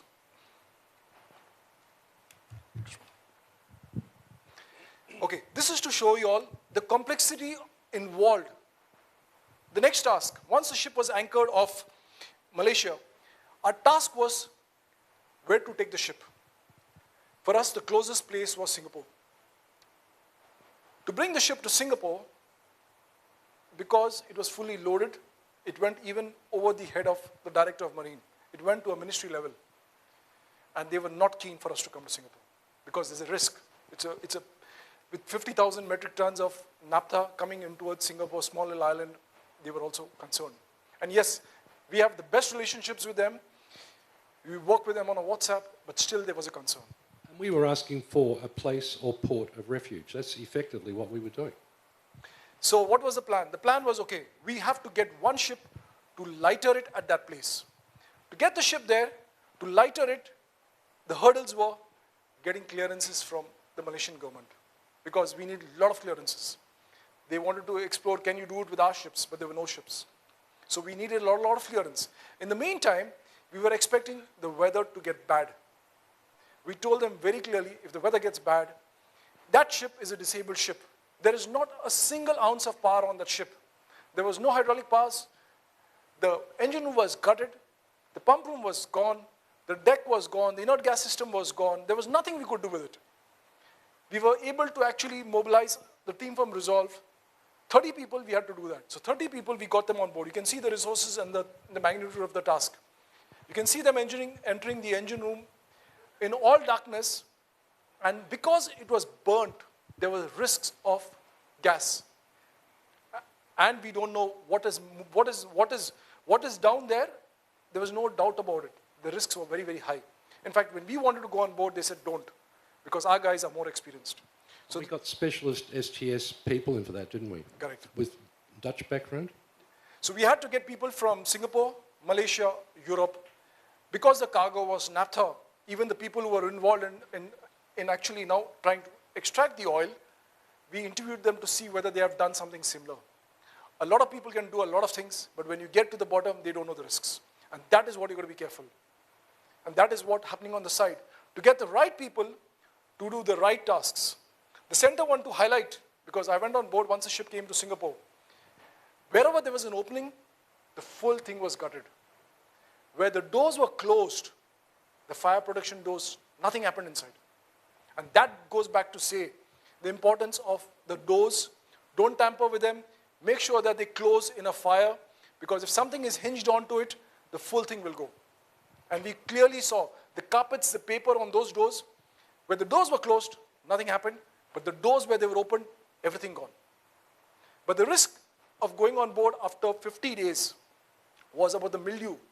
We could not enter. The food which was there was all spoilt. So that is another risk to enter in those areas. But coming back, the highlight is just to show you what we were trying to do. We had to six-port cargo tank. The oil which had gone out had burnt out. So there's a big rupture there. The seawater was going in, coming out. So what it was doing, it was creating a trace of oil, which got picked up with everybody. Yes, we understand that. So the only way is to go and get a barge to try and skim that area. To get a barge, Malaysia did not have that. Again, we had to go and get another barge. That barge also got arrested. The people on barge were taken ashore. Then again, we had to go back and tell them, if we do not do this, you're going to have all the oil. So let us take this barge, because you all don't have a barge, okay? We will get the permissions. And that is the decision we made, is first getting the resources there, getting the people there, and then looking at the permissions. I know it's maybe incorrect, but the problem is coastal states don't have that, or else face the consequences in the end that you'll have not taken any action. And we were also told by the Malaysians that, of course, we had to have a Malaysian flag tug. Well, we couldn't find any Malaysian flag tugs, so we had to apply eventually for a dispensation to get a tug that was not Malaysian flagged. Now, I appreciate all of that, but when you're in an emergency situation and you've got 101 other people, like the Malaysian Environmental Authority, breathing down your neck, time is of the essence. So these 30 people who were on board the ship, remember that it was July, hot, very hot. Humidity is high. They stayed on makeshift tents on deck. For them, we had to also make sure that there was a hospital available for them. That means there was a boat there on standby with a medical doctor, with medical supplies. One of them got heat stroke. And that is when we told our guys also, is please, for us, people is first.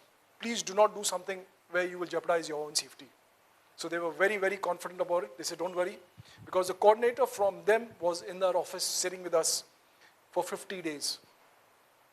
So this whole thing went for 50 days. Come to the next one. Next one. So this takes us to what Stephen is saying, and I would like to highlight something here. We are down into the last slide of our corrective actions. This is the Aegis screenshot of a night vision.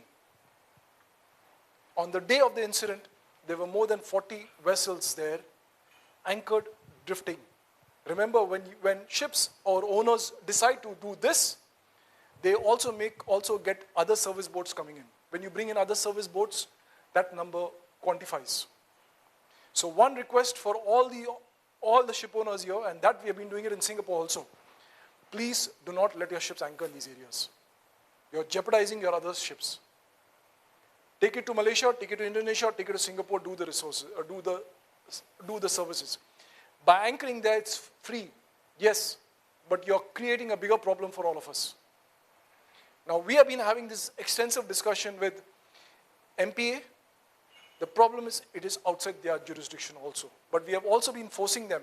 It is a coastal state's responsibility to promulgate safety notices.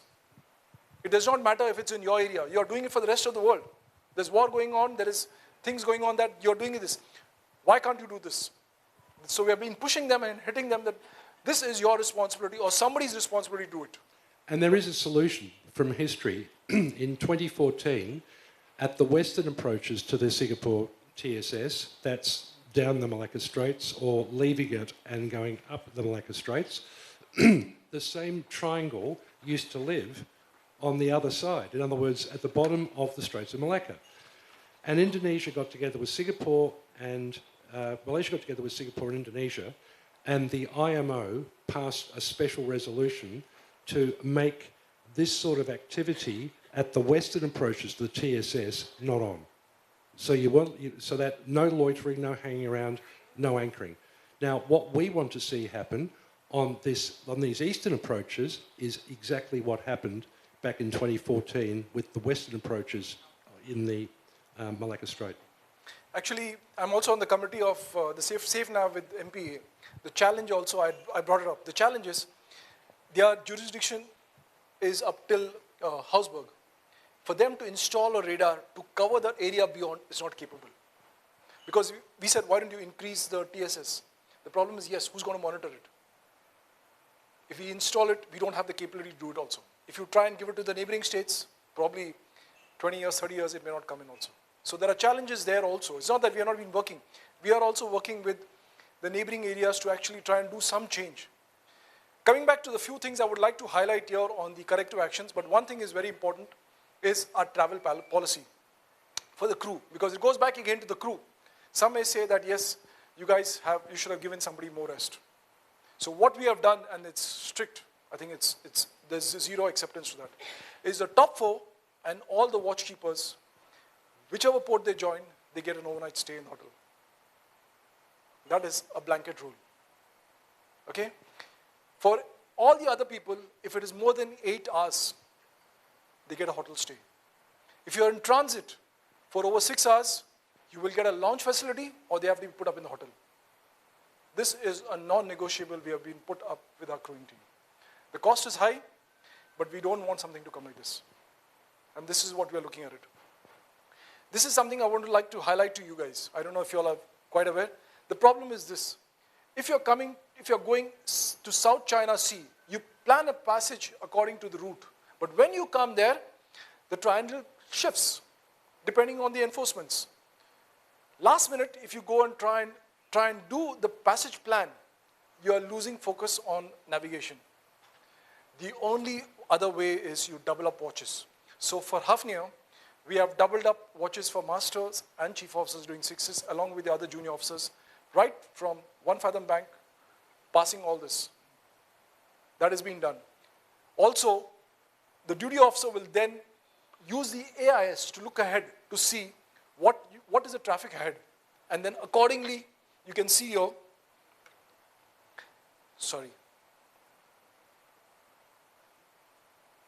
you can see this route here. You have made another alternative route, but that is difficult because it's last minute. There are risks involved with it. And that is a discussion. Actually, yesterday, Stephen and myself, we were at the Transport Ministry of Singapore Investigation Bureau having the same conversation with them to tell them our side of the story.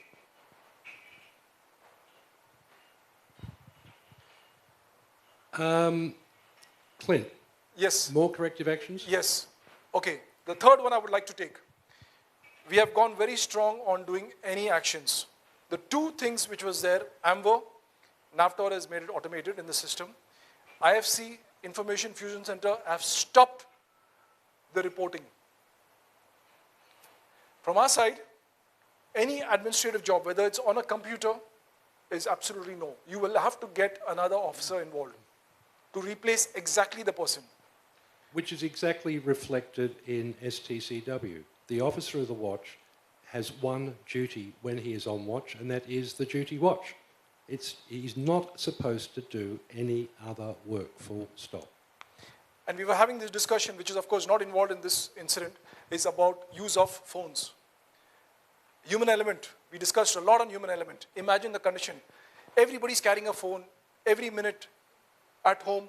Suddenly you go on ship and you're told, don't use it.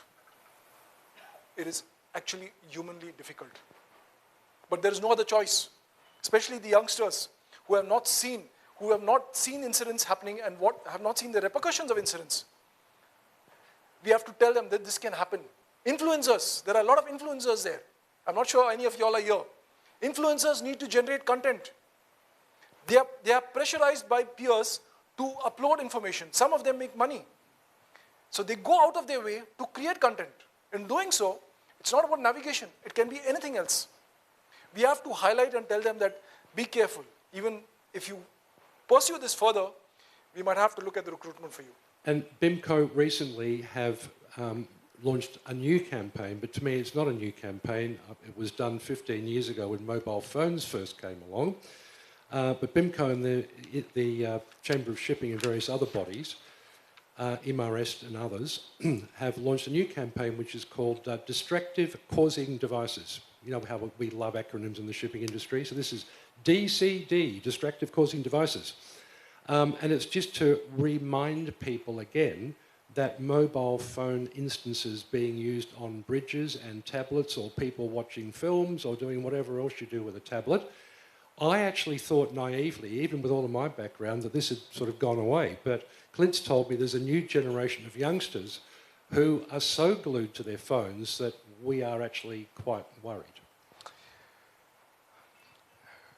We had 1 hour, 60 minutes. We had actually 60 minutes to finish, and I'm short of, I think we are down to 2:59. Thank you very much. I will leave the questions to the questions time. Please feel free to ask. There may be a lot of information we may have missed out, but thank you very much. Thank you, everyone. Thank you.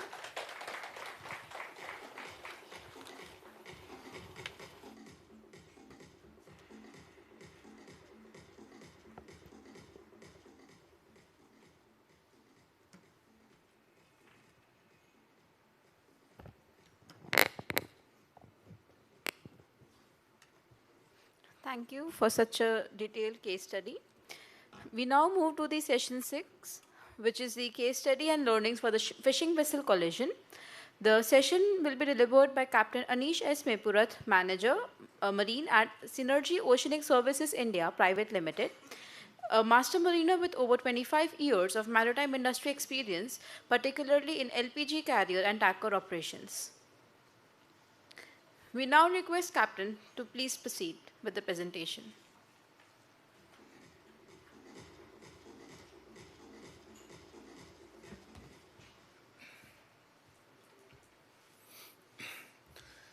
Good afternoon. Can you all hear me? Yeah. Good afternoon, ladies and gentlemen.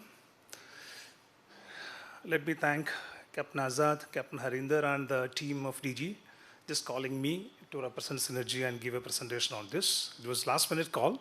Let me be transparent that the case which I'm going to discuss with you, I was not a part of the investigation, but then I have gone through the report. So the presentation, though I have not been part of it, some of the things I may not be very clear.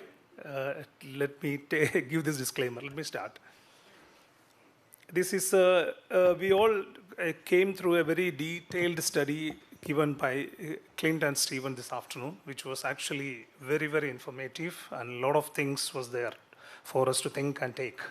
So considering this, considering that the complexity which was there in that incident, which was, he could not actually finish it in an hour. So it was a very detailed one. This one won't take much, but then here also there are some takeaways, which very basic practices, which actually we miss out, which leads to these incidents, which are really undesired and which we want to avoid. I'll just give you this case study of this contact of a fishing vessel. Okay, this is, I'll just start the presentation.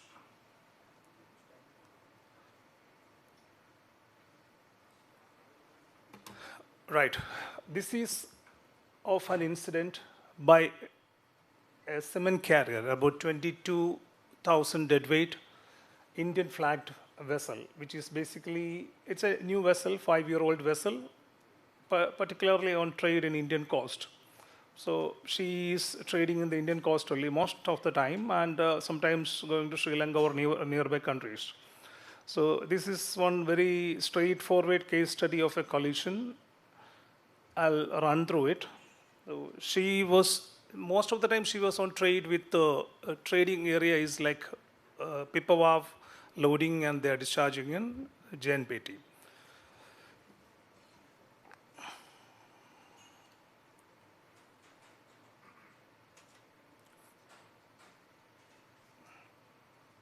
Okay, as you all can see, what's the pointer? Yeah. This is how they actually, if you look at the route, this is just a 172 miles passage which they normally take. They come from Pipavav, they approach, come to Mumbai. This is the standard route which they are doing, which they normally cover in about 14 hours or so. Most of the time, at the background is that they don't get much time for anchorage, or they normally berth both the ports on arrival. It's a hectic run for the crew, basically. And so just because of that only, they are actually equipped, like, you know, we have actually given adequate additional hands also in writing, as well as an officer also. This is the background.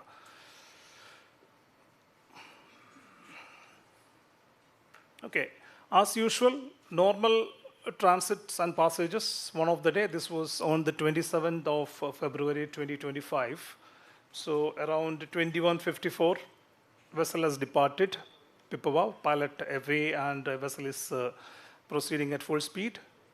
Master hands over con to the second officer who was on watch at that time. And master writes an night order and leave the bridge. The vessel is proceeding at 88 RPM, maneuvering full whatever, and doing around 10 knots, proceeding.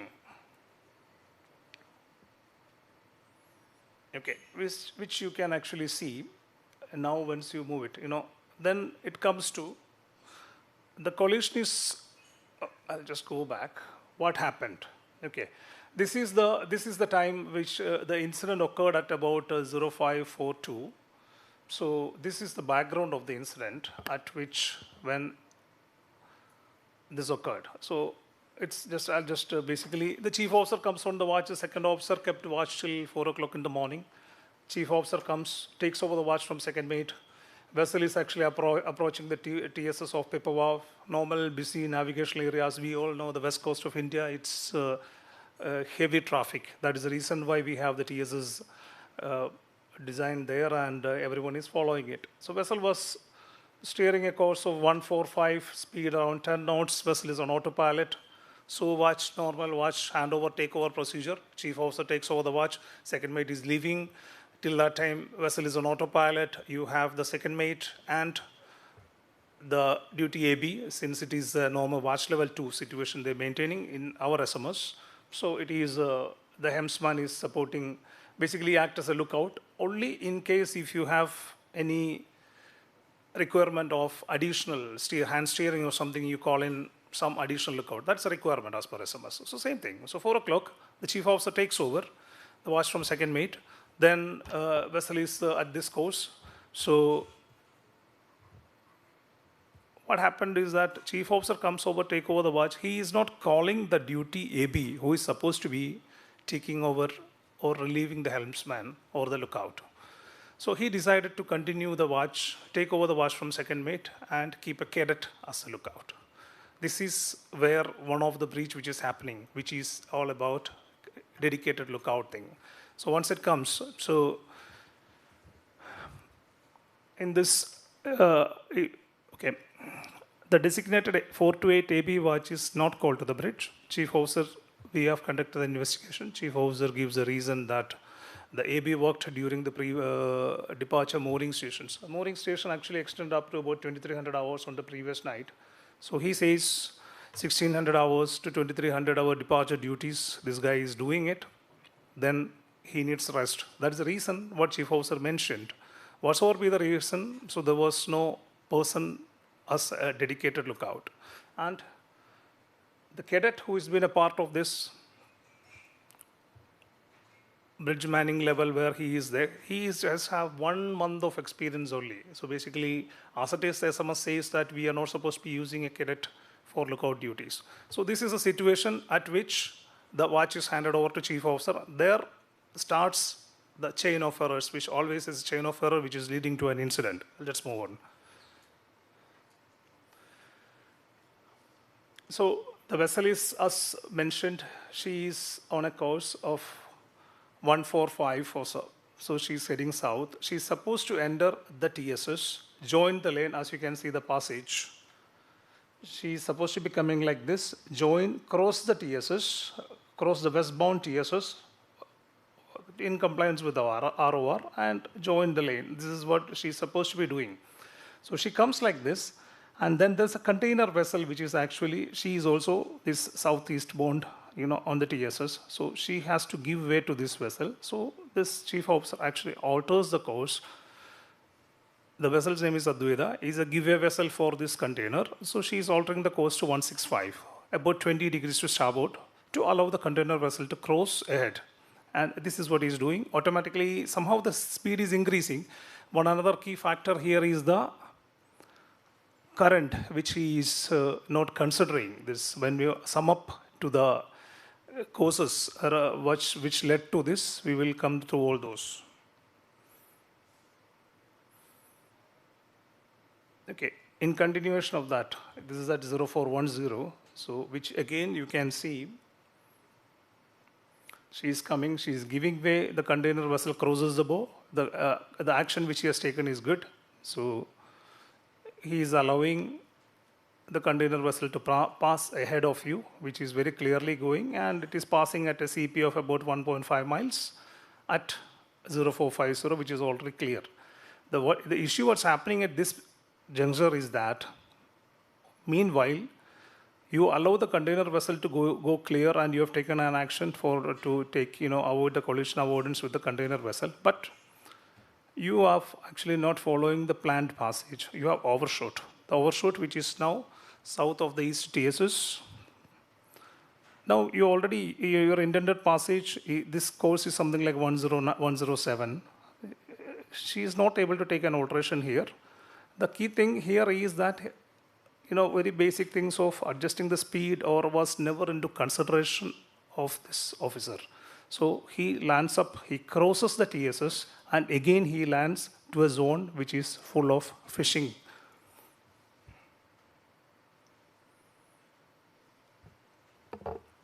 So now, again, the vessel is actually outside the planned route, surrounded by fishing vessels. We all saw that she has already passed south of that TSS lane. So vessel is on the southern side of the TSS.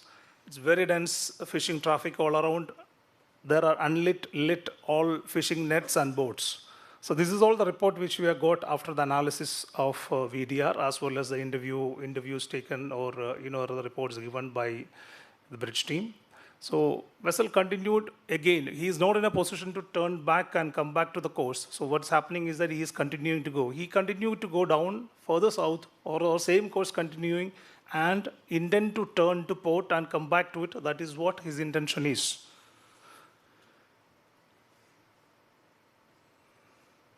Okay, and again this diagram you can see that.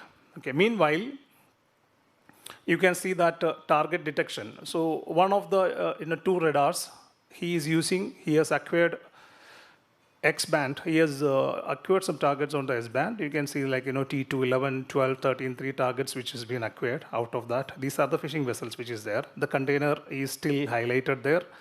You can see on the screen the AAS data of the container which is still highlighted. Whereas these two targets, none of the data has been collected. So basically the ARPA settings are not configured correctly. The reason is that, so he is still focused on what is being there. And during this, Chief Officer is instructing the deck cadet to take visual bearing on the targets. However, the cadet's inexperience, 1 month at sea, means that he was not an effective watchkeeping measure. As we all know, it is so difficult, even normal conditions nowadays, the way people are carrying, primary thing, what you call it as collision avoidance, take a bearing, visual bearing, take a series of compass bearings. When we conduct, all of us know, when we have a visit on the ship, we come to see that you ask them what you do. Very first thing, you don't get this answer in practical sense. So taking a series of compass bearings. This is exactly what is missed out here, and how effectively this cadet could do is also in question. Going back, again, once you continuing with this, Chief Officer, what is happening to him is that he loses track of it. So he decided, he saw 2 or 3 fishing vessels outside the light. So he decided to navigate using eyes only. He's only concentrating on the lights. So he decides to come back to course using that. So in the same situation, course is adjusted again about 20 degrees to port, 145, another 5 degrees he has altered his course to clear the fishing boats on the starboard bow. We saw in the previous diagram, the boats are on the starboard bow. So he's, one of the target is disappearing on the screen. Then he makes decision that, not detectable on the radar. So I was always concentrating on the fishing vessels by seeing what it is. Again, he adjusted course. End of the day, he wants to come back to parallel or get back to the TSS. So he is trying to alter his course, small alterations to the port. So somehow he is moving it. The time was passed. It continued almost 1.5 hours from the time he has taken over the watch. We are talking about 0537. Course further adjusted to 128. Vessel continue attempting to steer clear of the fishing boats. Here we can see actually, these are the things which again will come back. This visual monitoring alone failed. The reason is that, the lookout is inexperienced. chief officer is switching between the radar. He's a lone watchkeeper in practical. He is switching between the radar and visually, and he is not considering the tidal current. Even though he was never monitoring, vessel was setting at about 15, 10 to 15 degrees set was there. And she is actually not making good. Whenever he is steering at a course of 128 also, she's actually making good something like 140. So this was actually leading, this was a problem with this. So this has actually resulted in it. And the radar settings. The radar settings actual and what it is required or recommended for an area like this. So CP alarm is supposed to be set at 1 mile. TCPA is supposed to be set at 15 minutes. The trails, which is very useful in these situations, that's also not done. That is kept to less. Basically, everything was adjusted just for the convenience, maybe to reduce just the alarms.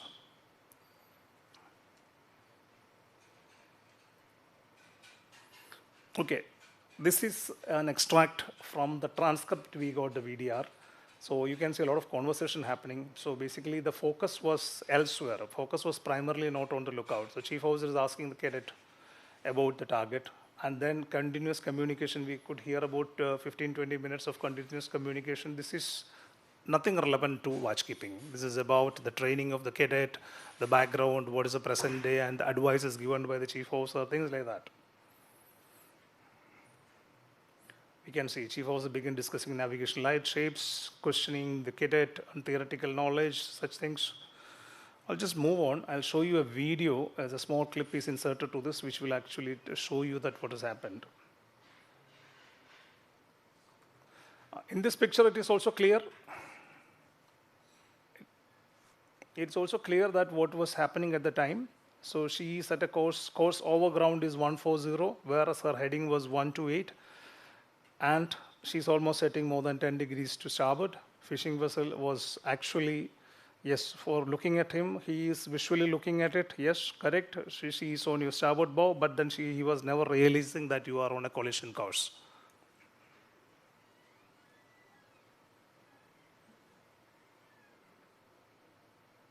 Yeah.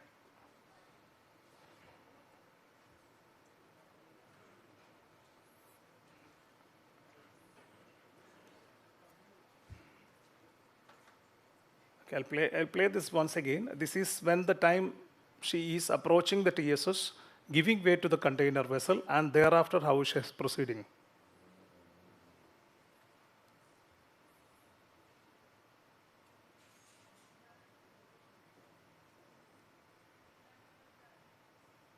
All these course alterations from 5 o'clock, 5:15, all onwards are there.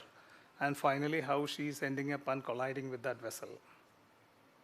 Collision is happening at about 5:42. So this is the entire track starting at this. So the cement carrier could never come back to the course which she was supposed to intend or join the lane. Then we will sum it up later on and see that what all areas where we have,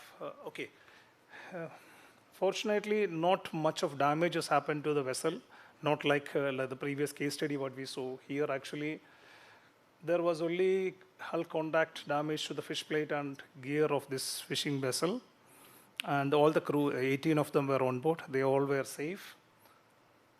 And vessel cement carrier had only damages related to the hull. There's only scratch marks and minor dent.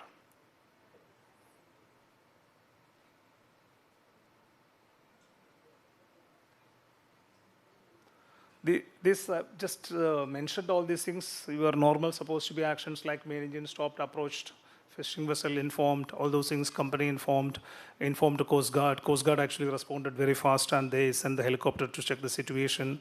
Then we have intimated all the stakeholders. MRCC was informed, DGCOM was informed. Then we got instructions from all of them and how it proceeded, the things continued and all.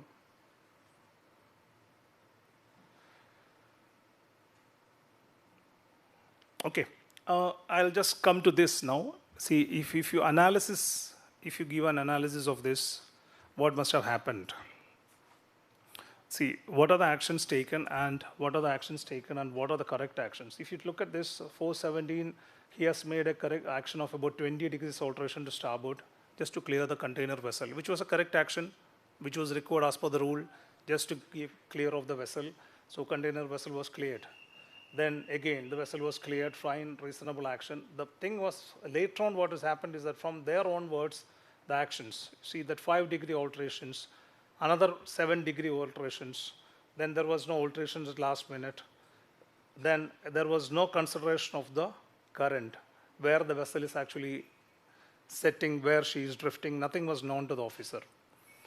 So radars were not used, fishing vessel acquired was only on the X-band, that also got lost later on, bearings were not taken initially, relative vectors were not used, helm was not used at all, because she was still on, all these alterations were made also on the autopilot only. So sound signals or any of this thing, using a faultless lamp, warnings, nothing. When you go back, you see that all the basic things were ignored. Even if you analyze the call recs, role 2, responsibilities, lookout, safe speed, risk of collision, action taken to avoid collision, traffic separation schemes, and responsibilities. This is again between the fishing vessel also. But if you look at this, some of them are given, high severity and then medium severity and all. But whatever it is, all these things are breached. 1, 2, 3, 4, 5, 6, 7. All the rules have been breached, 7 regulations breached. If you come to root cause,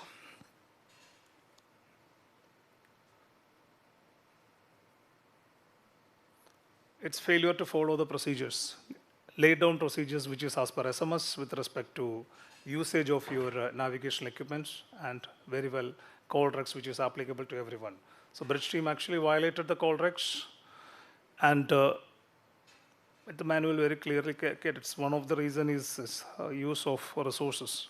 Watch level was not maintained as per SMS, lack of situational awareness, bridge stream distracted towards navigation, effective radar ARPA use, so distraction, non-effective use of ARPA, radar, no knowledge about tidal current pushing the vessels towards a fishing vessel, master not notified. Okay.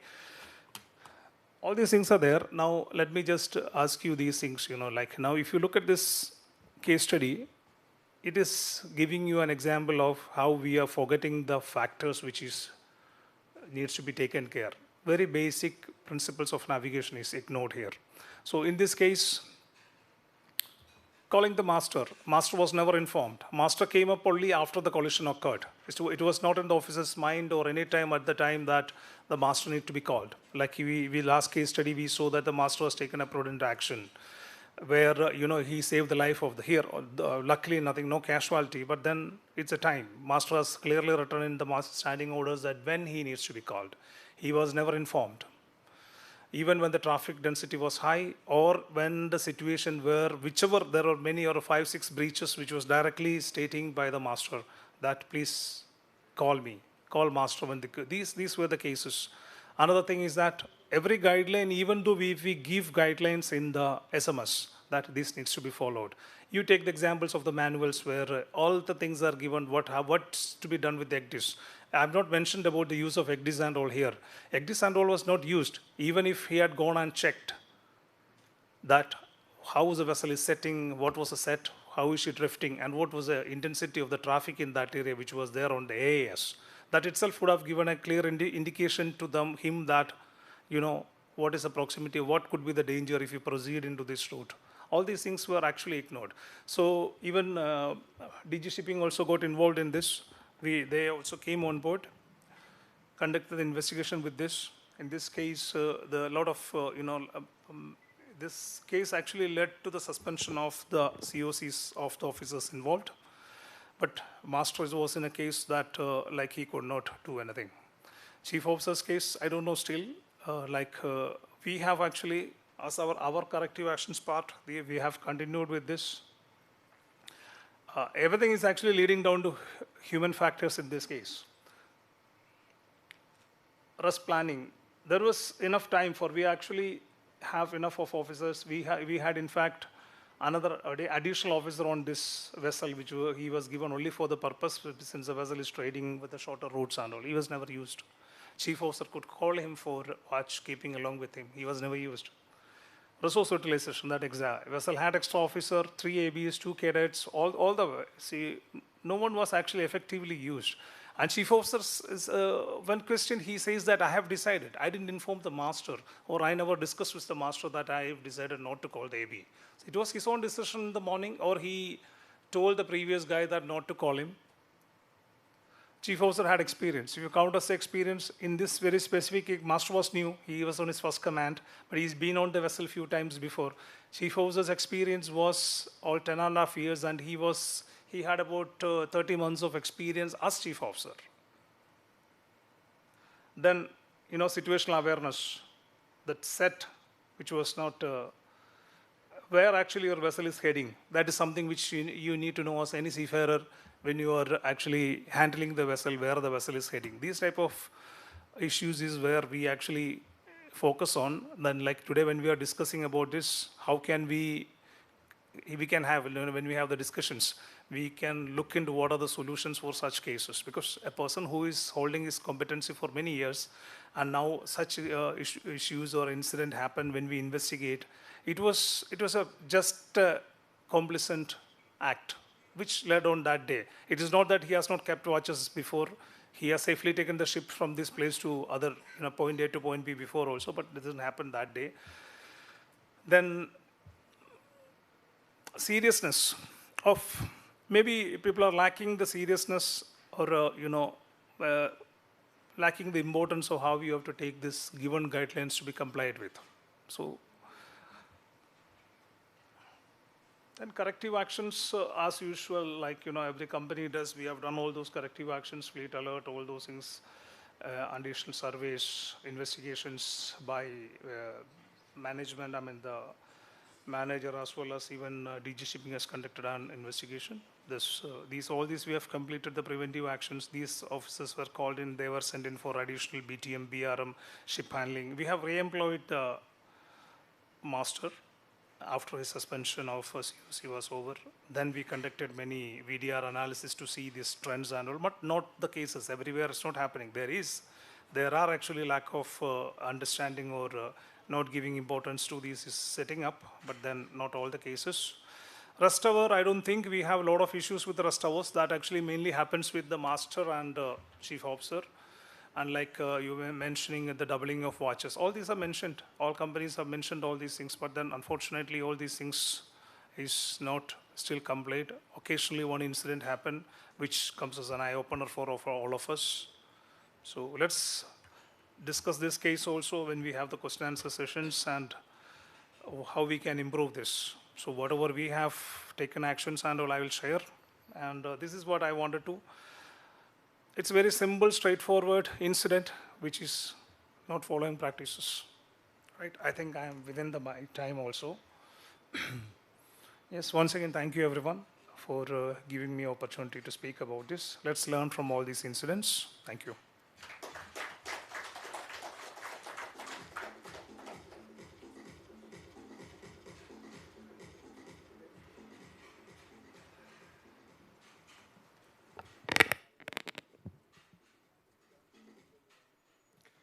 Thank you, sir.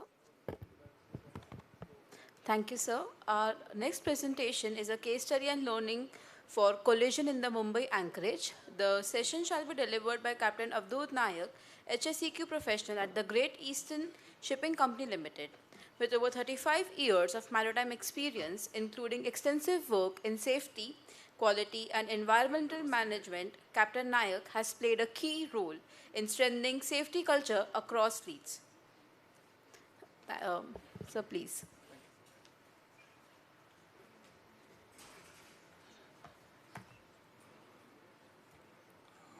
Good afternoon, gentlemen.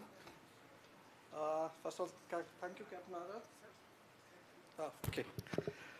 Good afternoon again.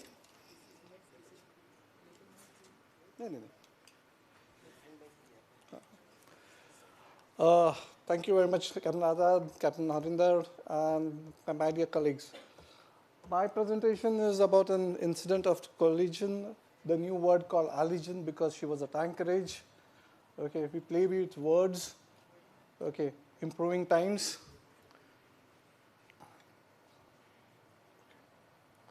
This was a bulk carrier, handy size, discharging in Mumbai anchorage. Okay, she had arrived on the 1st of August, discharging with her own gear into barges, dedicated anchorage area in Mumbai, Charlie 1, Charlie 2, Charlie 3, Dharamtar area.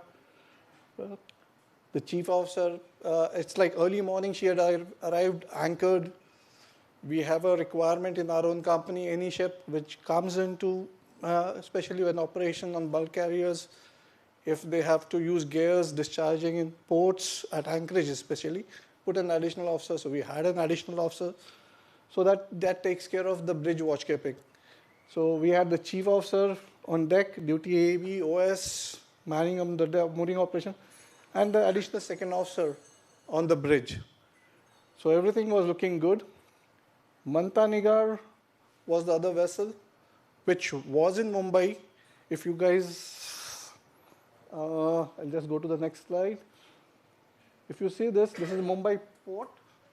Okay, near the Indira docks, there is a berths outside the Indira docks where the vessels also are berthed.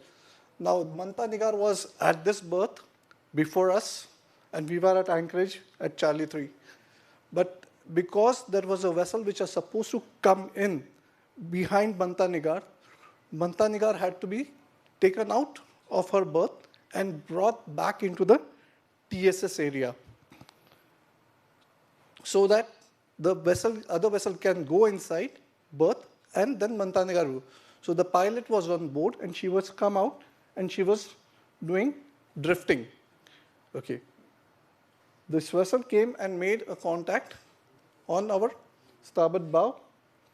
Her propeller got fouled in our chain because she was drifting and came on our bow, and our ship got pushed, so her chain got enlarged and her propeller got entangled, but not exactly entangled, but just got fouled. Okay. As a resultant, because of the current, she just turned, so you can say reverse STS, that type of a situation took place, and they were almost stuck in that position for almost 30 minutes before the tugs could come in and free us out. What has happened, this is like, if you see, afterwards we had to pull up anchor and again re-anchor in the same position. Okay, wind was southwest because it's a monsoon season, and tide was ebbing, the current was almost 3 knots. Okay. We use this as a case study for our BTM, BRM courses. So I just got a video to play. If you can see this, and then we'll go in detail.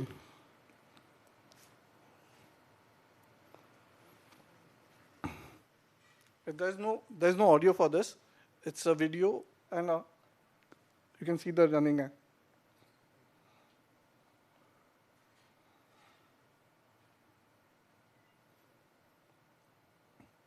It's that Mantanigar is there just coming in.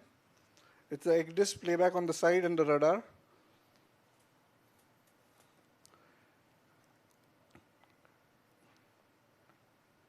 The duty officer, though on the bridge, was monitoring it because she was in the movement. She was moving. Okay, she was maneuvering.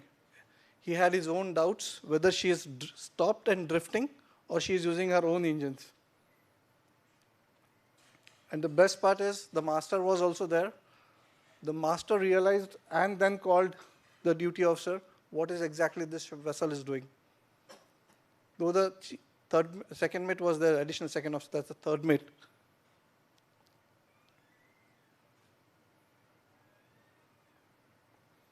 This is the time the master called him.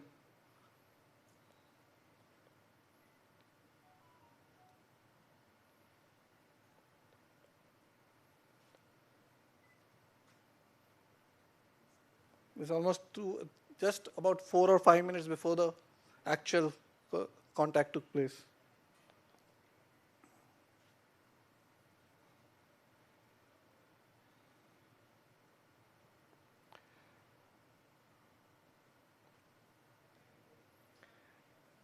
Master, after coming on bridge, started his own actions, started deporting the people forward, everything.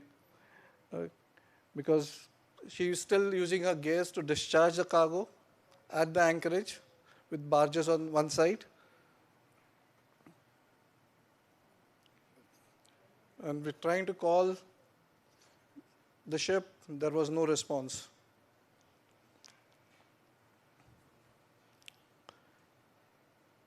It's to the ship, to the VTS, there was not much of a response that we could get. Slowly coming in, actual track, if she had done correctly our slow movement, she would have crossed the bow of our own vessel. But because she stopped and kept drifting, she came on our own vessel. And for us, there was 3 cables, a next vessel behind us, which was also having cargo operations. So it's like nothing you can do. This is a designated area for discharging of bulk cargo there.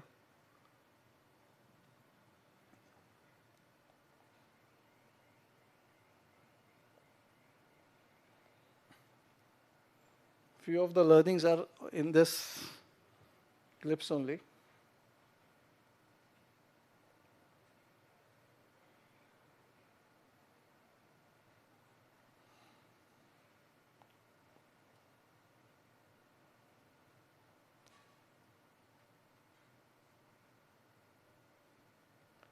And this is where the whole thing changed. The pilot of Mantanigar called and reported VTS himself that he has made the contact, accepting that he has made the contact.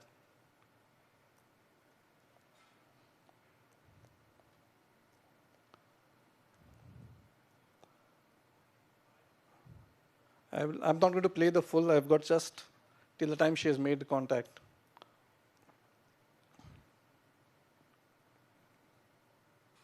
That's that Sikanos which is behind 3 cables. So it's not like we could slack and run behind, because still the time, if we run behind, we would have hit her.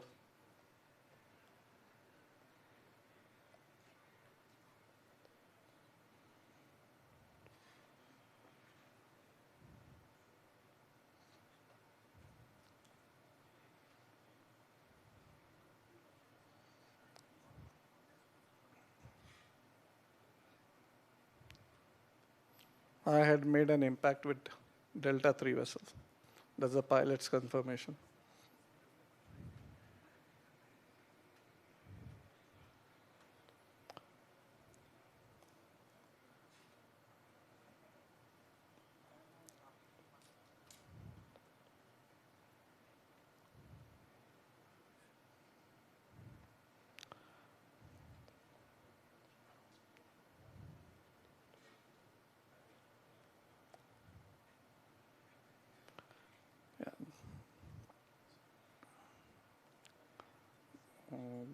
The photo will come, just give me a minute.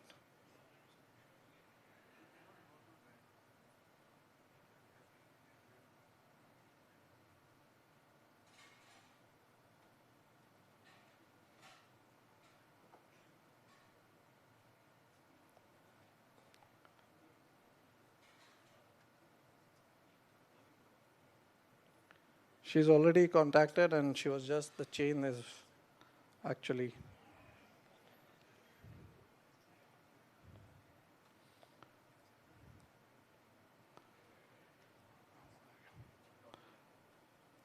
this is what it is. If you see, the chain is actually gone underneath her hull, between the propeller, and that is why she swinged. And in monsoon, the current is very high, the winds are also quite good. So there is always a weight on the chain. Okay. Just to summarize, this is what it is.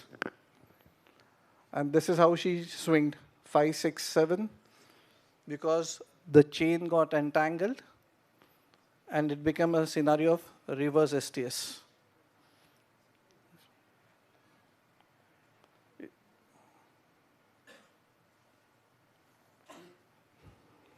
That's what a reverse STS looks like. Everybody knows. That's the chain going underneath. And luckily, without anything, the pilot was smart. He didn't use engine. As the ship swinged, the chain got cleared because we were able to slack a little bit of it, and she got cleared on her own. And then they pulled her away.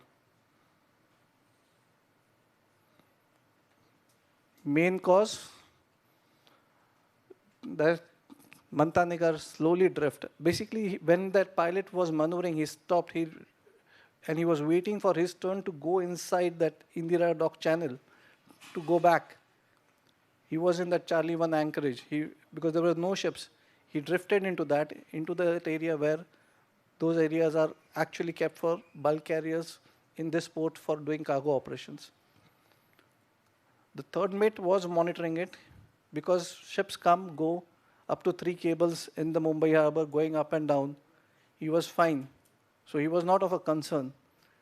He didn't realize when it stopped and it started drifting. This is one main problem because she had to swing herself to starboard to go make an approach back into the channel to come alongside. So he was turned, and that is how he came abeam of the current, and that is how the drift increased for him. And that is how he landed faster. If he had stayed in a certain angle, which was the course, he would not have made that much. He would have drifted out, away from our own vessel. But because he executed this complete starboard turn and came broadside, he just drifted on. Tide wind of 20 to 25 knots and current of 3 knots. So basically, when his speed must have gone below 3 knots, she was not on her own. She just drifted onto us. For us, yes, we had a learning from ourselves. Our own vessel also failed to appreciate the fact of this unwarranted. Because like I said, the third mate was monitoring, but because he was seeing this vessel hanging around, he didn't have a doubt, because she was using her engines till that time. The moment he relaxed, everything changed for him. And VTS, Mumbai VTS is a very good VTS which keeps telling me things, but they also felt, we felt that they didn't do alert.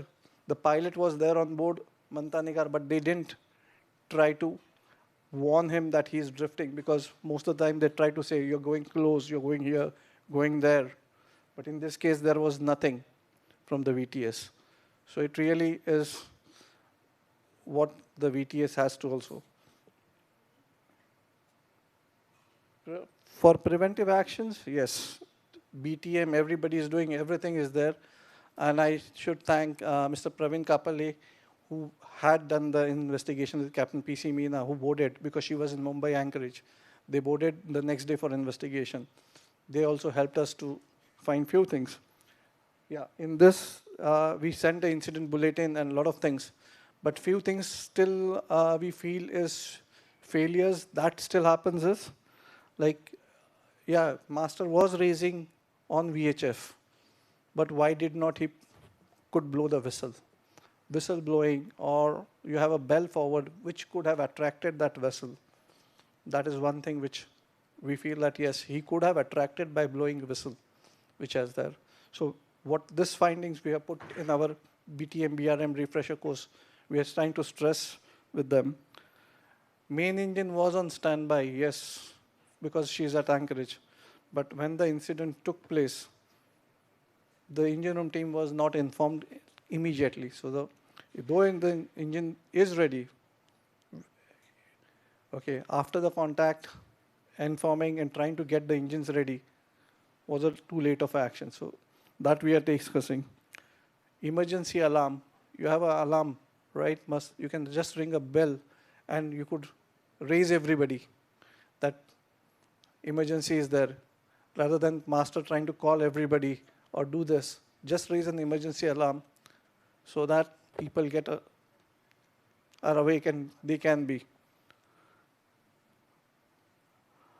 Communication. If you have seen those audio visuals, if you see the language of the master, that's one thing which we have also learned. The communication between the officers normally is the one which is of a concern, because under stress, the words which were used by the master will not motivate the third mate also to respond back. So we are trying to tell everybody when we are briefing that please take care of this communication. Because this is, in emergency of this language, normally also this can be the language of communication under dense traffic area or anything, and which can make the guy not respond to you. He will just not put his brain for doing any actions. He will just wait for everything that you tell me, I will do. You tell me, I will do. I will not do anything which is different. Okay. We have seminars. Now we try to have seminar common also, and we now try to have a seminar only for junior officers separately, so that let them come out what they want to share with us. Because when we had the full seminar with seniors and juniors together, we used to find that nothing comes out. Now at least with junior officer seminar, there is a lot of things they want to express. They express to us freely. So it becomes really easy for us to take care. Also, Captain Harinder has taken out a DG notice on this after the investigation has completed. So that is one thing which is good. So collectively feel that yes, there's a learning which actually is today's boys, second mates and third mates who are on our vessels. Okay, they are not using all the available means for communication or for navigation. Like Hafnia Nile, he kept it on 6 miles, fine. He should have done, increase the range, decrease the range, everything. So it's basically the navigation skills. Are they afraid or are they something else in their mind? That needs to be really taken up in discussions. Nothing else. Thank you, gentlemen.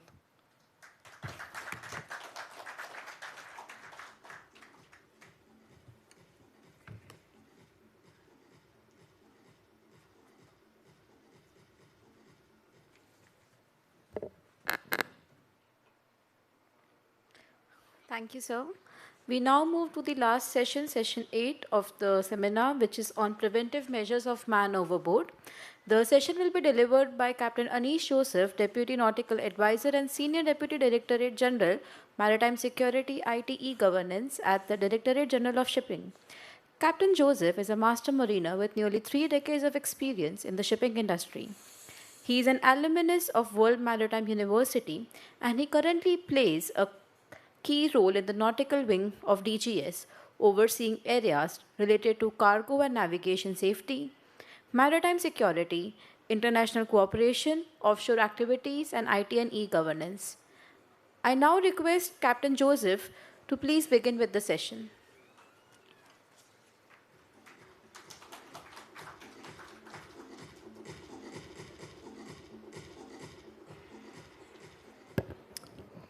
Thank you, Meher. I think being the last session of the day, I would like to try and keep it light. Most of the learnings of this, I think, being from the safety departments of the respective companies and the industry body, you may directly relate to. But let me start off with a story. It would lead to probably what I'm trying to explain on why it matters. I was a master taking over from another master on a container ship, and luckily for me, we had it was a good owner. They allowed us parallel sailing some time to get settled down, and I had a lot of time to go through the ship's documentation and all. And when I went to the past incident reports, I found one incident of much of interest. And this incident happened with the captain whom I was relieving. And the story goes like this. Being a dry fleet, they still had zero alcohol policy. And the only time alcohol could be served on board was during parties, which used to happen maybe once in a month or once in 2 months. And on one such occasion, the master arranged for a party. They were, it was a container ship, transatlantic voyage, good weather, And it was a Saturday night. They had a party, and everybody got a little bit high. And what happened during that party was there was an altercation between the captain and the bosun. So that was what was interesting. The captain and bosun, they got into a tiff. The bosun said a lot of things which shouldn't have been told. They almost got into kind of a fist fight. Eventually, by 1 o'clock, they wound up. The bosun went to his cabin. The master went, and the thing is that story doesn't end there. So now this captain is very dynamic young guy, very good name in the company. Next day morning, he went on the bridge and he said he felt that what happened the previous night was not good. He was a little offended because the bosun actually used a few abusive words, and also he wanted to talk to the bosun. So he told being a Sunday, next day, he told chief officer, please did the bosun report today? So normally on most of the ships, the bosun, they generally come morning 6 o'clock, report to the chief officer. And being a Sunday, and because there was a party the previous day, he didn't come and report. So chief officer said, no, he has not reported. And this being a container ship, normally the routine of bosun was morning he will go around with one of the duty ABs and check the lashings and check the reefer containers. And so then what the chief officer did was he told one of the ABs to go to the bosun because he was not picking up the phone, bosun's cabin, and try and check with whether he's there in the cabin. So when they went and knocked on the cabin, they got the master key and opened up. He was not there in the cabin. Sunday, it's already 10 o'clock in the morning. So they assumed that probably he must be sitting with somebody else, and they left it at that. Lunch happens. So captain again asked around lunchtime, did you find the bosun and what's happened? And lunch, he didn't come to eat the lunch. Then they started getting worried, and they did a complete search of the ship. They went into the cabin. Cabin is not there. They went looking around the ship. They couldn't find him. And then this captain, he realized there's something amiss. So immediately he went, and as a man missing case, and this is something which has happened in 2010. Man missing case, he immediately informed the MRCC, started a search pattern, tried to find nothing. Of course, it's like finding needle in 100 haystacks. It's not even needle in a haystack, nothing. They don't know what happened, when it happened, where it happened. Is he on the ship? Because container ships, there are so much of areas where you can go.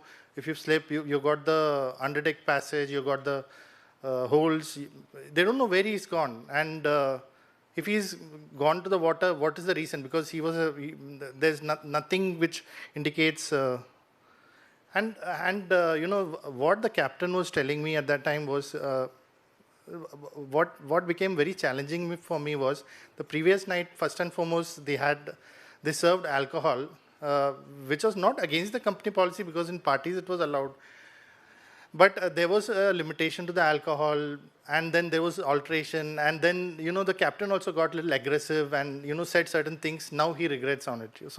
So there was never, you can imagine the captain didn't get a closure. Spare a thought to the family of that member who is sent, the member is a seafarer, he's gone, and he doesn't come back. Spare a thought to them. And why it matters? Because in any of the man overboard situation, if it happens and you immediately come to know, then there is a difference whether you can easily locate and pick up. Because if such instances happen, it's very rarely it happens that the person falls with a life vest, you are able to release the man overboard marker, and if it happens, then there is a much higher chance of survivability. So, to quote, the difference between survival and fatality in a man overboard is the time. Already in the morning, Harinder had presented part of it, even Bipin had presented, was on the two type of man overboard. One was the marine casualty.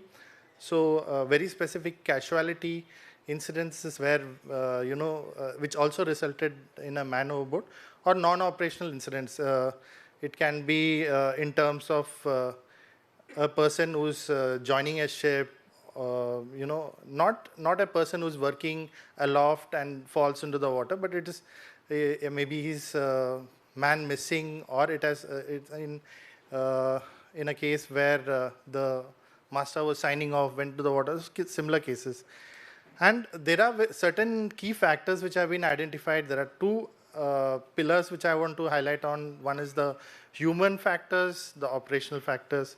Human factors especially come both in the casualty scenario or non-operational scenario, whether it is the fatigue, the reduced situational awareness, or during routine work there is complacency, alcohol consumption, or eventually there is something psychological, and operational environments based on where you're working on. The psychological part of it, the depression, is something which we are seeing more often than not now on shipping, and the challenge is depression is something which is completely hidden, very difficult to identify. Even the person probably who's suffering from depression also doesn't come to know that this is something which they are going through. And we have seen of late many cases where when the man missing is reported, eventually the people who are on board, they say that, sir, we were not even aware that he was going through something like this. The numbers, Harinder had highlighted it, I just wanted to show again. These are the incidents of Indian seafarers or on Indian flagships. And, if you see on the top of the list, 80% is all deck side. Probably one of the reasons is because of the operational, most of the time they are working on the deck. Even if you see the non-operational incidents also, 63% of the incidents are mostly related to the deck side only. Comparatively, you see 10% of the marine casualty for engine non-operational, 28%, and the saloon rating is at the lowest. Probably they are the happiest on the ship, So again, a graphical representation, how it's transpired over a period of 3 years. The numbers may not be representative of exactly the fact that it's on an increasing trend. The numbers are anyway high. The number of man overboard and missing cases are much higher than the casualties which have been reported. But it is also probably a good case of the work which has been put in DG Shipping by the casualty wing, Captain Harinder, in terms of better reporting which is happening and the support which is given by the shipping companies.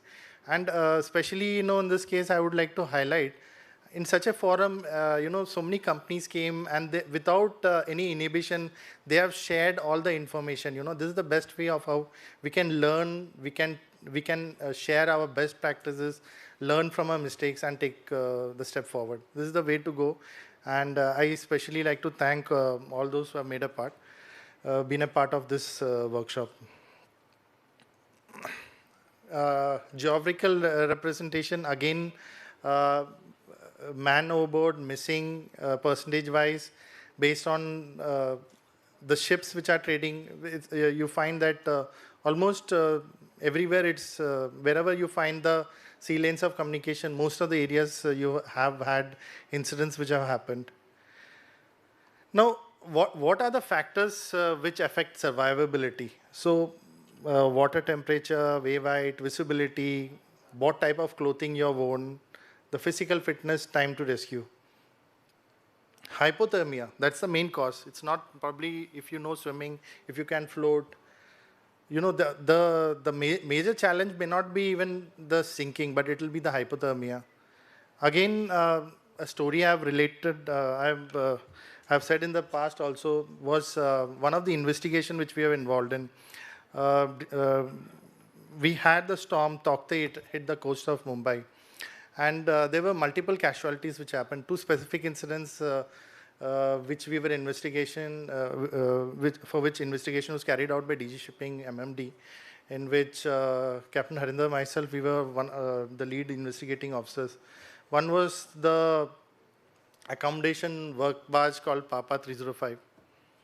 Papa 305, and then there was this tug called Varaprada. Now, Varaprada, there were only 2 survivors. Papa 305, close to, I think, 177 survivors were there. 70 lost their life in that incident. And unfortunate to that incident was how, what we talk about the Swiss cheese model or the Murphy's Law, what could go wrong, everything went wrong that particular day. We had a series of mishaps, what you can say. They didn't have lifeboat. The vessel was supposed to have a lifeboat, dispensation was given. They didn't have immersion suits, and you'll think why immersion suits are important. I'll explain that very shortly. The life rafts, none of them inflated, or they inflated and they deflated very soon. And they were in a storm, 120 knots wind speed. The wind, the chill factor probably will be high. Again, that would also be, a cause of concern here. Search and rescue is almost impossible. We came to know the vessel had struck a rig and it had ruptured its hull and water was coming in, and we had very less time. The naval vessel, which is the strongest vessel, could not, make headway in that storm. That was the condition it was in. It took the last known survivor was rescued 20 hours after the vessel sank. And because they didn't have life rafts, they didn't have lifeboats, what happened was, and due to, there was this radio officer who did a good management of the situation. Unfortunately, we have this Honduras COC holders as master and chief engineer. They didn't take responsibility. The evacuation was done by a radio officer who was giving his second mate foreign going exam. He had cleared his returns. He was waiting for his orals. He had got his GMDSS license and he was working as a radio officer on the ship. And he marshaled all the people, gave them very good advice. And eventually these people, they formed groups, formed circles, jumped into the water. They had life jackets on board, no immersion suits. They went to the water. By 20 hours, what is called as warm water hypothermia set in. By then, not only were they fatigued, of course, the wind and the chill factor would have been also a causal factor. But many of the survivors, when we were doing one-to-one, we did a investigation. We went and spoke to all the survivors, and many of them said in front of their eyes they could see one by one the survivors. They were locked to them in circles. It was a very sad thing to hear, and they're losing lives. And the last person picked up was this radio officer and a few other crew members. And after that, whoever they picked up were all dead. Fatigue also had set in by then. So not only cold water is a factor, but in warm water also there is a factor which needs to be considered. Search and rescue, we have got a very robust SAR system. The world is divided into various regions. We have got very good support from the Indian Coast Guard. DGCOM Center is supporting as and when required. We also come up with the regulatory support by virtue of putting up incidents and best practices and the videos which you have seen, which was launched also officially today. Certain safe practices, I don't want to dwell too much into it, but because these are things which you do. But beyond that, what is there? I want to talk more on the technological solutions which are involved. And this is something I think as ship managers, you should probably also take note. And I'm sure these are things which are already into consideration. So how we can use technology to leverage and try and reduce the time which I was talking in my initial part of the presentation. I just wanted to highlight few of the technology solutions which are available. So we have the VHF frequency device, we have the satellite based device which is working on the COSPAS satellite, and we have the radio frequency device. So on the right, this RF crew tracking system, you have now similar RF tracking systems which are in form of watches. I don't know whether you've seen this. These watches are used on even some passenger ships and all, they use these watches. And these watches have two fold of use. One is when they are on board, you get access control to different areas of the ship. But what happens is if the signal is lost, it immediately triggers a alert. If you see the personal locator beacons, AIS MOB devices, and the RF crew tracking system, which is shown on this particular slide, will only be, this is not something everybody will be wearing all the time, may not be comfortable. But if you see online, these the new RF tracking systems which are available are like watches, and they send an alert. Even they have got GPS positioning system, and they I was just trying to research on what is the cost. It costs only $90. So these are systems probably shipping companies should look into. I've given few of the examples of some companies, just randomly searched without any, but each of them have got very specific AIS MOB or the PLBs or the RF crew tracking systems. Then more importantly, the bigger challenge, nighttime, or if it is restricted visibility, then what happens? Then you have to look in terms of using infrared and thermal detection system. So two instances I just want to relate in terms of how the system has been useful. We were having a meeting in terms of, with one of the major container liners, and they were, part of their good practices, they were, narrating a story. On board their ship, now everybody is aware of what a LiDAR scanner is, because nowadays your cars have it, your phone has got it.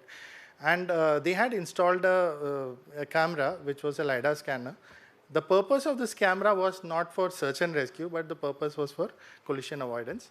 And what happened is, this system, it automatically, when the CPA, TCPA comes to a set value, alarm is triggered. Not only is it triggered on the ship, but it is triggered on the shore also. And in this case, there was no collision. But the system, because it's a smart system, it detected an anomaly of a target which was in middle of Pacific Ocean, if I'm correct. And eventually, it triggered an alarm in the main office, and they then asked the ship, they contacted the ship and said, there is an anomaly, can you just check what it is? Because that anomaly which was targeted was not very far off, about 4-5 miles away. And when they went close, they found this was a sailing boat with its mast torn and broken, and it was adrift, and they were without water and food for close to 3-4 days, and they could rescue it. So it was a big thing, and it is something, it's how technology has been leveraged. The purpose was different; it was for collision avoidance, but we used, and it was for. But moving ahead, and something which is more relevant in current contextual, and this is something which is being used by passenger ships, is the concept of video analytics and smart CCTV. Again, very relevant in the sense that not only can they be used for man overboard. So if you see on the right, DG Shipping came out with a circular MS Notice 2 of 2025. And when I was working on this circular, I worked with a few of the companies very closely. In particular, one company had a big ship management company, and they had one set of owners who were very invested in the idea of installation of CCTV systems. And not only did they install CCTV, they installed smart CCTVs. And this smart CCTVs, if you can see the left side, disruptive traditional CCTV monitoring, the CCTV was smart in terms of it could identify these similar anomalies. So one incident happened, the oiler was at watch in the engine room. He had gone down, he was the lone, it was a UMS ship, lone watchkeeper. He had gone for something, and he slipped and fell and hit his head, and he went unconscious. Not a serious injury, but he was unconscious. The CCTV detected the anomaly and informed not only the bridge, but informed the company.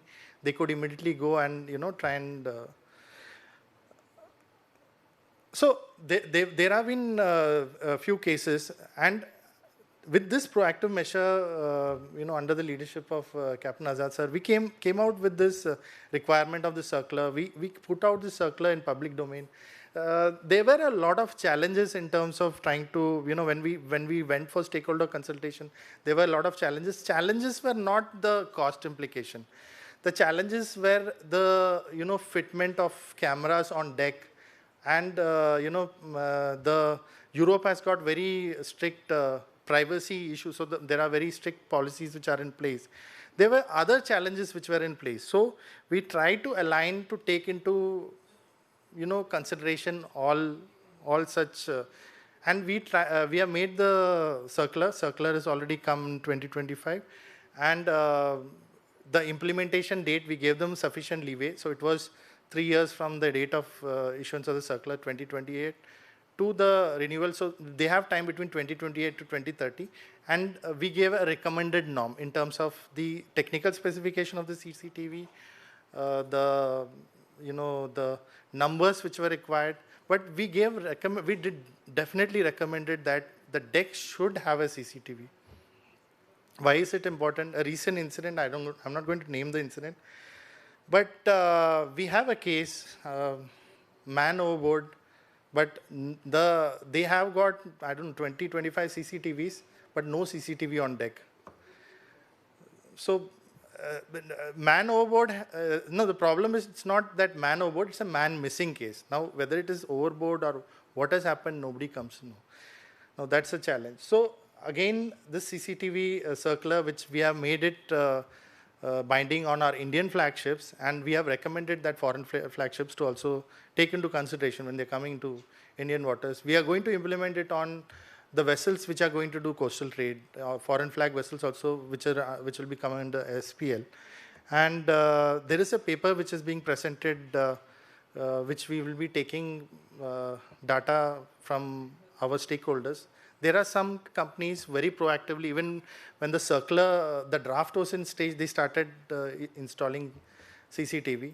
So this is one way of we can think. If the system can identify and give you an early intimation that there is a person which has gone overboard, for whatever reason, there are very good chances that you will be able to search and recover. So, safety culture, company's responsibility, these are basically imbibed, or they are very much part of your safety management systems under your ISM code. I'm not going to dwell too much into it. I want to just highlight again, when we talked about depression, the initiative of Sagar Mein Samman, which is there. Sagar Mein Samman, all of you are aware, please. And I am sure that you have certain policies also which you have implemented on the ship in terms of trying to ensure to promote the well-being, the stress management at sea, because the sea is very, very challenging, and it's not very easy going out to sea. It was not easy before, it is not easy now. So this is something I would, it is there, we have a portal, we have got a special team which does this Sagar Mein Samman. There are psychologists involved. I would request you to also take back, you can look at our website or into our social media, and you'll get details about this scheme which is there. And it is to ensure that the mental well-being of the seafarers are protected. And finally, a video on one of the man overboard cases. I'm not showing the full video, which is an 8-minute, but a teaser of the Proteus Havon, a video which has again been prepared as part of our 7 videos which was released. The full video is available on our DG Shipping site.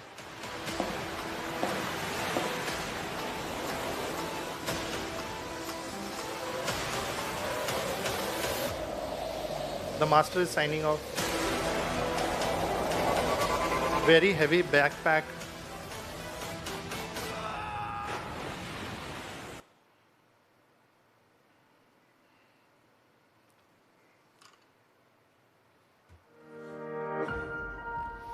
The video is available on the DG Shipping site.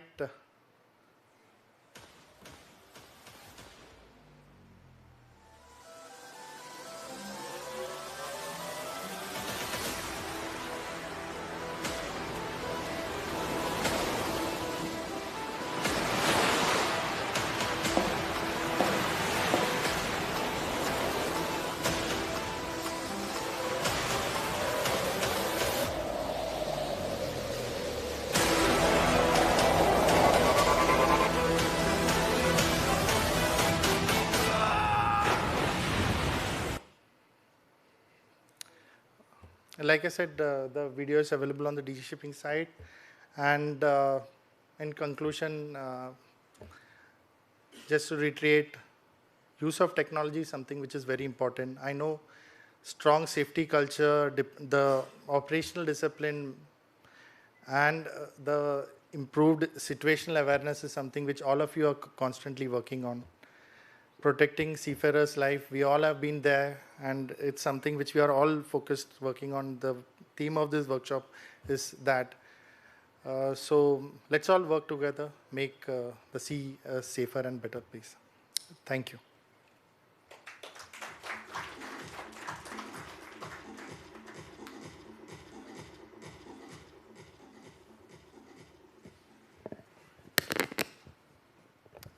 Thank you, sir.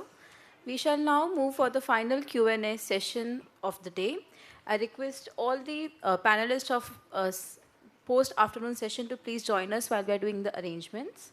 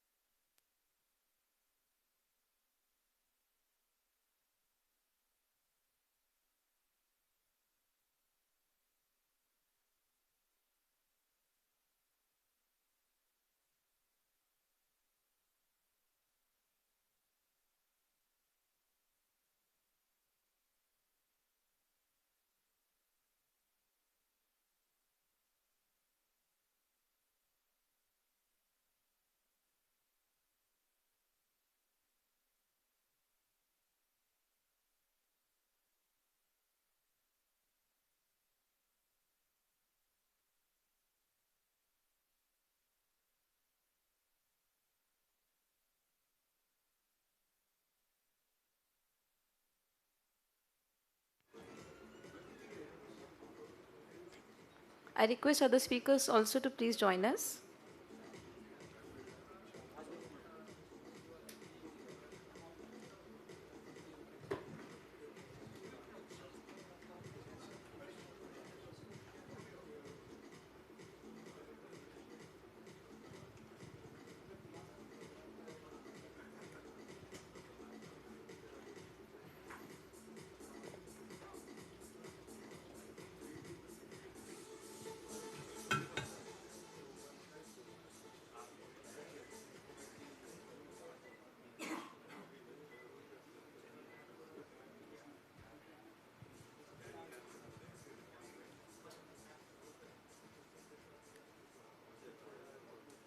We now start with the question answer session.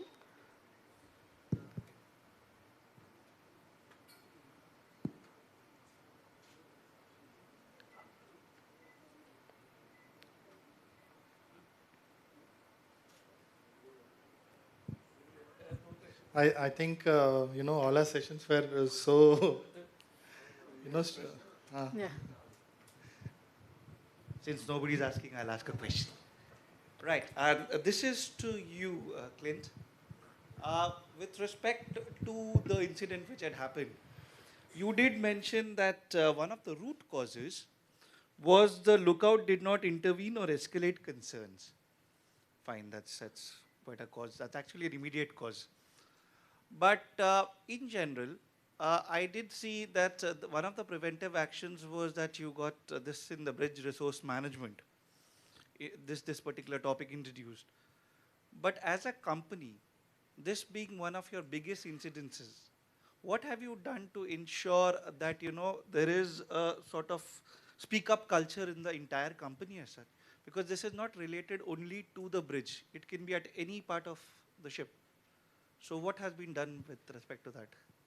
It's a very good question, and I think I didn't have time to touch, but in my corrective action, actually we have introduced one of the leadership modules called Ambitious Leadership at Sea, which actually works on the principles that, for example, for me, I've already done, show-based, we have already done the training, where you're mentoring and you're training the next level of team.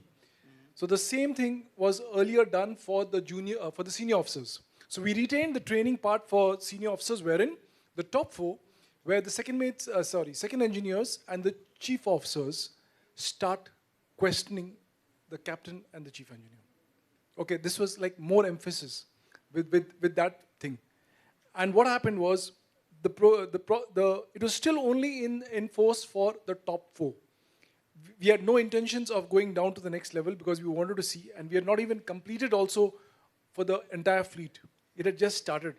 But then, after we see the incident, because in this incident, if you see, the AB is there. Okay, the AB is not, first of all, the AB is not trained to recognize alarms, and they're not trained to read information from radars. So if their lookout is there, they're just looking out what is happening there. They don't know that the vessel is heading to port, right? So the expectation for him is, please come out. You're not supposed to be doing things inside this. And if you need to do something, then let's call somebody. So the expectation was that. So this ambitious leadership at sea basically empowers the junior levels and below to question the decisions made by the seniors. For us, just to give you an information, we have 28 nationalities. 13% of the fleet, which is over 650, are women from 28 nationalities. So that itself throws a different dynamics to the team, because the challenges are culture. And this is the reason why we said, let's get this program in short to the next level down, which is going to take some time. Thanks. Just as an aside to that, Hafnia very kindly involved me in a number of crew conferences over the last 2 years. Some were combined with some junior officers and senior officers, but I went to 1 or 2 junior officer conferences, and I've got to say I was impressed with the frankness of junior officers being encouraged in that environment to speak up. And part of what we were talking about was speaking up to the master about things that were of concern to you. And they were refreshing. I mean, I lectured them on distractive causing devices. And I had one guy stand up and say, if I see anyone, sir, with the greatest respect, on the bridge when I am there, operating a tablet or whatever, my life is in danger, and I will report that guy to the captain immediately. And I said, well done. That's what it needs. Just to, since Captain Anish was mentioning, so we are using a software which monitors this on the bridge. It's a ship-in product, I was just talking actually. So we have installed that on bridge, and the alerts come to us, and even me, which I put in a comment, Captain, can you please investigate? And then they come back, and they say, Clint, this is what they were doing. Yeah, we are doing the testing for that. So we have already installed it, we have got, it's there in the engine room, deck, bridge, but bridge is one of the most focuses. Yeah, Captain Clint, one question to you. Captain Bipin here. Yeah, Captain. As you mentioned that there's some triangle which you're already aware of, that a lot of vessels are there, So in that case, do your SMS do mention about this particular triangle? Or have you mentioned certain areas wherein more extra precautions have to be taken in different parts of the world? No. Okay, so when we had this incident, we actually reached out to all the time-chartered charter parties of ours. And we told them this is the concern. So at that time, there was nothing in the industry which we knew of which highlighted this. But when we had this with Shell, the Shell vetting directed us towards Shell security. And that is when Shell security went, and they have actually given us a directive. In fact, they have presently on record all these spots where these STS operations or this loitering which happens around hotbeds, they have identified. And this, what we do is, this has been shared with the fleet, and we are keeping a tab of this whenever Shell comes out, because they've got more information, and regularly update the fleet. So the answer is yes, we are doing that. One area that a government put an end to was the Greek government, put an end to a similar operation to what we call the Triangle in the South China Sea. It was in the Eastern Aegean. And the Greeks had a very effective but a very good Greek way of dealing with this problem. Someone in the Transport Ministry or the Shipping Ministry got hold of the Navy and said, can you do us a favour? Can you announce a series of live fire exercises in the following coordinates? And guess what? The Aegean Triangle magically disappeared.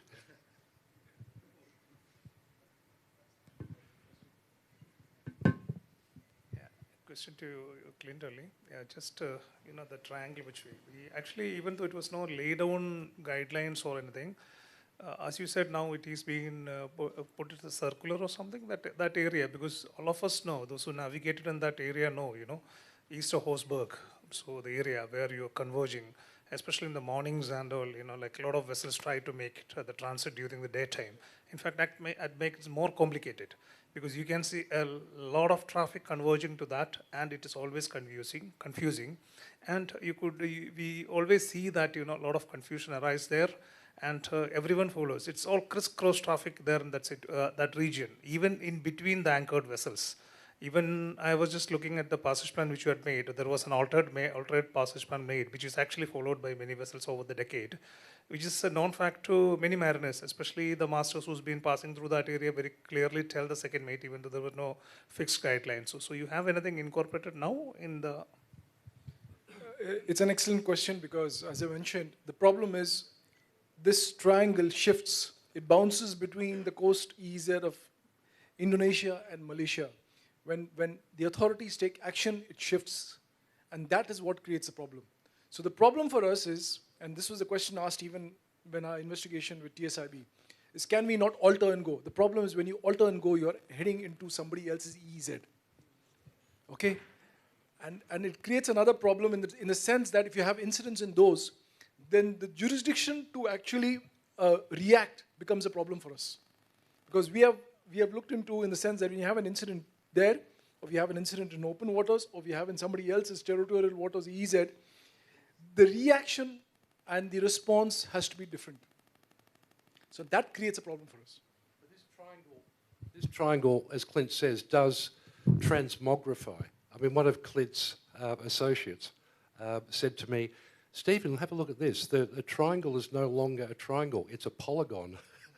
So it does change. And it does stretch more southerly and more northerly as it gets bigger because it's hemmed in by Indonesian archipelagic waters and or territorial sea.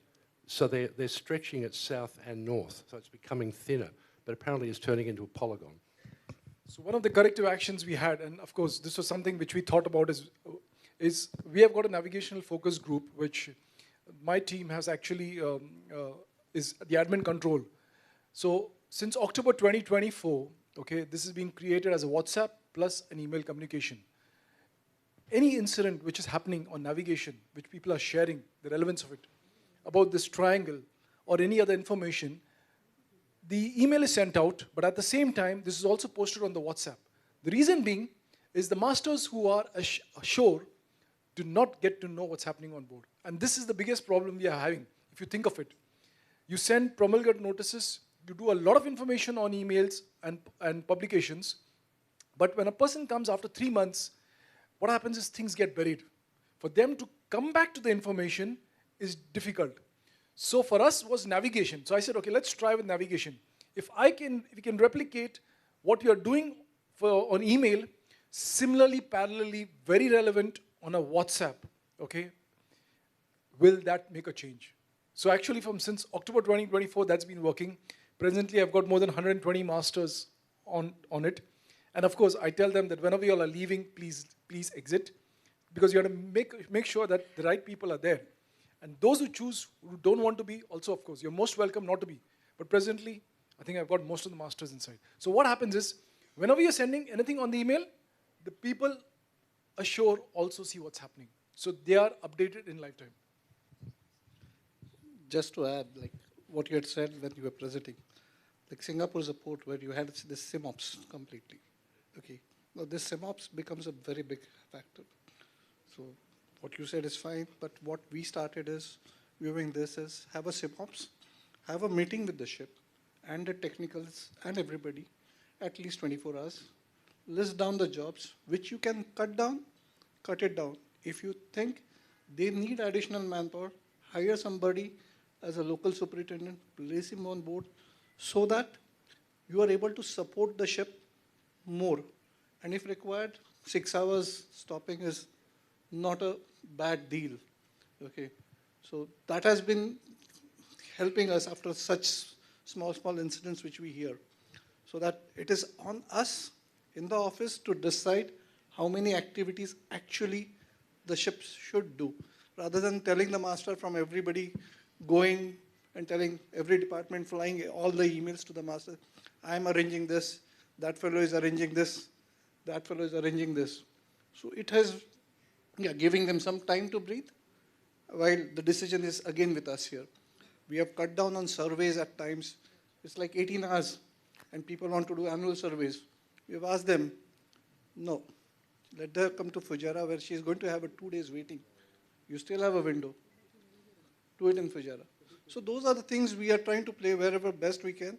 Otherwise, put an additional guy who is your representative, should help. So those are the things which we started after learnings only. Thank you. It's a great point you mentioned about this, but the problem also with Singapore, again, as I said, Singapore is looking at just in time because they are having problems at anchorages. So this challenge, actually, I did convey to the director of Marine there. He says, Clint, but then problem is if it's creating a bottleneck. The more you stay here longer, the more I can't bring in ships. So it's creating a problem. So the thing is, we have stopped doing any surveys in Singapore. Annual surveys, all out. Because bunkering, crew change is priority. Annual service, do some other port. We now take question from the audience. We had a question that side. Captain Abdul, one question to you. This elision which you're talking about, in your investigation, I was just wondering that the pilot on board another vessel and she's not using engine drifting, the solid chances of elision would happen for sure.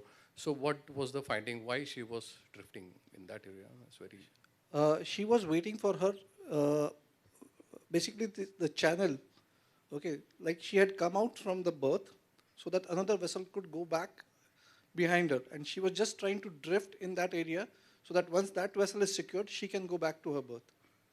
So she should have been somewhere else, but she just got delayed. Like she took a starboard turn to make an approach, and she got an information type of thing that, yes, the ship is still not made fast.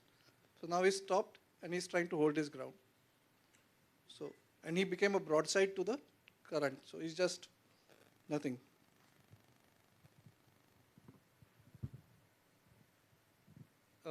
In fact, we are also in the process of making the safety movie on this particular incident, Mantanigarh Jagrada.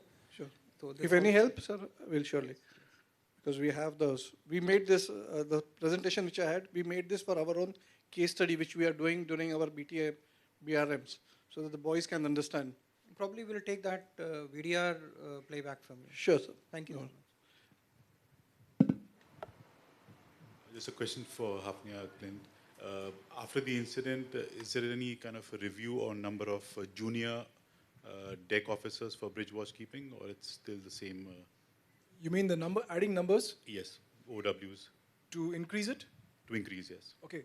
So actually, just last year we had given, so every year we go on adding numbers to it, but we don't fix it.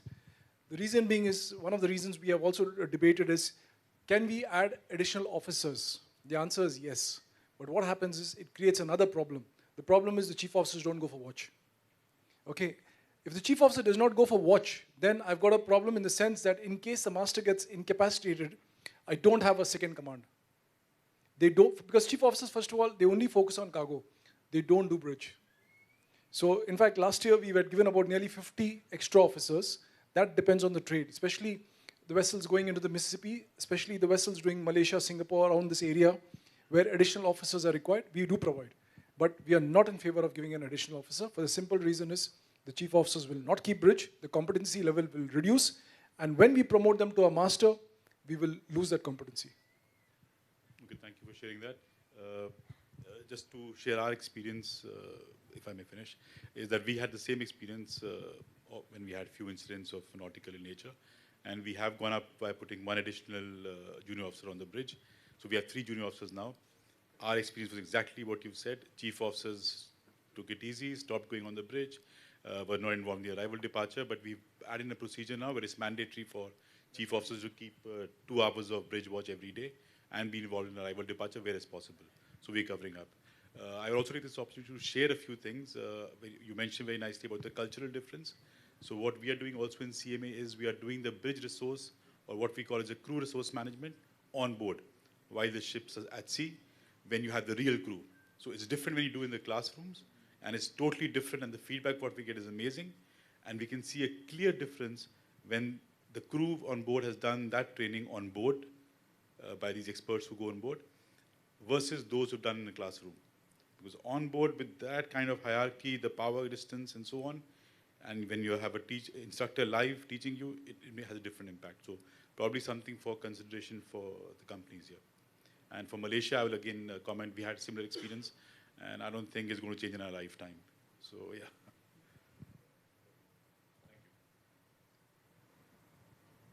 I was also just adding on to that, what Clint mentioned. Same thing, you know, we have even during the audits and all, we have collected the data, which again revealed that the chief officers don't keep watch whenever we were continuously giving officers. So we had to send out a manager's instruction about at least one watch by the chief officer, and especially taking part during arrival and departure. Because we had investigated one of the incident on one of the vessel, in which it was revealed that the master, who was new, but relatively he had no experiences of watchkeeping or attending these arrival, departure, mooring stations and all as chief officer on the bridge basically, because he was predominantly on vessels where additional officers were there, and he was not exposed to navigation actually. The best time to learn navigation, or you know, you understand that navigation, that seriousness is at the mate's level, which actually is going out of them, because they take the easy route when you have it. So now again, junior officers are restricted only to when it is required for the trade, or you know, vessel is involved in continuous STS operations on a route which really requires us. So this is, I think many companies are following that.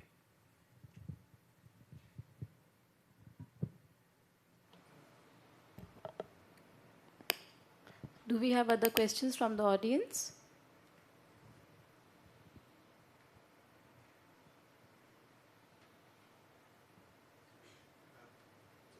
Sorry, this is not a question, but this is not a question, but just an add-on to the triangle that you were talking about off the Malaysian coast. Now, towards going west from it, towards the Malaysian coast as such, the Malaysian Maritime Enforcement Agency, MMEA, they have actually come up with another area there where they are saying no drifting or anchoring. So basically it's the triangle and also going closer to the Malaysian coast. So what we've done is, in Maersk, we've actually incorporated that in our procedure as such, and informing all the vessels not to loiter there or anchor. Malaysia, categorically, the position today, unless it changes tomorrow, is exactly as you say. But Malaysia has put in additional nominated, regulated, proper anchorages. And they make it crystal clear, if you are in their territorial waters and you want to wait for orders or hang around or loiter or do crew changes or whatever it is, you must go to one of these anchorages. If you don't go to an anchorage, you are not exercising your rights at international law in the territorial sea, which has to be innocent passage. And it must be continuous and expeditious. So you can't just drift around. But they have put in additional anchorages. And I should say with the Indonesians, because the Indonesians got a lot of flack for their navy every other week, were arresting vessels that were 49 nautical miles away from land because they didn't understand, the master on that ship in particular, didn't understand the concept of archipelagic waters. So the Indonesians now, very close to Singapore, have put in 2 anchorages on Bintan. That's just south of Singapore. And they are now properly designated anchorages. And the Indonesians again say, if you are waiting for orders to go back to Singapore, we'll come here. But there's also commercial pressure from charterers saying, well, why can't you just go and drift? Because we don't want you to go into a port. And you incur agency fees and anchorage dues. In Malaysia, it's actually light dues. That's a commercial problem. But certainly from a BW perspective, we have made it absolutely crystal clear that, we have said, you must go to an authorised anchorage. You stay right away from this triangle. But we have said, if you want to expeditiously and continuously head north into the Gulf of Siam, and then when you get your orders, you turn around and you come back. That's okay, so long as it's continuous and expeditious. So that covers the challenge of the commercial requirement of not bringing them into the anchorages. So when you look at the way cost, the bunkers you put to go there versus this automatically brings them into one of the anchorages which is safe. I think it was a very detailed and very good presentation by all. Just as an outcome of this seminar, I'm just thinking, I don't know how far it will be feasible. As a Hafnia, you have taken a very good corrective action as well as preventive action regarding the crew rest period before joining, depending on the travel hours. Same way, I think Synergy also has done some very good action, and Great Eastern also has done, though it was related to other vessel. As an administration, what I'm just thinking, can we compile all these corrective actions and preventive actions you have done? Now it is only applicable to your company. So should we publish as the best practices being followed? So if I think you all agree, so anyway, so when government comes out, it need not be a mandatory. It's all a recommendation. We are just sharing the best practice. We were not aware, like whatever you have implemented, what other companies have implemented, So can it be done? Because that at least can be one of the takeaway of this seminar. Just my question. No, absolutely. And I mean, it's there in the procedures. Mr. Deepu Kishan Chandani, who heads our crewing office in Mumbai, you all can reach out to him. I think you can reach out to him. It is there in the safety management system. They are the ones who are implementing it, but we are the ones who are making sure it's being implemented. And as an ownership company, that's one thing which we have said, that this is what we want and we need it. If you can't do it, then let's look at other alternatives. But absolutely you can get it. Yeah, but you have done it. I want other companies also, whether are they ready, so that we can, we can publish it as an industry guidance. That's what my question. And I think that's terrific, but at the same time, we are continuing to reinforce with especially junior officers responsibility. You are responsible for getting proper sleep before you join the ship. You are an officer, you have a weight of responsibility, and it's on you to plan exactly how you're going to do it. You're not going on holidays. Yeah, it is a very welcome thing, even in a management company's point of view, where I can say, because we have different owners whom we are dealing with, so they all take it in a different way. But however, if it comes from the administration, for example, with respect to Indian seafarers, we are employing many Indian seafarers for different owners. So it would be a good move if you can. We can all share all these things which has been taken after incidents, case studies. We'll share with you. If you can put it as recommendations, we can always go forward to the owner and say that there is a recommendation in place which we can actually enforce upon. Because there are cases where they come back and say that it's not a mandatory requirement. Even though it's not mandatory, even as a recommendation, it would be good if you have it. Agreed, sir. We'll share it. Thank you, sir. I think Indian ship owners are always willing to accept any new requirements. I must thank Great Eastern and all the shipping companies. They have accepted the mandatory requirement of CCTV. It is only India has mandated by an order. It is not a recommendation like what I am talking. It is a mandate. They have to comply by next DREDOC, and everybody is installing it. And they will see their utility very soon. We have seen so many cases where for a single incident, multiple ships are searching for a missing person for more than 72 hours, including Coast Guard vessel, naval vessel. Still, we are not able to achieve closure for the missing cases.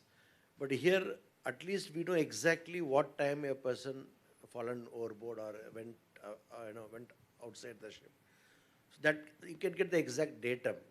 There is a possibility of recovery, also possibility of closure of investigation, because we are not able to close the investigation cases, unable to settle the compensation to the family members. So now I think Captain Harinder can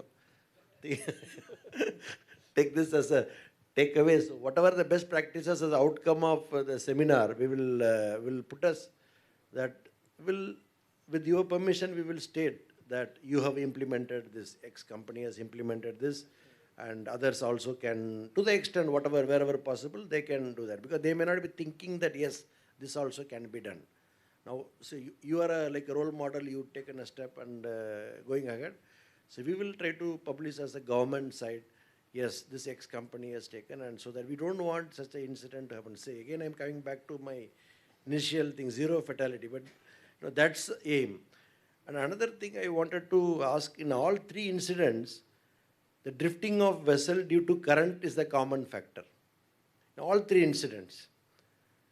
Even in competency assessment, we are finding it. If you tell the candidates to just draw the course, manually you plot it and see how the set and drift, you will find many of them are still not very clear. So maybe can we make some kind of animation, like animation games, like you try to head into this direction and create a set and drift to practice. Because we are just trying to find out all kind of innovative methods to bring this inside the minds of the youngsters. Like they are saying the ship is, everybody thought ship is clear, but they were drifting. They are drifting towards. In all three cases, it was a common phenomenon. And even in our examination, if we ask candidates about the set and drift, that's a weak area. People are not able to realize the effect, especially 4 knot, 5 knots current. So you can, if you reduce the speed, again your drift will be more. So can anybody make, we from our side also will try to make some kind of games or animated thing to, candidates, will tell them to steer the vessel. We are also planning to introduce a web-based simulation in our competency examination. Like candidate will be, they will have to navigate for passing an examination. We can introduce that also. Just if you all, support that, we can do that. So that just to ensure that the concepts are very clear with respect to drifting of vessel. Thank you. So to add on this, our second mates usually, after passing and the total time they take from the cadetship to actually join the ship, some of them were very good finish in 1 year. Some of them, with a matter of time, take a little more time. So what we have introduced is we try to put them on a simulator for 2 days before we finalize their ship and they're going on board. This is to just help them, because we have our own simulator here in Mumbai, so we are able to do it. 2 days to give them. But when they actually land, it turns out to be a different scenario what the masters report, the way the thing is happening. So some companies have a post called junior officers, I think. Okay, they try to put them as junior officers for 3 months. So we are trying to introduce that. But then for us, it becomes a challenge because people try to flee out from the Indian company out to a foreign company when they want to join, because the wage difference that happens for a junior officer and this. But we're trying our best to try to bridge this in a way saying that you get yourself trained on a simulator. Because we have a, like I said, we have a in-house, so there's not an additional cost which comes to us present. Thank you. Just to share with you, for us, the deck officers, the deck cadets especially, so our criteria is you have to do 16 months actually. And I know that most of them who are coming after 12 months have got their certification. But saying that they still don't take over any independent watch, though they get paid the salary for the certificate they hold. On completion of 16 months, you then, based on your recommendations, you get promoted to a 4th officer. The 4th officer still does not take an independent watch. They will be under somebody. Once that is completed, the master will then talk to the marine superintendents to say, okay, now I find this person all right. And then from the 17th month onwards, that officer starts to sail as 3rd officers. So they have gone a little over the regulatory compliance, but we are also paying them. Of course, there's always a push.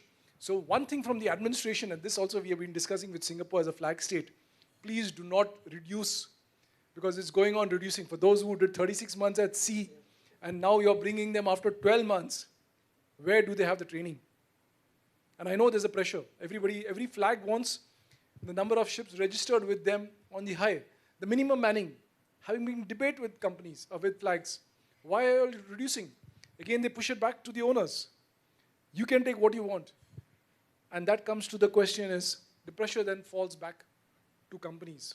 Some companies can take it, some companies can push it back. But the management companies will struggle, and those are the major companies who are out there in the market today. So as a regulatory body, from your side, please do not reduce this number.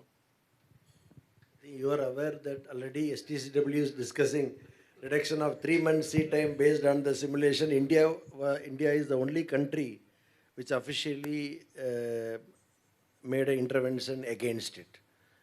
But I think everybody was, support of reduction of sea time.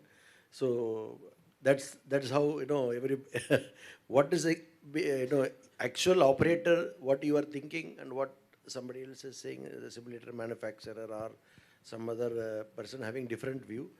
Anyway, that's again optional thing. So if at all it comes. Even many companies are doing, we have a scheme, 18-month scheme, but they are doing 24 months, which is like good companies, they have their own policies, which we support them.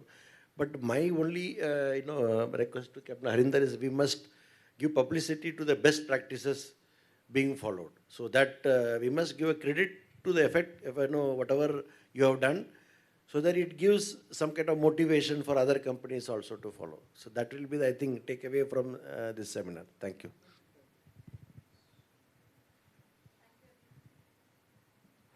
Thank you, everyone. I think with this, we close our question and answer session. As we approach towards the conclusion of today's seminar, we request Captain Azad to kindly present mementos to the speakers in appreciation for their valuable contributions.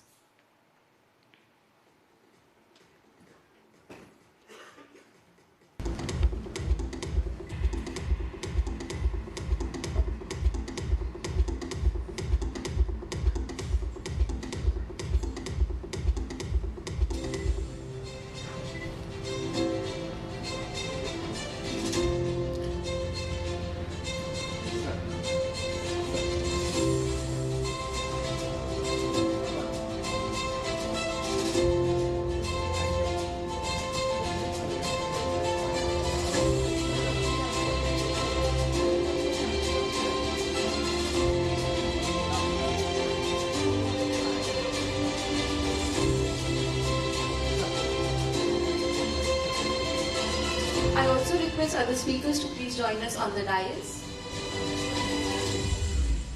Captain Mandir Mahadev, Shri Praveen Kapale, Captain Vipin Kumar,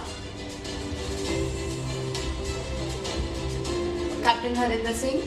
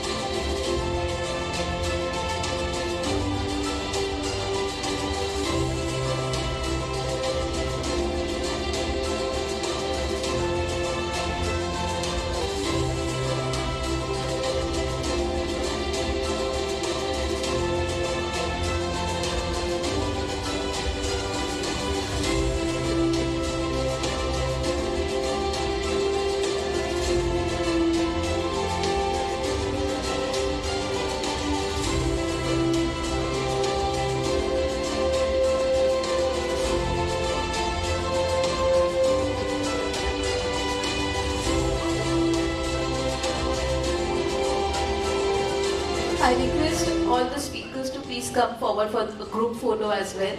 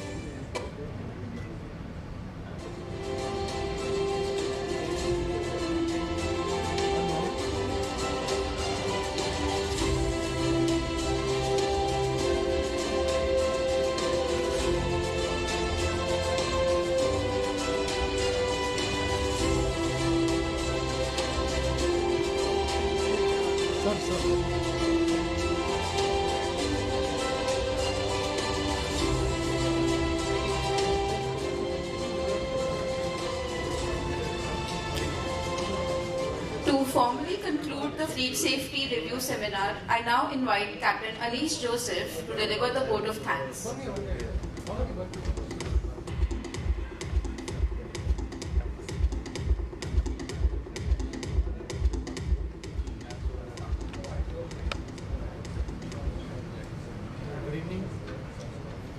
Good evening, everyone. I think one of the things which we must appreciate is, we are able to finish on time, which is a big achievement in itself. Towards the end, it's my privilege to deliver the vote of thanks for the Fleet Safety Review. This is the first of its kind, and this is a precedent for similar reviews which we'll do annually. And let me take this opportunity to firstly thank Sri Shyam Jagannathan, IAS, the Director General of Shipping.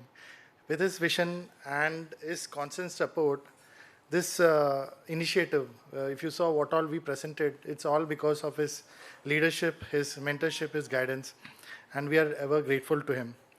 Our sincere appreciation also goes to our Chief Surveyor, Sri Ajit Sukumaran Sir, for his valuable insights and for consistently advocating the importance of maintaining high safety standards. He is due for his superannuation, and we will definitely miss him, but we know that he's there around, and we'll be reaching out for him for any advice or guidance and mentorship.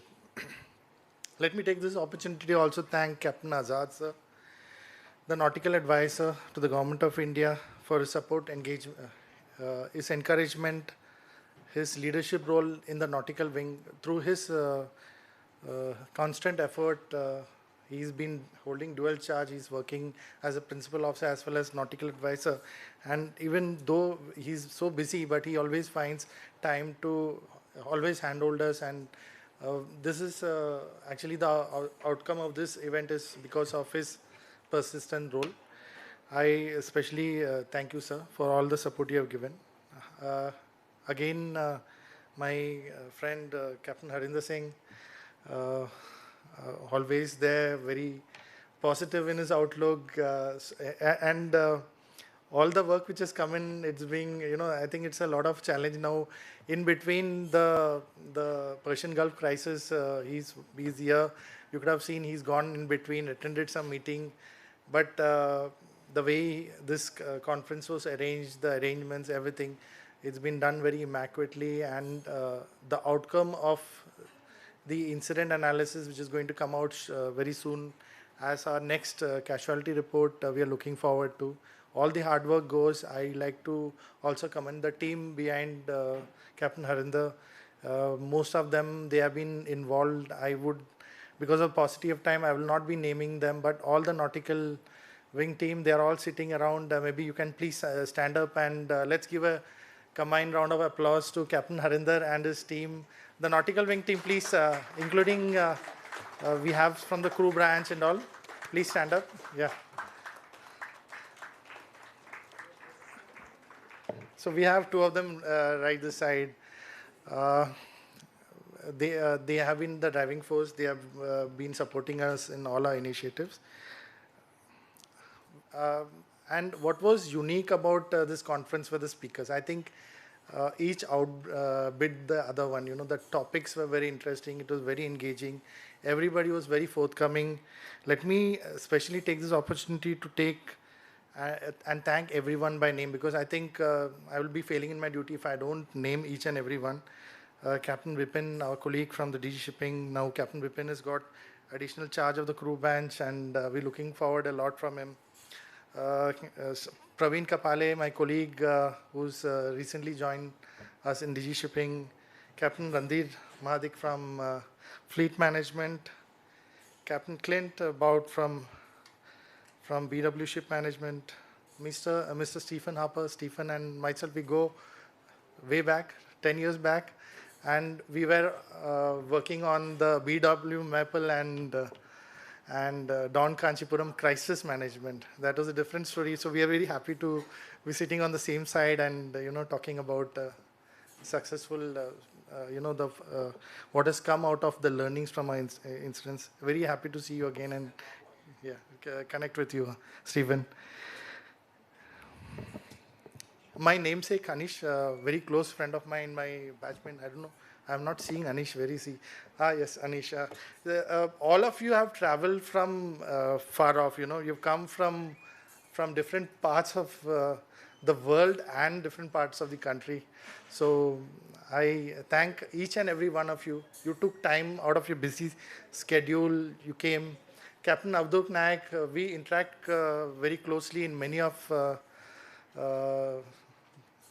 whether it's with respect to the audit, with respect to the safety management. He's a very good supporter of us. Like Captain Azad was mentioning that Great Eastern is working on the CCTV part. They are supporting in many of the initiatives and they are kind of a role model for us. So for many of the ship ownership companies in India. I think one of the most important takeaways were the importance of fostering a proactive safety culture, learning from incidents, strengthening operational procedures. Like Captain Azad mentioned that there are certain takeaways, there's going to be an outcome, there's going to be a report. The best practice is something which we need to share. I also take this opportunity to thank the event management, the media team which is involved in this event. Also, let me thank, last but not the least, the participants. I think the numbers when we had at the starting of the event and towards the end, it's almost same. And this is very rare for an event of this. And it actually goes on to show that, the kind of interest and, commitment you have towards such a topic. So let's have a loud round of applause to all the participants. So, thank you all. And I hope you have a great evening and a greater weekend ahead. Thank you. This concludes our program.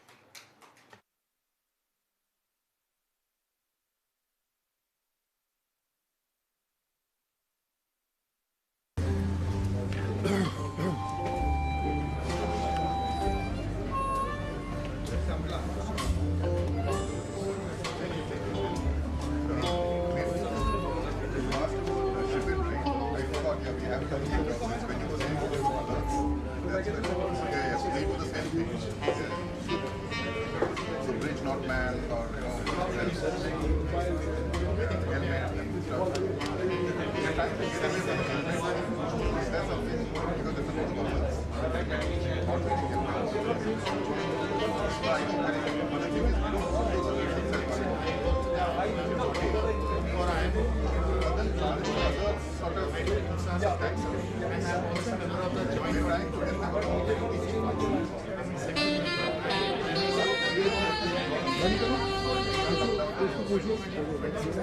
Sulfur का है, पूछना है तो